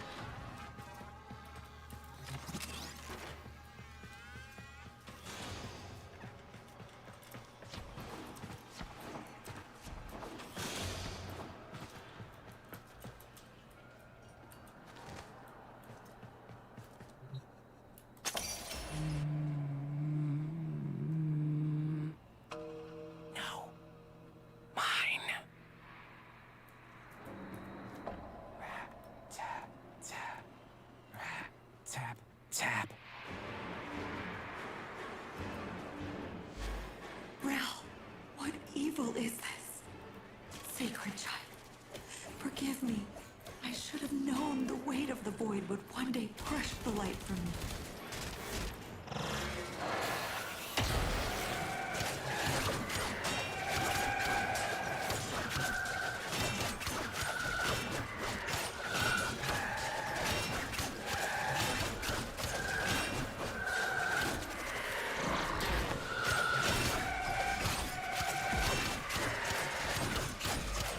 Will has become the very thing he warned us of. You cannot kill this, Tenno. Run! You can only run!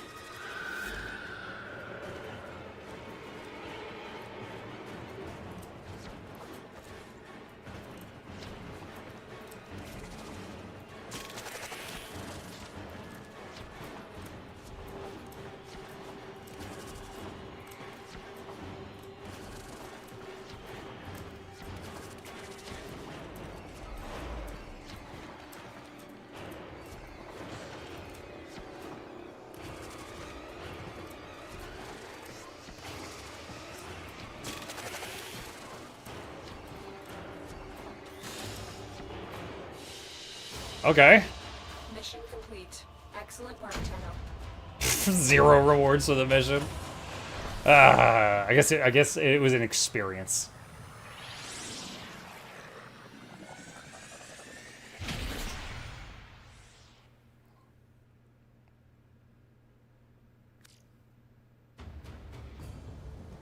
Operator, what Thanks was everyone. I always that? hear a lot about Warframe, but I've only Let us seen hear gameplay. It was always a explain wheelbender this. simulator. Transference energy. Fractured. It was so cold. Indifferent. Inhuman. If Rel was Tenno, what did he become without Margulis? Return to Iron Wake.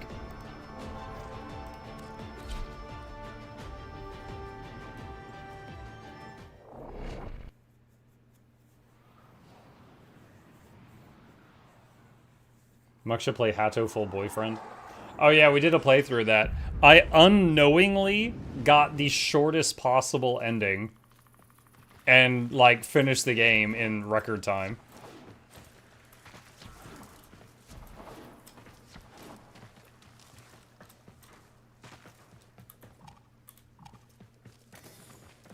Leave your vessel at the door, sacred child. Come. I'm trying. I was hitting it but as I approached the door. My whole life, studying Rel's teachings of the void, the dire consequence of traveling by and through it. Now I see that it is true. One second. Oh. In his harrowing sacrifice, has guarded us. What a price he has paid. Righteous Rel, outcast of sacred void, hear my voice. Speak! You have been driven from the vessel by your suffering. You have swallowed the poison stars so we would not. Holy Rel, speak! The Tenno who rejected you have come to your aid! He's here. The Donda. It's working. Giving him humanity. We are listening, Rel. Speak. Shy? No, try again. This one? Very good. And this one? Good, Rel. And how about this one? Mama. Yes, Rel. Mama! Go ahead, Rel. We're in a ship. Yes? Impossible speed. Beyond the Brankel Gap constant. I think so. You're better with that stuff, but it's amazing, isn't it?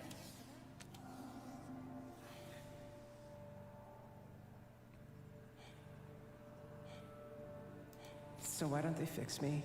Rel, you know why.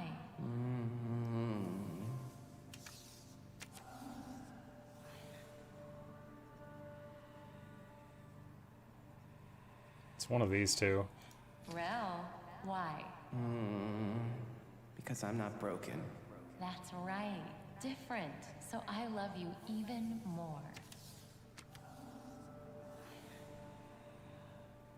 Happy. Yes, Rel. You make me so happy. This memory, his humanity still remains, buried in these emotions he so often failed to grasp. Is Muckler know Could who they be Tenno the is? key Yeah. to saving him from this? Tenno, I have a theory. Return to your orbiter and I'll explain. Return to ship. Alright. Is the Nembo after Nino? You fool. No. These disturbances, they are transference energy, split apart from a single mind. If we could capture them, send them back. Operator, Cimaris may have a tool for this task. I wonder if his kinetic siphons could be repurposed to capture these manifestations. Capture Rel's manifestations.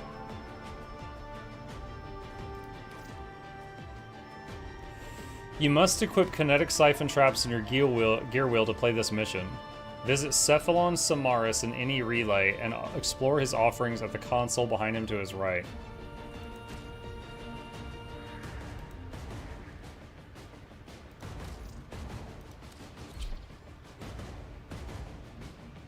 Cephalon Samaris, and I need kinetic something traps.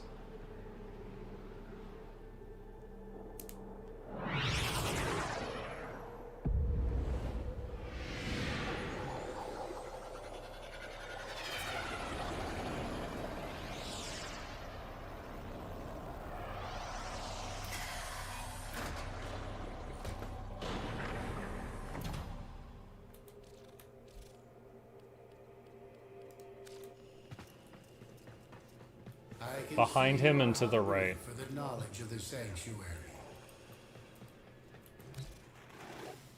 This is how I can help you. Help the sanctuary. Knowledge is the path to the singularity.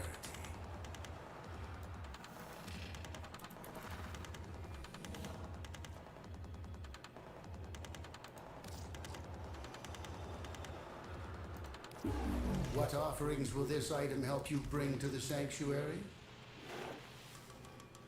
Okay, so I should have it now. So back to the ship, and then I'll try to equip it. I was a bit worried there, because I wasn't sure how much that was going to cost. That might have, like, been a roadblock.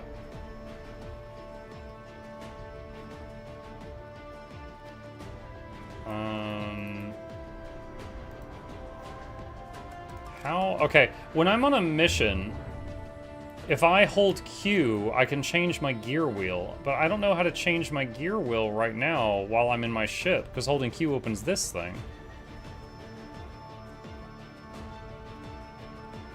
Go to Arsenal. Oh, you can do it here. Okay, thank you.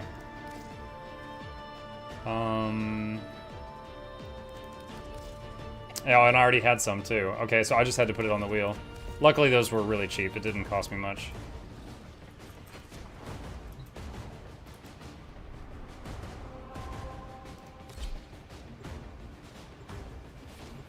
Hey. Chip says hi. Give me 1 sec. I'm tabbing out because of that Guild Wars 2 news thing. All right. Yes, hi. You're amazing. Hello. What's up? Let us bring you the peace you have earned. Guide this Tenno so you can return to the Harrowing vessel, so that you might rest. Rel's warnings. Those dire consequences. He was talking about void exposure, wasn't he? The effect it has on human minds is well understood. But it's not. This isn't some kind of deep pressure bends as Margolis suspected. Rel saw what it was. Truly an entity. Indifferent. Old as stars.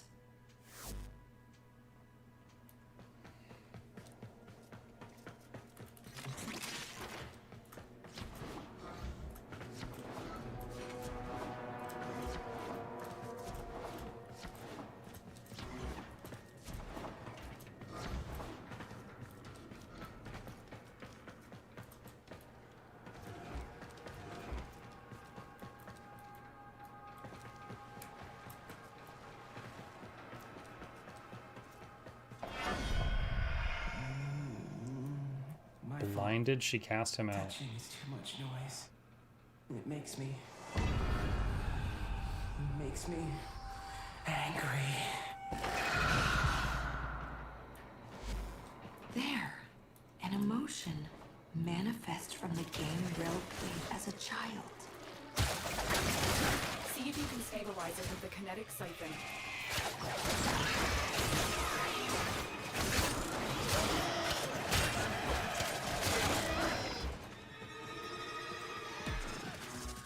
There, Tenno. Trap it. It just disappeared. Oh, there it is. Okay, kinetic siphon. It's too strong for the siphon. Try and weaken it. Tenno, you need to capture it.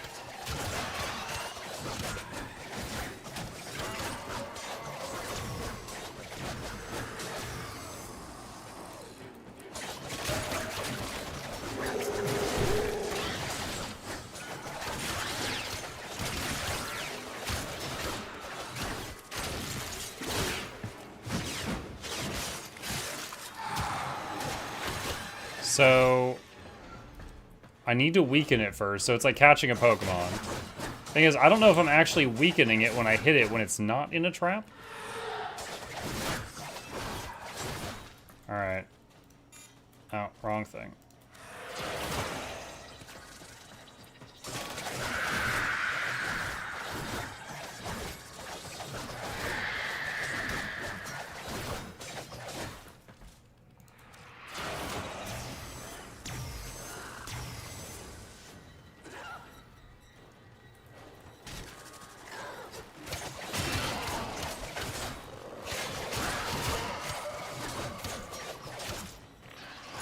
I guess I shouldn't have put another trap down at this spot. He, like, moved to a new area.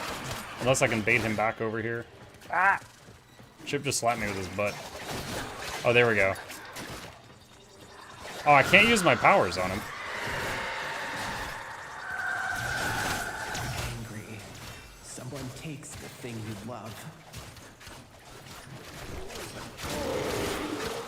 I'm detecting other manifestations. Defend yourself and try to track them. To go back.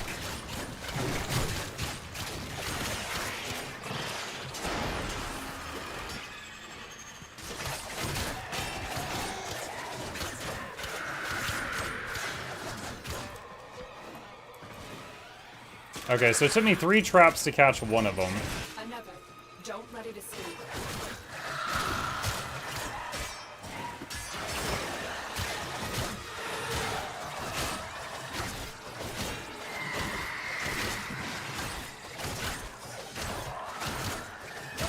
Oh, there's Rel. What's up, Rel?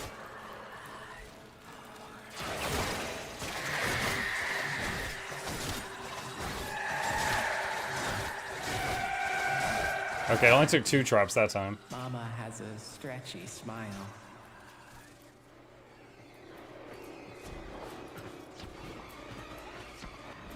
He's listening. He knows what you're doing. Ow. It makes him stronger. Wait, you just moved.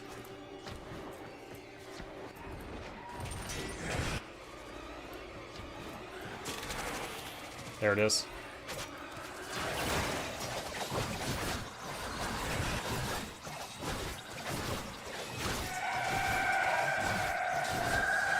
Bored. Waiting too much. There's nothing fun to Extract. Gladly. This place spoopy.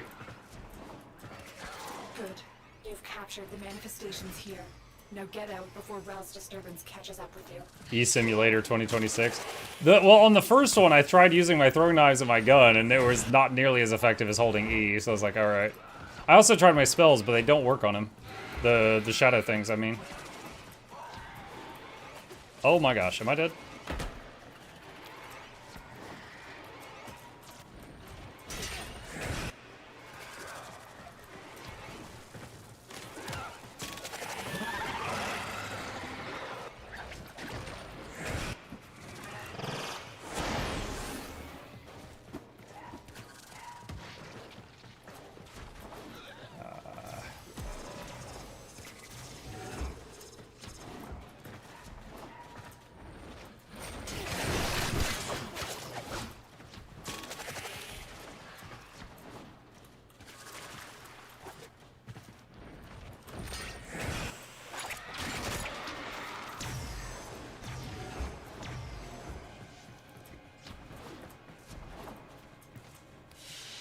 Alright, that was spoopy. Mission complete.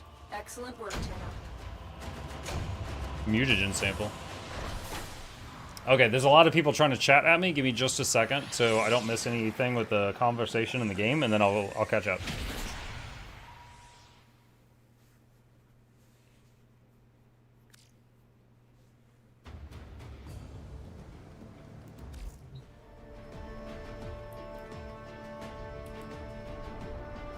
Okay, they're not talking. All right.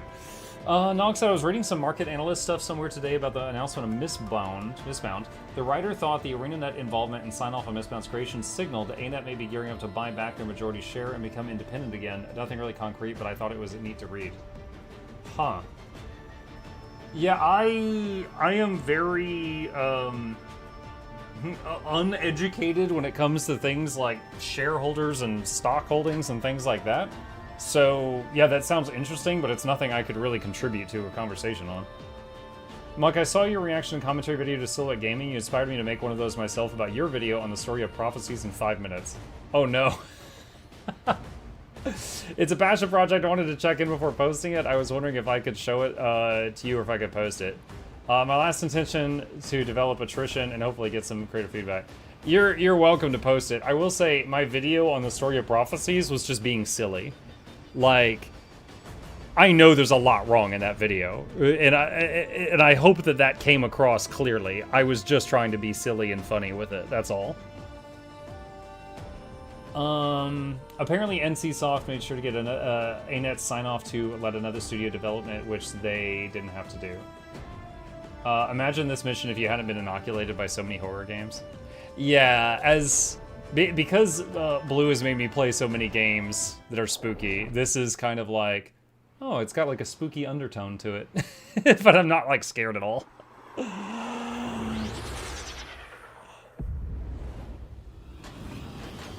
Yes, I'm a beginner, so I try to come up with somewhat original ideas. No, I mean, I wasn't saying it wasn't original. I was just trying to say, like, I hope you weren't... Like, if you're a die-hard lore nerd for Guild Wars 1, I could see you being upset that I got some stuff wrong. And so I was just like, okay, well, I'm just going to say right now, I'm quite sure I got some stuff wrong because I was just being silly. I hope I didn't upset you. No, we didn't have that option.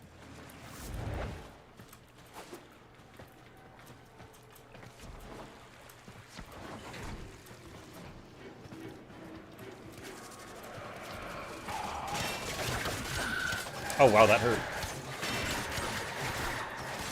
My shields actually were completely broken there. Or almost.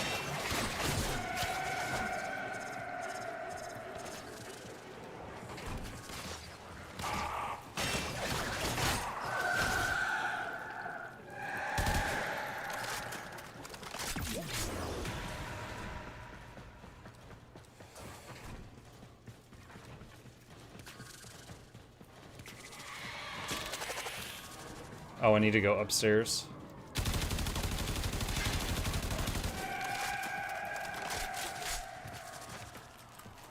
What? I'm stuck! Help me stop Warframe. Oh, jeez. What does this say? You rejected him, he saved you. Well, it's just you, alone and trapped in a transference loop. Don't give in to these delusions of void exposure. There is no man in the wall. Don't say that. They are here, the transference pieces. Track down these manifestations and capture them. Oh, wait, do I have to use the traps again? Oh, crud. I hope I have enough.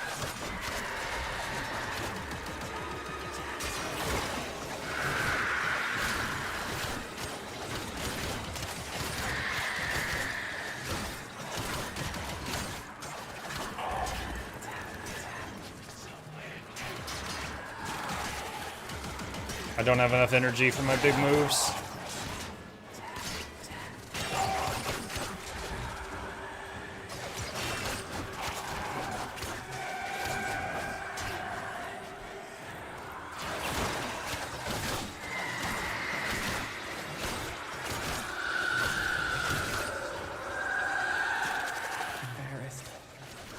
and everyone looks at you.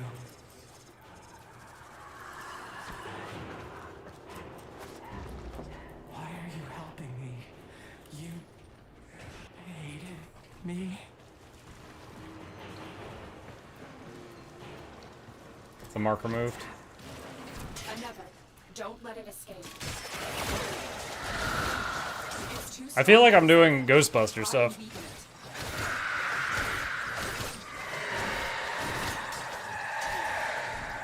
Excited. All the spider eggs are starting to hatch. What? No spooters.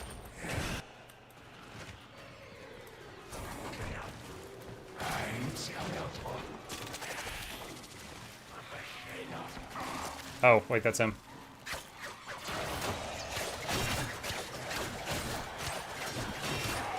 Wait, was that not him? Oh no, it was like a normal mob, but he was chilled, so he looked pasty. Wasted a trap.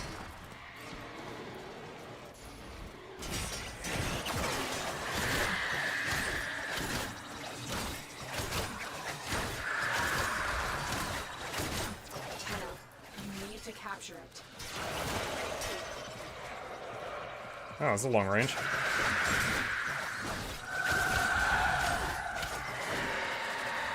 Sad. Why do the babies eat the mother? Get to the evac. Ah! All right. No more to be found here. Get to extraction. Let me see. How many? I've got 8 left. Okay, so if I have to do another mission like this, I need to pick up more of those things.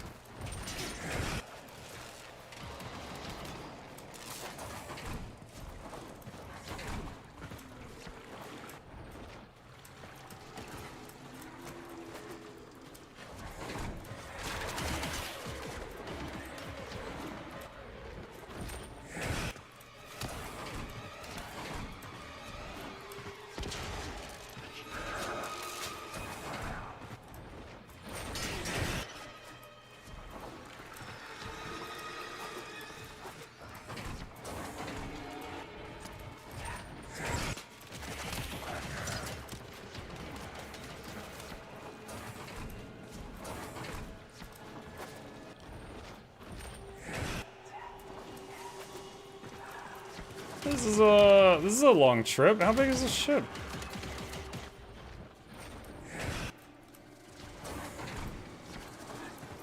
Like a Warhammer ship. This thing's like kilometers long.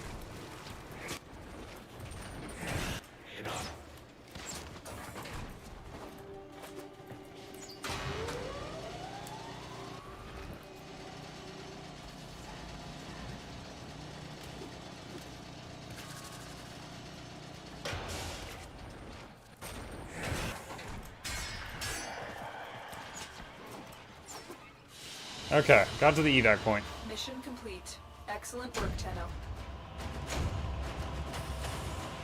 Another mission of 0 loot. Boo.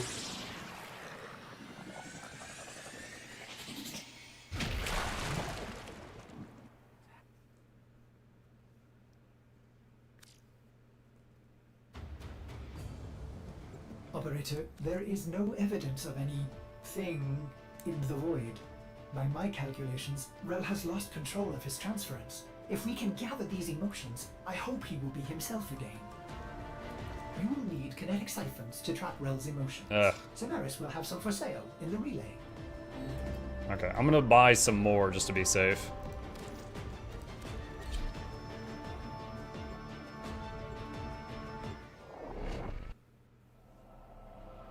While I do this boring part, you can watch him make biscuits.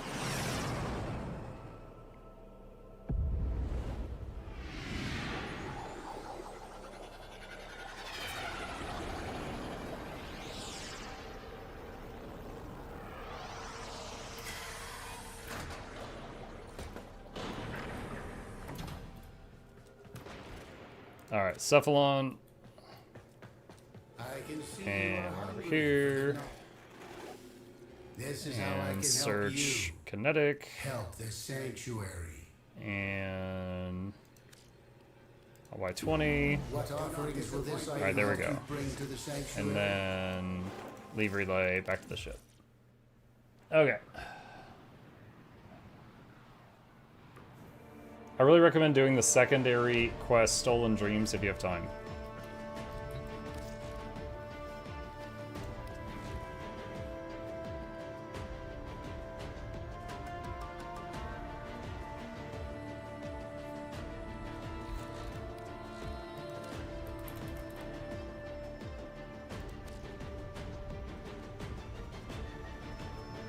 I don't see it. Do you mean second dream? I did second dream.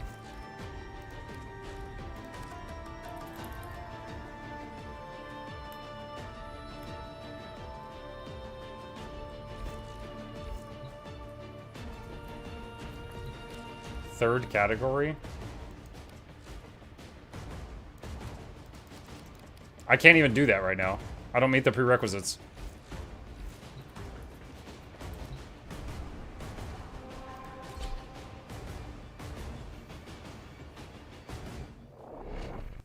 Wizard hat. You know, when we play fantasy games, I can wear a wizard hat. When we play, like, Warhammer 40k games, I can wear, like, a red hood and, like, a cyber eye. What would I wear to, like, truly get into the spirit of Warframe? Besides, like, a spandex suit. No one needs to see that. Without the long dream. A motorcycle helmet? In a way, he didn't. He knew his mortality would undo his purpose. So he gave The up dustpan? his Oh, humanity God. forever. Put the dustpan on my Committed his face soul like to Lotus. undying vessel. His Warframe.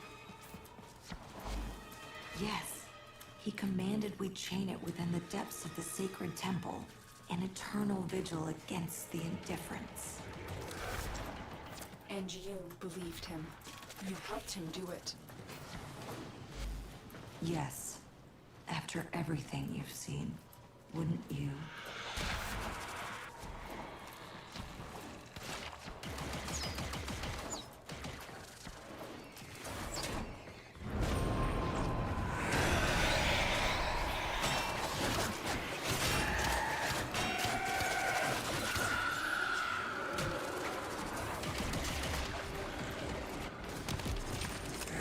Wait, where? Shoot, this thing is teleporting all over.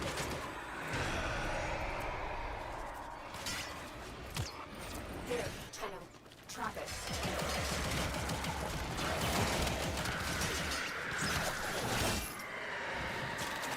I can't move.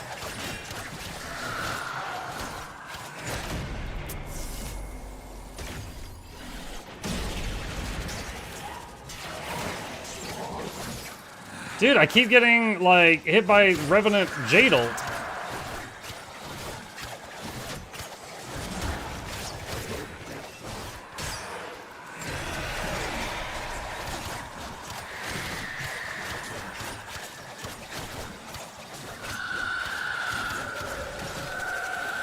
You wanted a Warframe trial? I don't believe I ever said that. Can't say hello.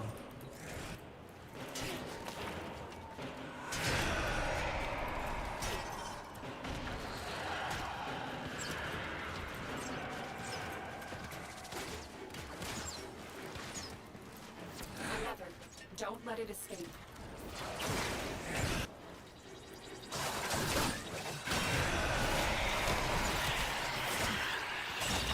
I'm not even sure if my melee hits are connecting while he's flying around like that.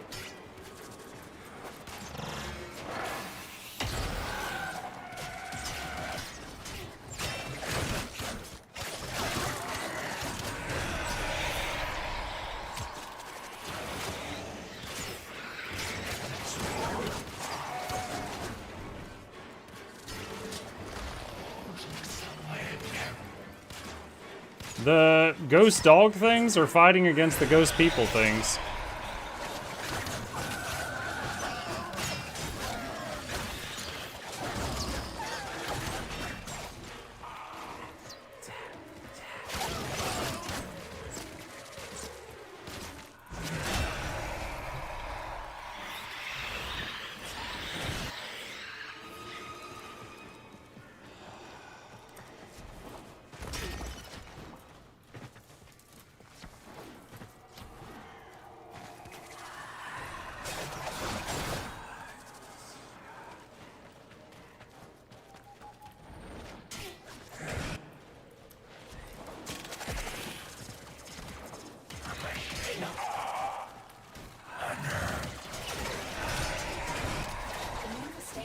fighting the siphon. See if you can damage it. Tenno, you need to capture it. Lotus, unless you want to help, I need you to stop talking.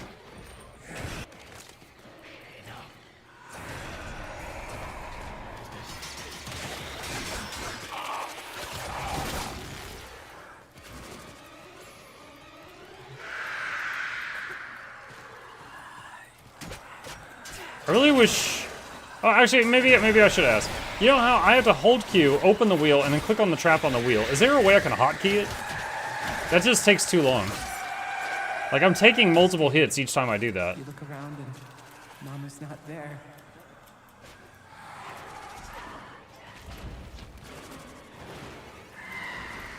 What's the default key?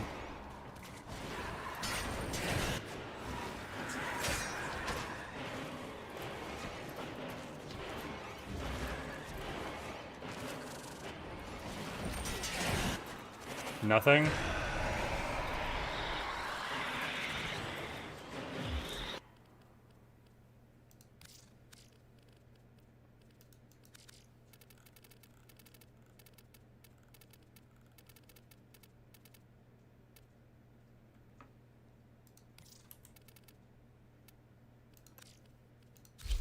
Alright, I put it on F4 because it's the fourth thing. We'll try that out. Oh, it teleported again.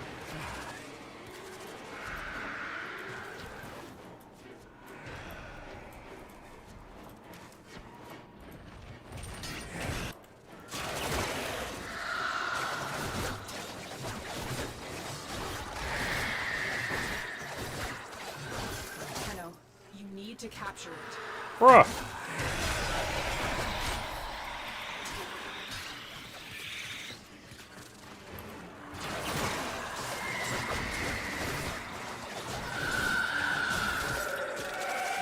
Keep getting chained to the ground. It's a cool graphic, but unpleasant. Until you can't run anymore.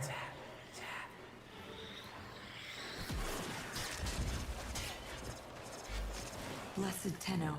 Time to go. Has returned to his sacred vessel. I will join him there at once. How do I Please, get out of here? Come, for I fear I haven't got the strength to do what must be done next.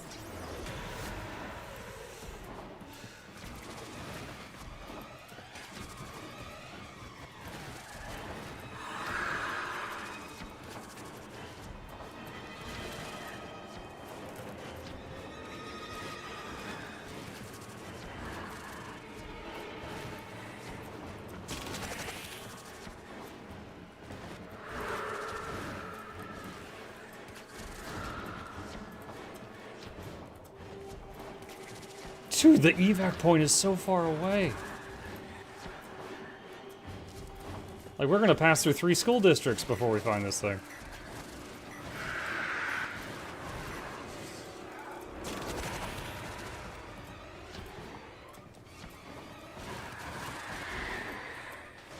Dude, imagine this without the map and without the little marker. It'd take me like 10 years to find out how to leave this level.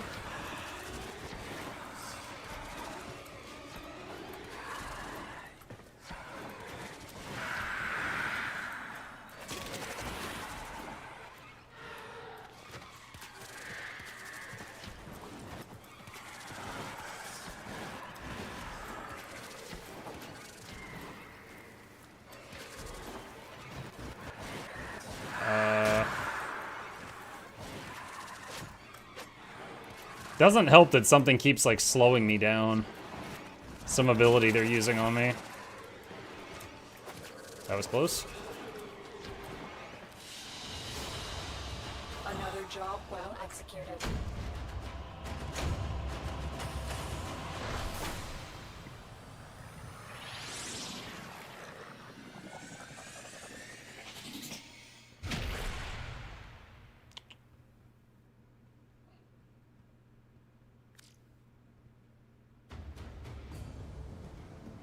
If Rel's been caught in a transference loop for this long, the psychological effects could have been catastrophic. This man in the wall, these delusions, symptoms of the void exposure all Tenno experienced. I hope that Palladino can find peace for Rel, so this never happens again.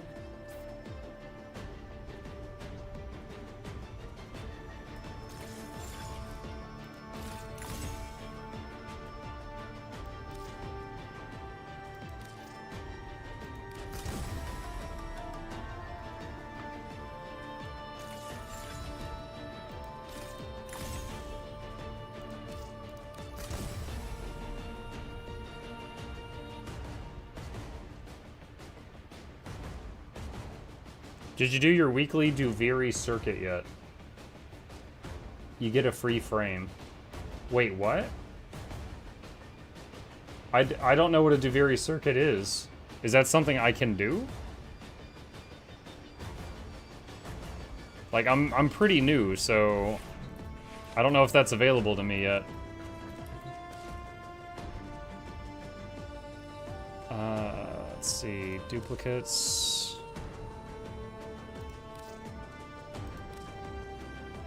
Ammo drum. Oh wait. All those. Assault mode. Blunderbuss. These. Alright, that's good for now. Alright, I can sort of some of those.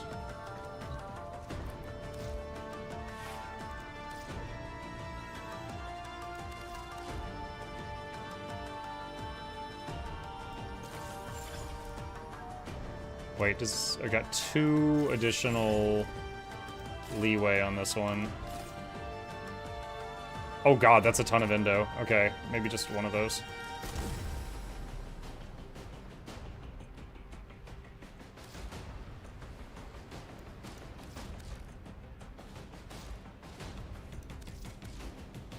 Duviri gives you an alternate way to get some frames. You do not get them completely free, you get their part blueprints.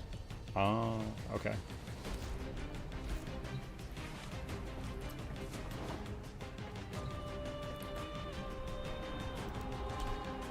Enter the temple. Have you seen the final endo cost of mods with the most points? I'm sure it's some number that would be absolutely crazy for me right now. Let me... 1 second here. Let's see, upload. Sorry, just a moment. I'm just getting this started for the Guild Wars 2 news. Okay. That's another step that'll take probably like an hour to process, so I'm just starting that now.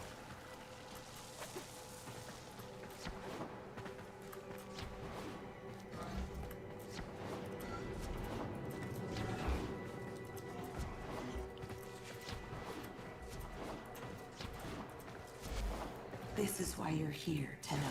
It is time for Holy Rel to rest. But I cannot bring myself to do it. To let him go. He's kept us. I'm guessing we're gonna fight the frame that I'm gonna have make available. I can't talk. I'm guessing I'm gonna fight whatever the frame is that I'm going to get made available to me at the end of this. Chains that bind the harrowing vessel.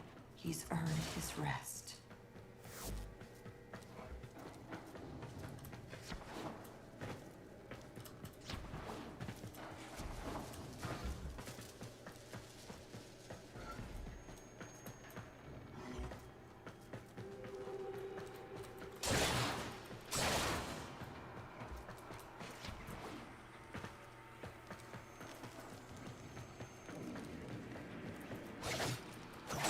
I thought he said Guild Wars 2 nudes. What? What did I say? Oh, and I said news? Yeah, but it's all char, so you can't see anything because of the fur, so, you know, it's fine.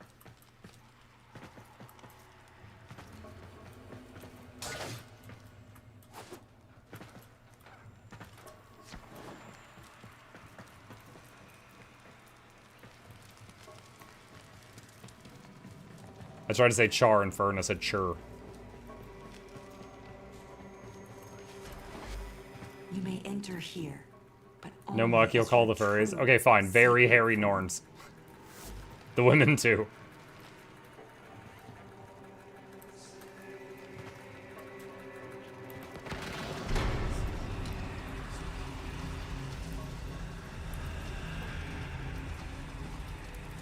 Wait. Oh, I can't go back into my frame. I have to stay as a human.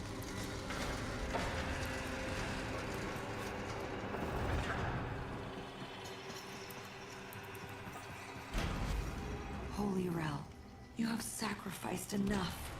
Pass on your burden and rest. Tenno, destroy the chains. Only your sacred power will damage them.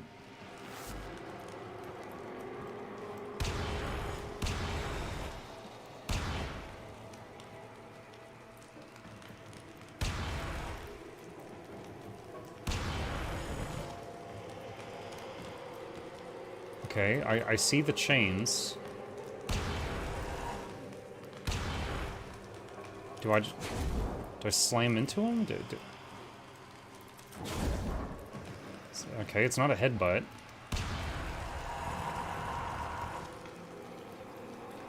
Are the chains connected to something else I'm supposed to shoot? I think it's alt fire. Well, I've got laser and I've got little gun thing on my strapped to my arm. I can slam into something.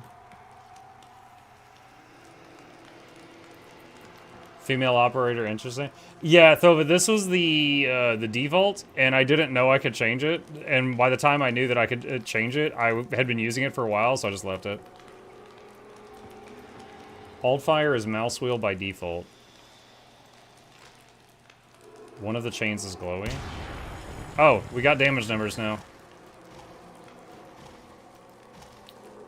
Okay, well, I'm out of energy now.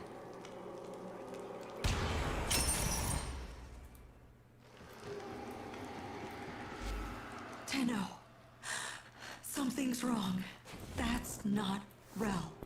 That's... Let's have a little quiet. It's my turn to ask the questions. Well, love, Middle mouse button? No, it was left click. I just had to find the right spot. Be gentle or she'll bite. Are you okay, Ralph?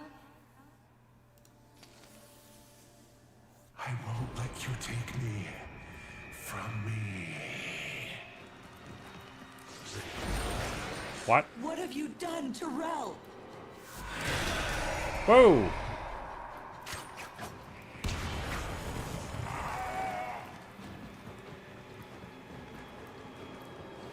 I can't figure out how to use the gun thing on my arm. I'm not actually sure how to use it. I thought it was hold right click then tap left click, not normal guns, but it's not that.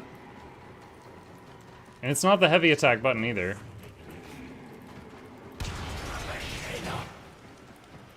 You are using it? No, that's just my laser. I had the laser before I had the arm gun thing.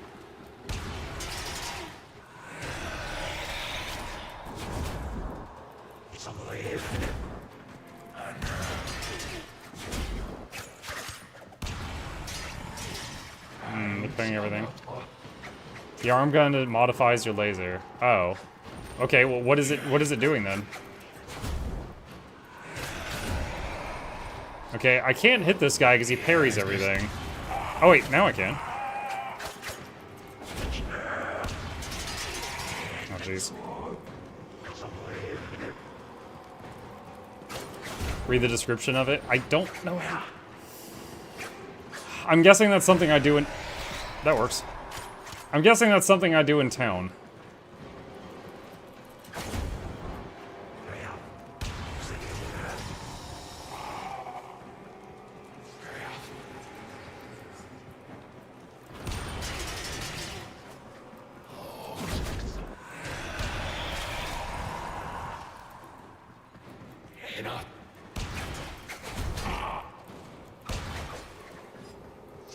Dude, this waiting on the weapon to recharge thing is really annoying.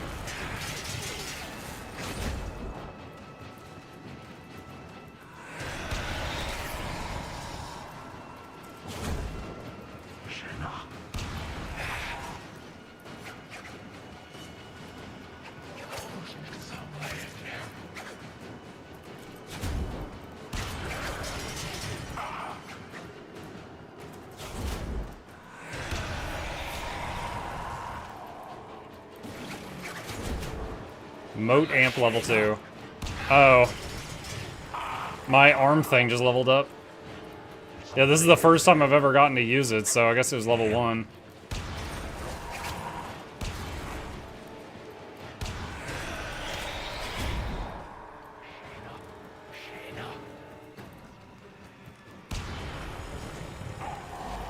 Tenno! You need to save him from this. Destroy the chains.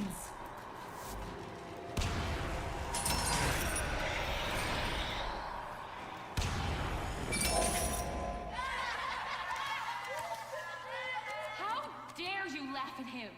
You should be ashamed of yourselves. Don't look away. Look at him. He's not invisible. I don't know what the cards do.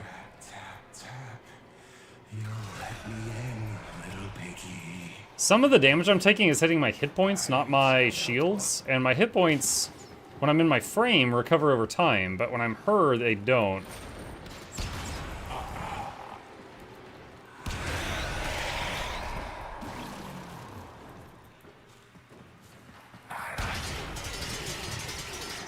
Oh, wow.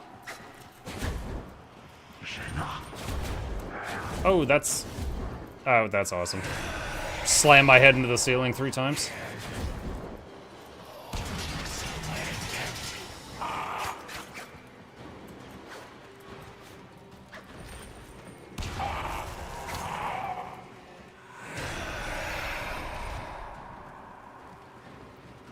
Where did the other one go?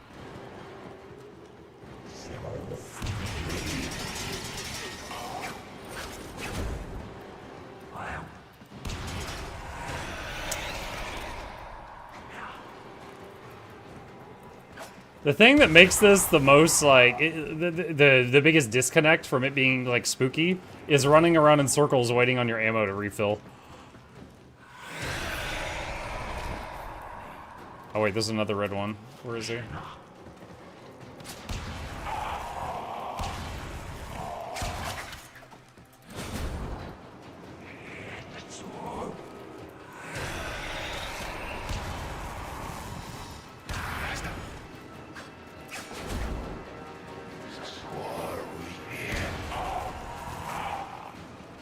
Destroy more chains. Okie dokie. Ow.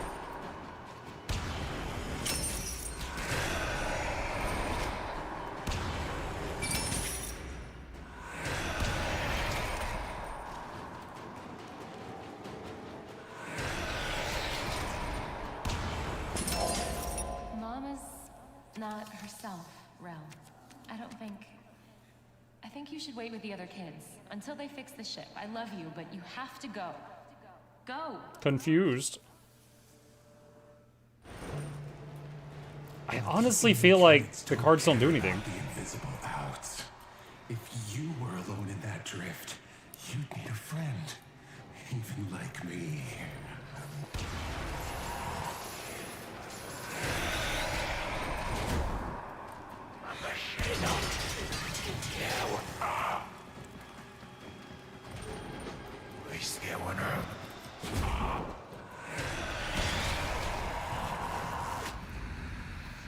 What? Oh, I guess I died.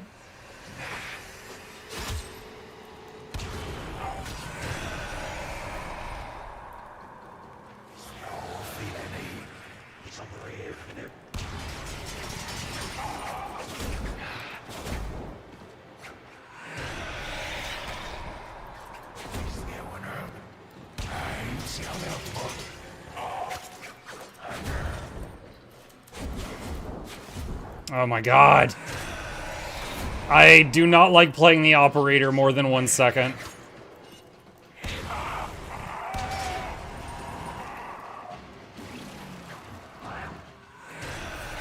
No melee attack. The double jump is a different distance and angle from the normal thing, and a ranged attack runs out of ammo every 2 seconds.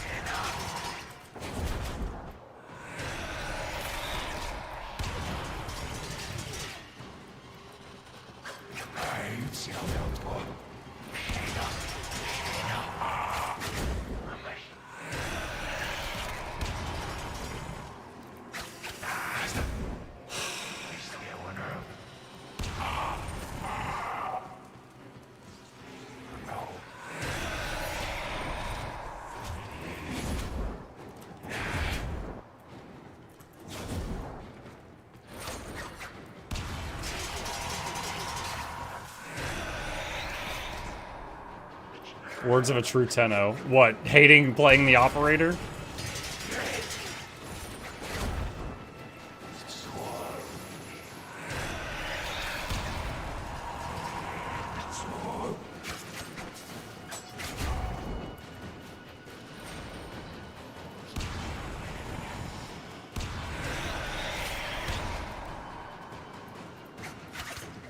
Dude, it's taking so many energy bars to kill this guy.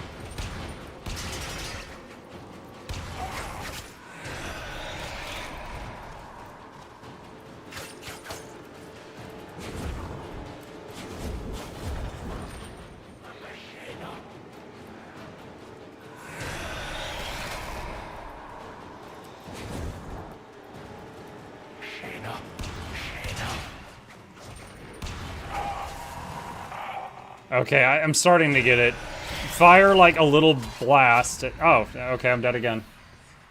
The guy jumped on me and spun. That was my full health and shields. But she's so frail.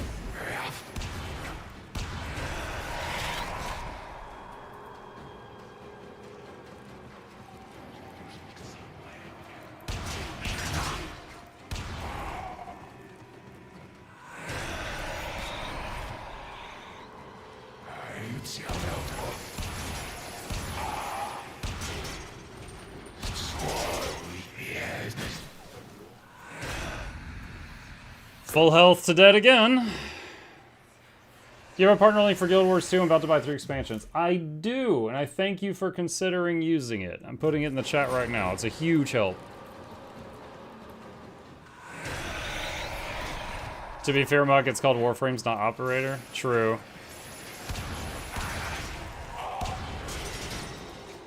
So this one has a two-handed sword, the others didn't, which it seems to allow this one to just, like, kill me in one burst of attacks.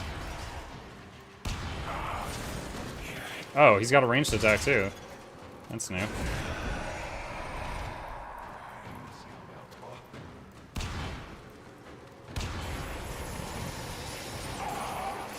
Oh my god, I've dumped so many full ammo bars into this dude. God. Dang it.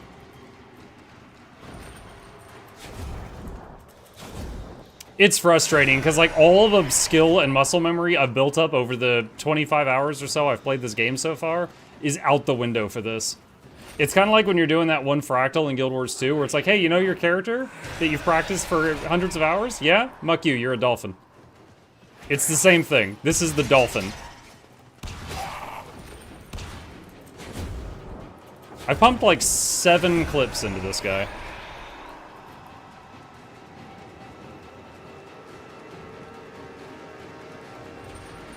Remember crouching makes you an invis and invuln?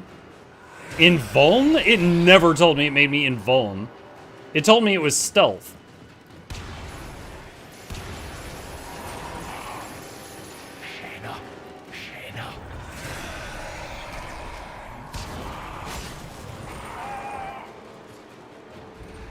I still died. He hit me one time and I bled to death.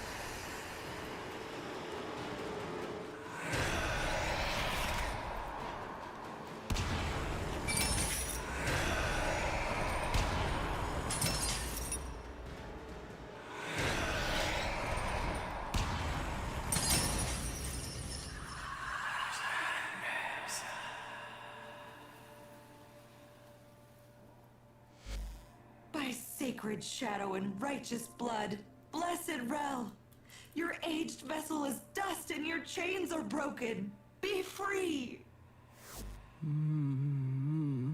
But the man in the wall, who will? They will have to. All of them. They owe you this. We all do. Yeah, I feel... Go on, Rel. Which one?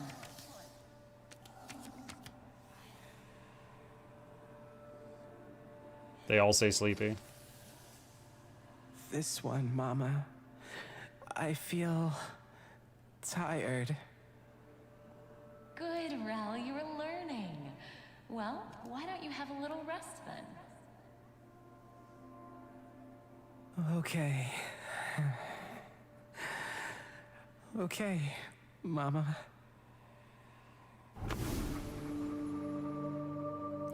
So, wait, so he was somehow, like, containing this evil, this man in the wall, and so he got himself chained up to, like, hold it prisoner or something?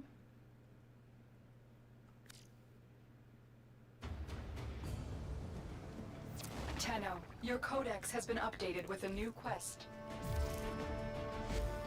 With Rel at peace, we will rebuild in his honor. We will do what we've always done. The cat yawning in the Take background. The outcasts, the ones that don't fit in, and prepare them. Thank you to you and your great queen for setting Rel to rest. Take this offering. It's the thing of greatest value I can give you. No attachment. She didn't even give me anything. Revered Tenno, my mentor, Arbiter Kozai, is gone. They tell me he is dead, but I reject these lies. Kozai faced down the Wolf of Saturn VI alone. Such a man does not just perish like a dog. You must think this strange, but I beg you, travel to the wreckage of Vesper Relay. There, we will search for the truth. Aspirant Zorba. So you were in a pod as a child. Rel didn't have a pod, so he abandoned his body and put himself in his frame. No. So his body died, and it was just his mind was in the robot for a long time? Shut off the emergency frequency. Mike, I just purchased. How will you know if it reached you? I don't have any kind of confirmation, but if you use the link, that's all. And I thank you for it. Harrow Blueprint.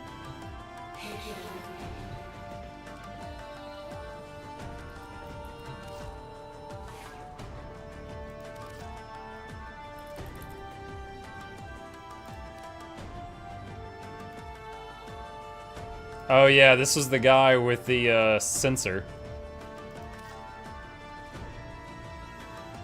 Let's see. Component blueprints are obtained from spy and survival missions on the Kuva Fortress, deflection missions, and corrupted void fissures.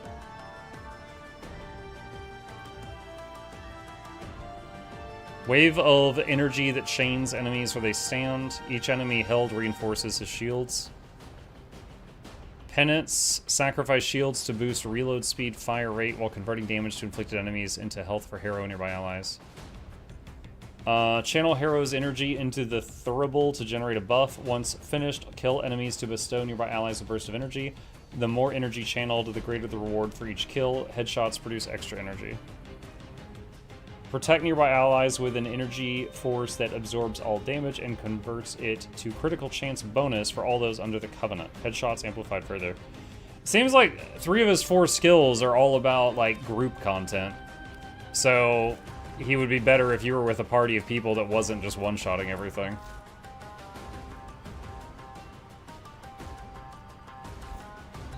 Monk, in your defense in the last mission, the moat amp they get after War Within is the most crap amp in the game. Practically every crafted amp you can make is better in terms of damage and or utility.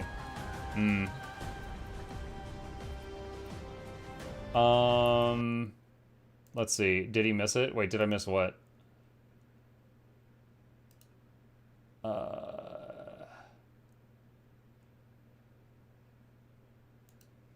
Sorry, so fragmented. No, Muck missed it. Wait, what did I miss?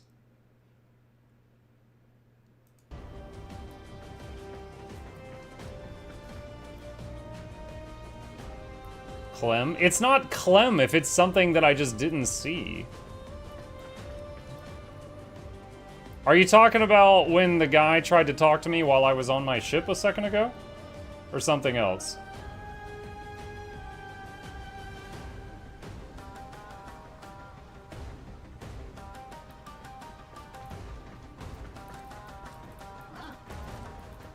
Like, I heard Rel or whatever. You just ignored him? Yeah. Yeah, he bores me. Yeah, I heard Rel talk to me while I was standing here a minute ago. Is that what you guys are freaking out about?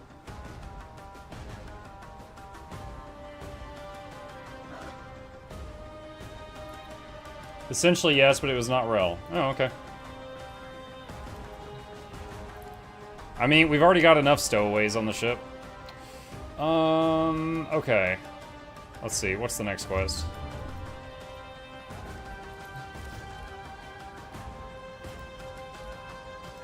Where do I get circuits? I need so many circuits. Venus, Ceres, or Kuva Fortress.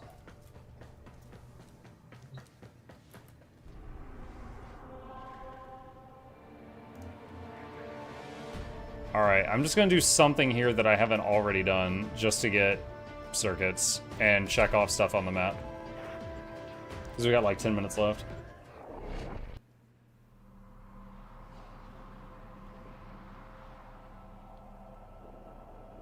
It's strange seeing Muk play this and not care for the lore at all.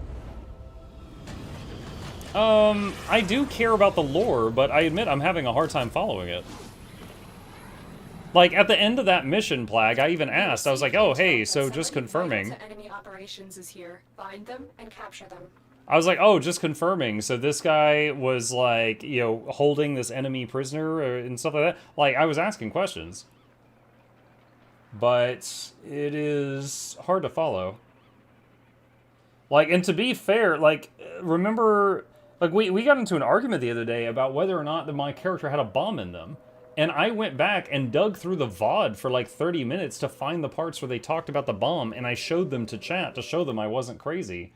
Like, I do care. It's just like, the parts that I've been able to follow have huge plot holes in them, and it doesn't make any sense.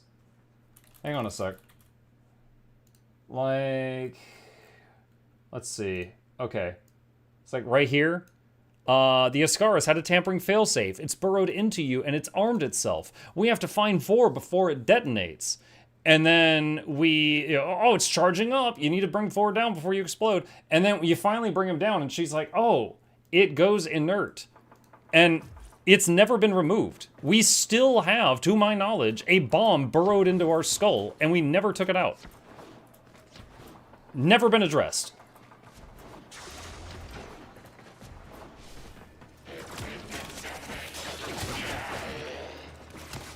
You change Warframes all the time? I haven't changed Warframes a single time because I only have one Warframe.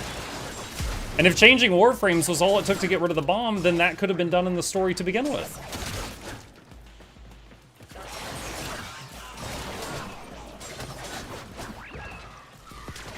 Like, I'm 30 hours in, I've still only got one frame. There's a heavy unit approaching.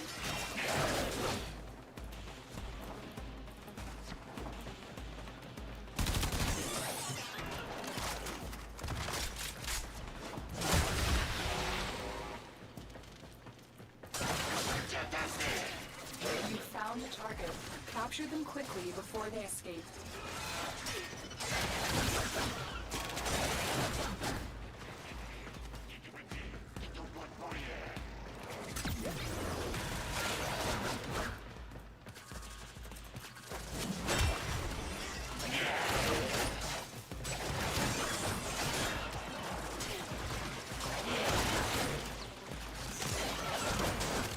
Old time, I was talking about a bomb. You very much misheard me.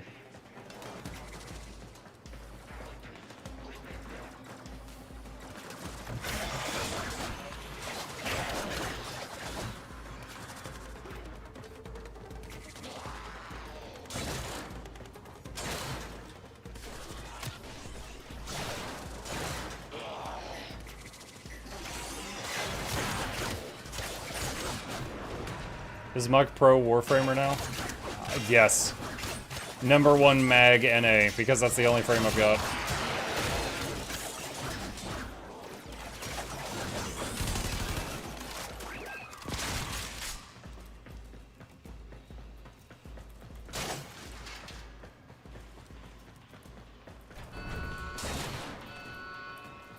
Lockdown.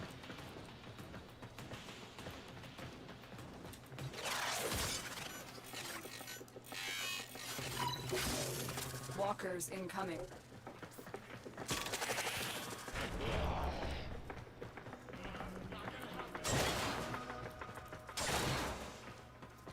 Muk, do you want to know how to add friends in game? No. I got all my friends in my Twitch chat, in my YouTube chat, in my Discord. I don't need in-game friends right now.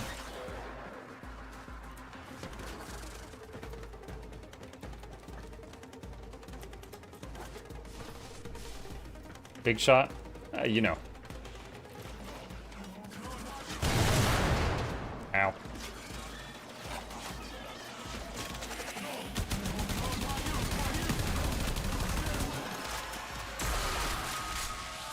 Ow, ow, ow, ow, ow, ow, ow, ow, ow, ow, ow, ow, ow, ow, ow, ow, ow. Wow. When you start that animation, you can't stop.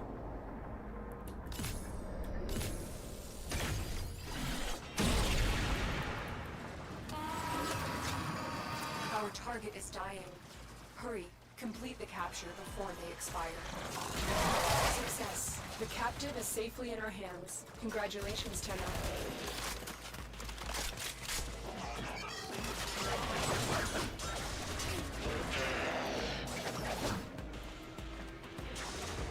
TLDR who doesn't want to be friends with us. To be fair, the times I've done group content, the other people I was there with just, like, breathed, and they just killed everything in the zone. And I didn't get to do anything. And I'll accept doing that form of gameplay if I'm just, like, farming something and doing the same level over and over and over. But if I'm doing anything for the first time, I don't want other people there because I don't get to do anything.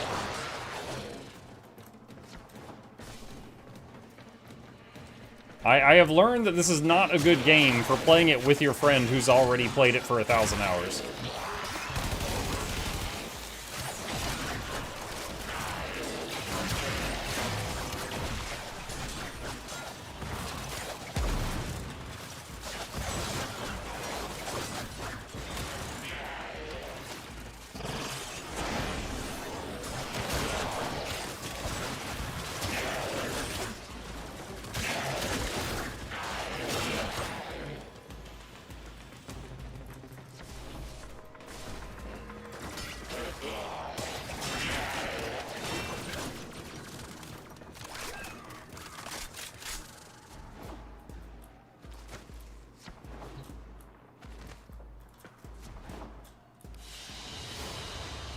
Mission complete.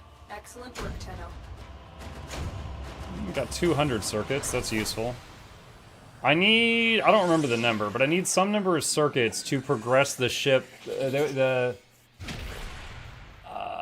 was like Railgun or something. It was a quest I was on, like Railgun or something like that, where my ship is in the dry dock and I need to upgrade it, and I need to like 1,000 circuits to progress it.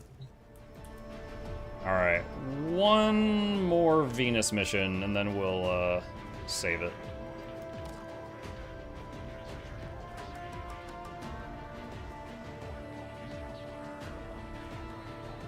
I think I need that. I'll try this.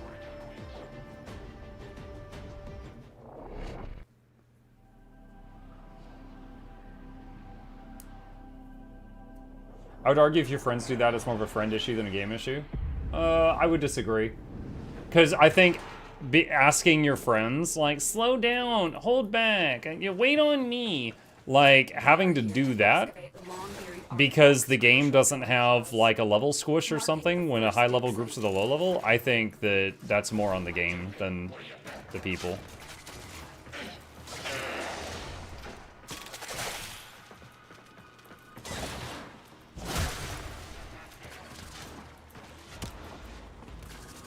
Oh, shoot.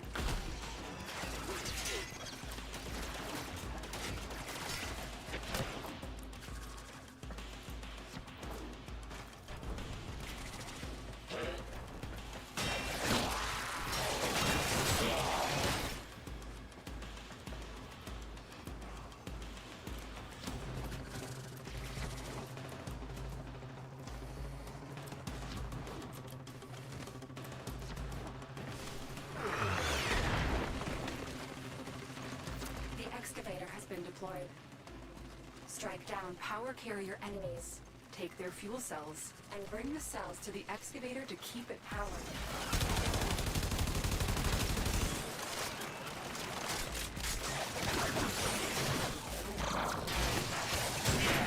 The excavator has lost power. Find another cell and bring it to the unpowered excavator.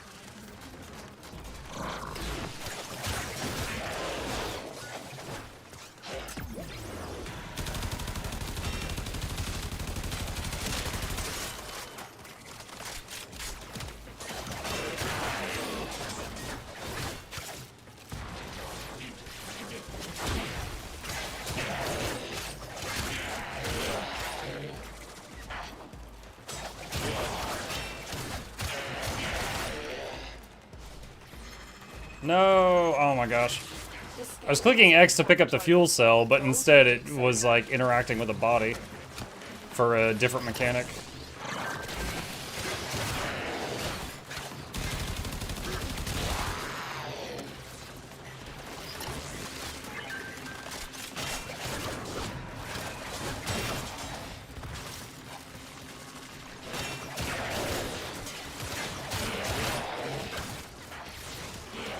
And there it goes again. That's a downside to this weapon, is it gives you that ability. And if you need to interact with stuff on the ground, it actually gets in the way.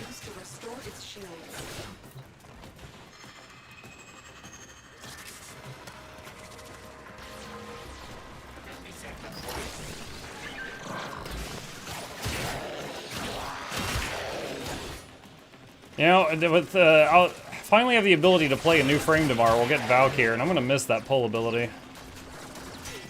So hopefully I like the rest of her kit as much.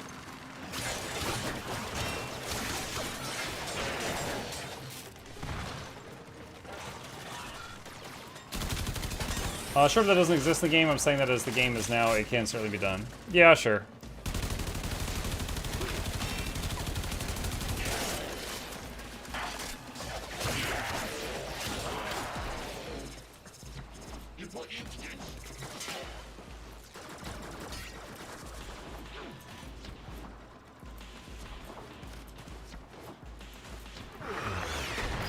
I don't like the feeling of getting carried, but I also don't like the feeling of having to ask the people I'm with to cripple themselves so that I can have fun. An artifact has been located.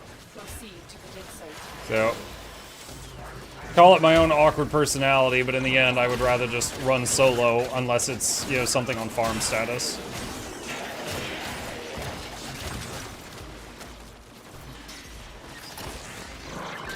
Alright, this is pretty rough. They're coming from a lot of different sides here.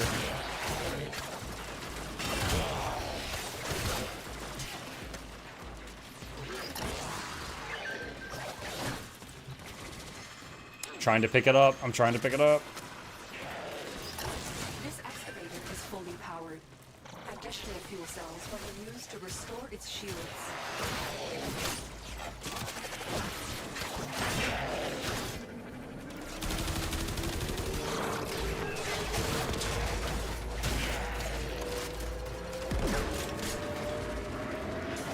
What the heck? What the heck? No! Give me your bullets. Give me your bullets.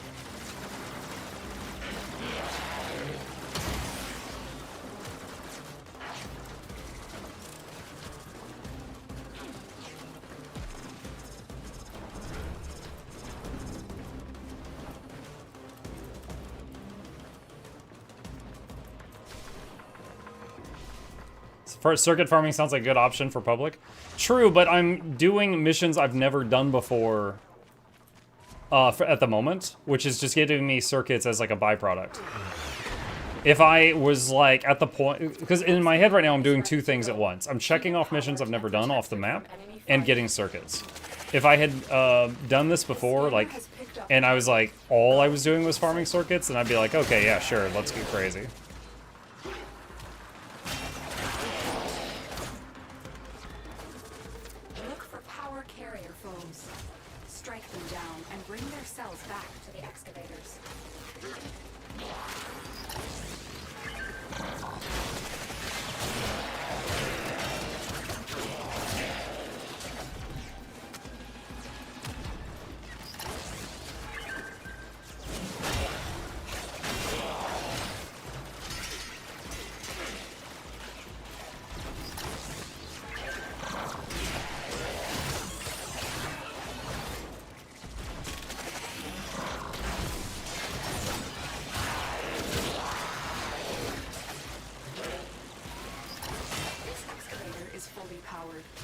Additional fuel cells will be used to restore its shields.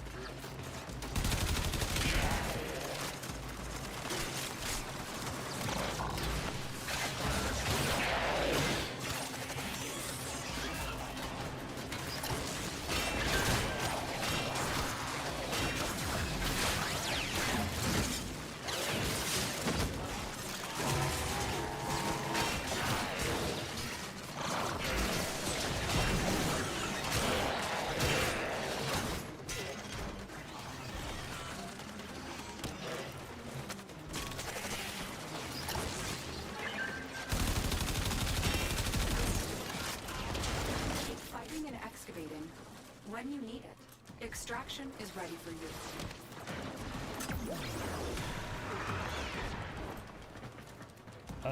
Excavator deployed.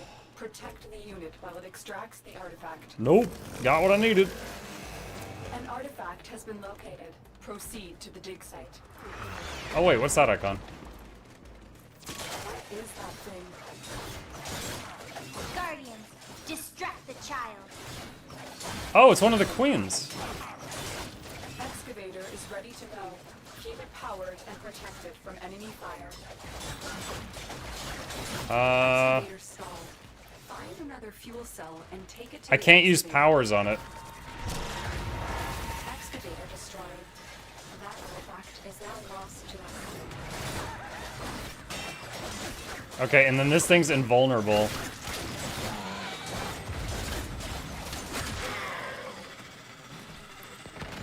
The resonance frequency has changed. You're onto something, Tenor. Oh my god, I'm just hitting 0. What the heck? You need a new approach. You're not making a dent. Yeah, obviously.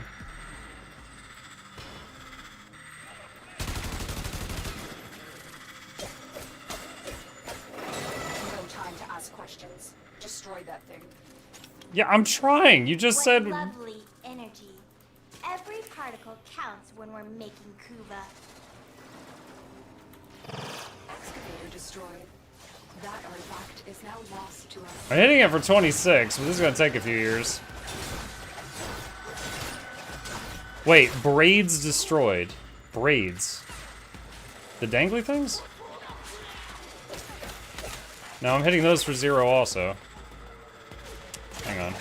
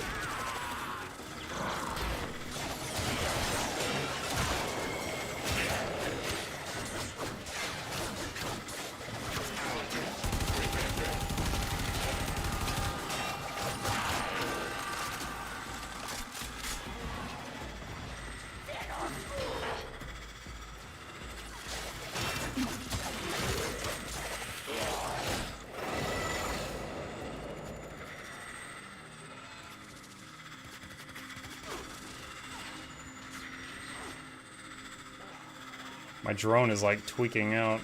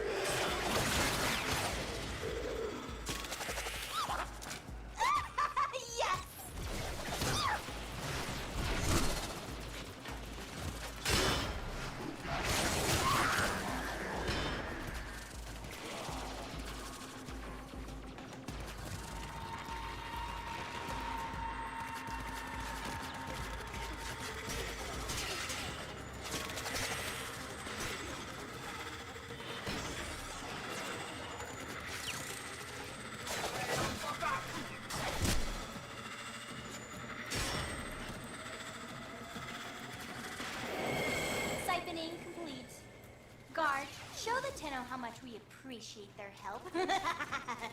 Wait, what? The siphon is full. I cannot understate how much of a setback this is. That looked like I helped them. I saw, dude, the honest truth is, I looked over at chat and I saw someone say, look at where the arms are pointing before, you know, it got clemmed off the screen.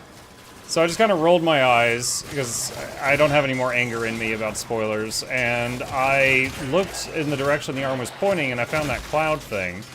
And then the cloud thing ran for me and went to the machine, and then it said, you lose.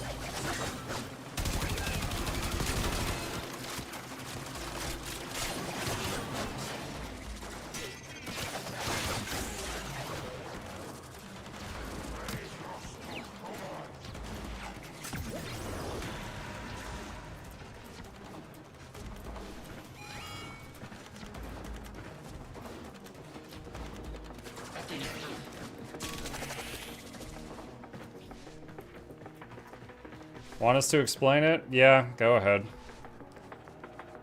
I think it's been half spoiled already. The thing is, I don't mind trying something repeatedly and trying to figure it out, but if I'm gonna get one opportunity to figure that out per mission, and if I do it wrong, I can't try it again until, like, I find it again in the next mission, that's a bit punishing.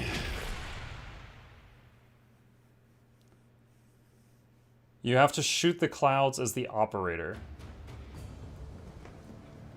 Use the operator to jump through the clouds.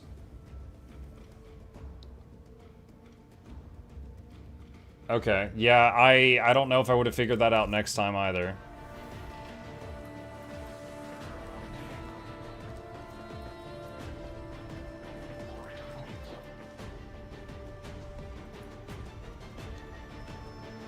It explains it in a quick voiceover. Okay, I probably...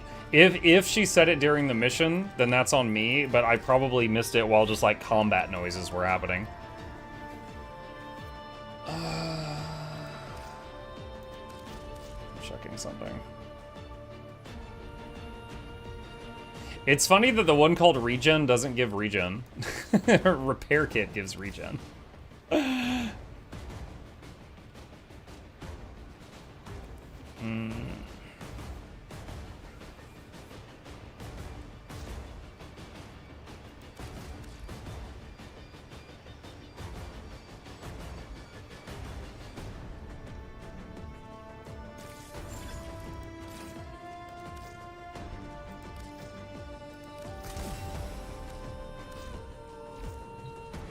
Operator, Ordis has been Hold on. interfacing with the Foundry's AI presets.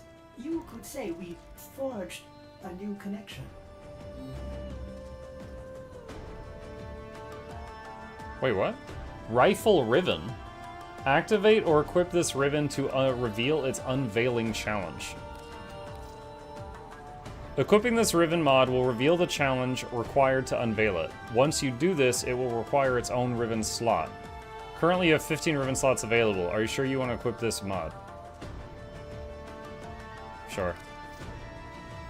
Land 5 consecutive headshots while in Archwing in the plains of Eidolon without being disrupted by a magnet. That's... Should I also do it on, you know, February 29th? While hopping up and down on one foot at 2 a.m.? That's odd. Okay.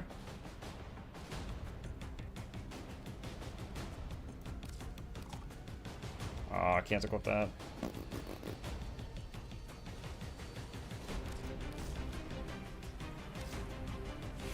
All set. That's not too bad. Service Joe weapons. Yeah, I honestly 8 headshots in the Archwing. That's just like. Do I need to equip it on the Archwing? Oh, where is it? Because this is the headshot weapon for the Archwing. No, I can't equip it here.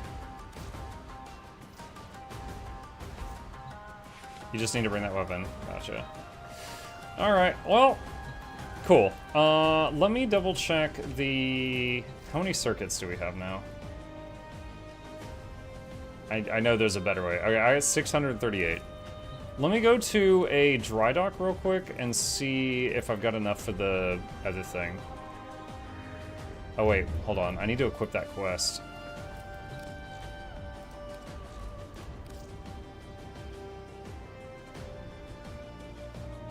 Wait. No, that's not it. Where was Deadlock? Or was it Rising Tide? This was it. Alright. Okay. I don't think I have enough, but we're just gonna check real fast.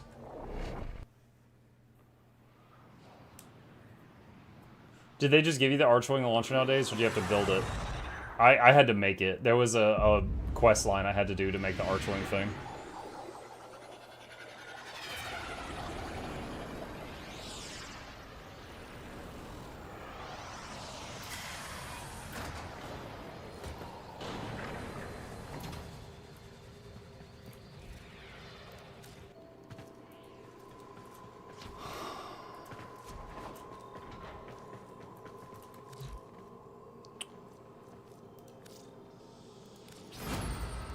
Commencing restoration. Cool, I got enough. Will be contacted upon completion.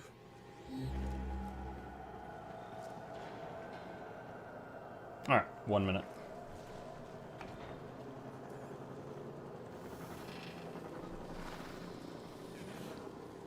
You should consider using your Kubrow while farming. You're right. He has like, he finds extra loot, doesn't he? Yeah, I forgot about that. I leveled the Kubrow to max, and then I started leveling the drone to max, and I've just still had the drone equipped since then. Honestly, the drone is nice, because it hits flyers too. The Kubrow doesn't. So, between the two in combat, I think I'm more partial to the drone, but yeah, extra loot with the dog. Oh, the red and white lady, that's the thing I was grinding for the last half hour yesterday.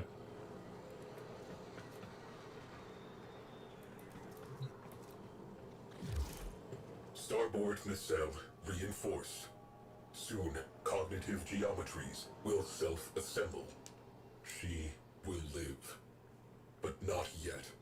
Transferring tail section data to your orbiter. Mike, how'd you like the quest outside of the little operator part? Oh, the spooky quest? It was fine. I mean, again, as someone who's played a lot of actual horror games, it wasn't scary, but it was kind of cool that they tried to put scary vibes into the game. Again, I was reminded of Guild Wars 2 with the Icebrood Saga, with Jormag, like, whispering sweet nothings in your ear and stuff like that. It was kind of neat, but I definitely missed some pieces of the story, and I had to ask chat to, like, fill me in on those that I missed. And then that last segment with the operator was, like...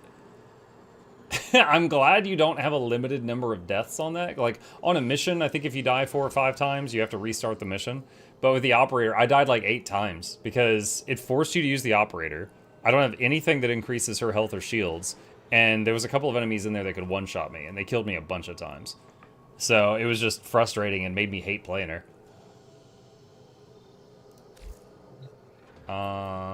Recover the tail section. Okay, just back to the ship. I like Kavats over Kubrow.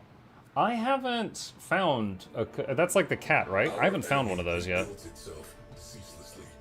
We must have that railjack.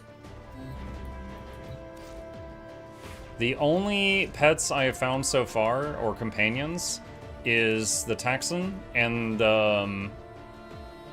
Kubrow. I forgot the name of it for a second there. And then I've got some here that I could purchase, but...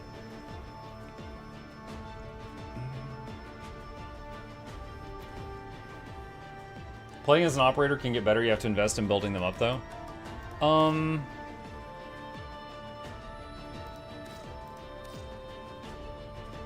How? Oh, wait, hold on. Do I... Let me try something here. I'm hitting the swap button.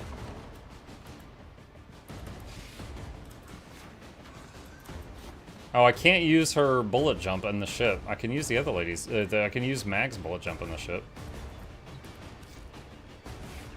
Oh, shoot. I thought it would pull up the operator here.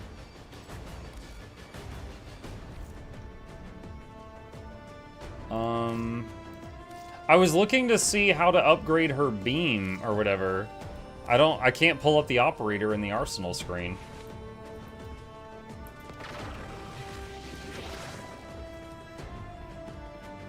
Go to the chair?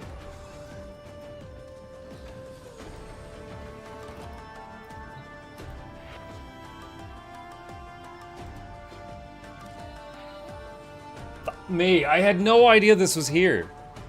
I mean, I guess it hasn't been there long, so it's not like I've just been crippled for a long time, but...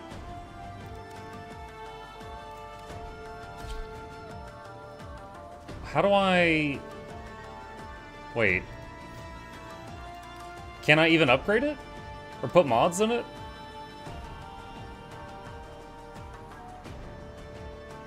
It doesn't look like I can. What is that expression? I don't know. I wish she could put her hood back on.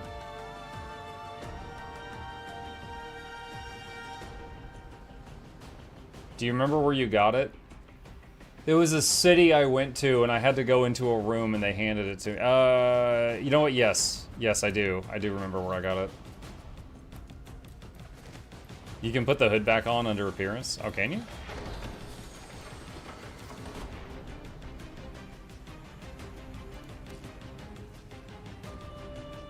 Hood opened. Oh, there we go. That's better. Cover my shame. Okay. All right. Basically everything here. I didn't know I could interact with the chair, and there was more stuff there. So I'll look at that some more next time. But all right, cool. So we finished the Harrow thing. We now know the origin of Rap Tap Tap, and got some circuits done to advance the Railjack thing. And we're gonna save it here and pick it up from this spot next time. All right. With that, chat, our evening comes to a close. Thanks so much for hanging out with me. I hope you guys had fun. A few plugs on the way out. If you are new here, my name is Muck. I stream every evening and every weekday morning. I'll be back tomorrow for Guild Wars Tuesday if you want to hang out with me in Tyria. Possibly do some more Warframe after the giveaway tomorrow night. Hit the follow button if you're on Twitch. Subscribe if you're on YouTube. There's links to the 2 YouTube channels in the chat. And a special thank you to our patrons. They keep this channel alive with their support. Couldn't do it without you guys. And there's a link to that in the chat if you're interested. Shilling complete. Y'all have a good one. And I will see you tomorrow.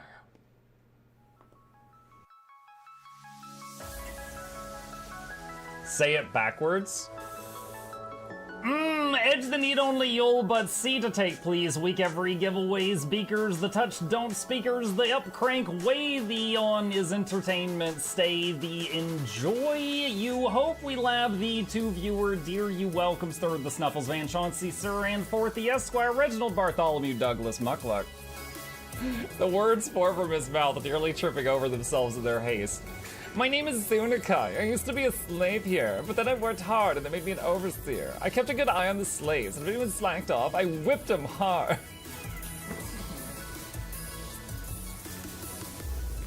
Don't clip it. Oh, I'm crying. Oh, hi.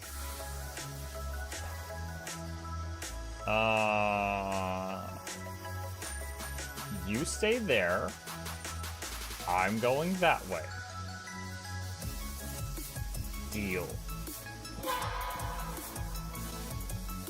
You broke the deal. Oh, Chauncey can swim. I didn't know that. How does he look so dapper while swimming?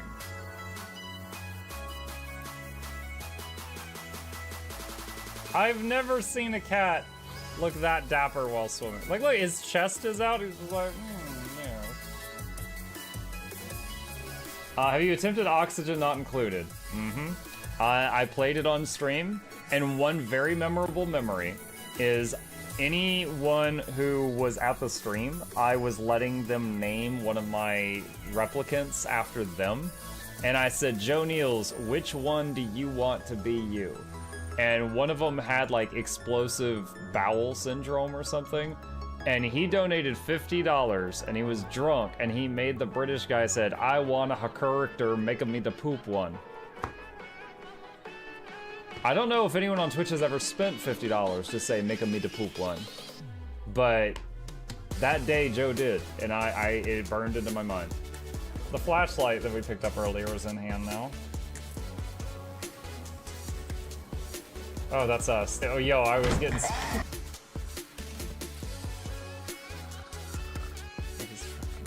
Cardboard, this is not going to go well.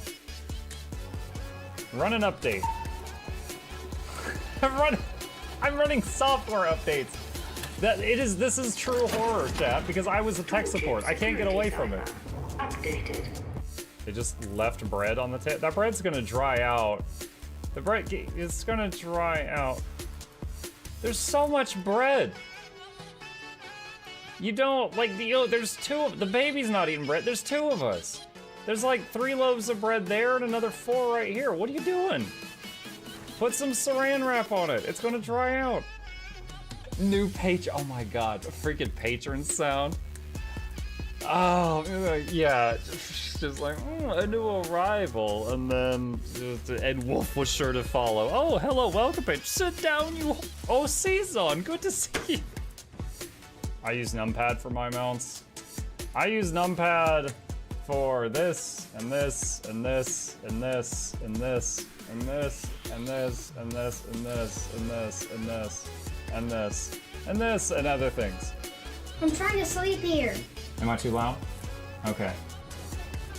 I love you. I love you too.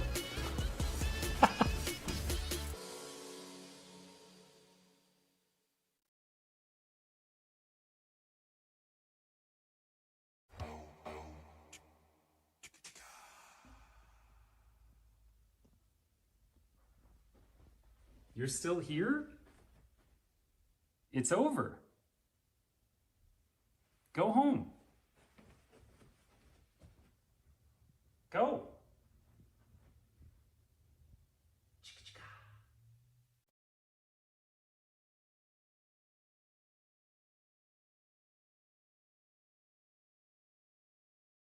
I'm gonna shove all this yeast up somewhere. It's gonna go where the sun don't shine.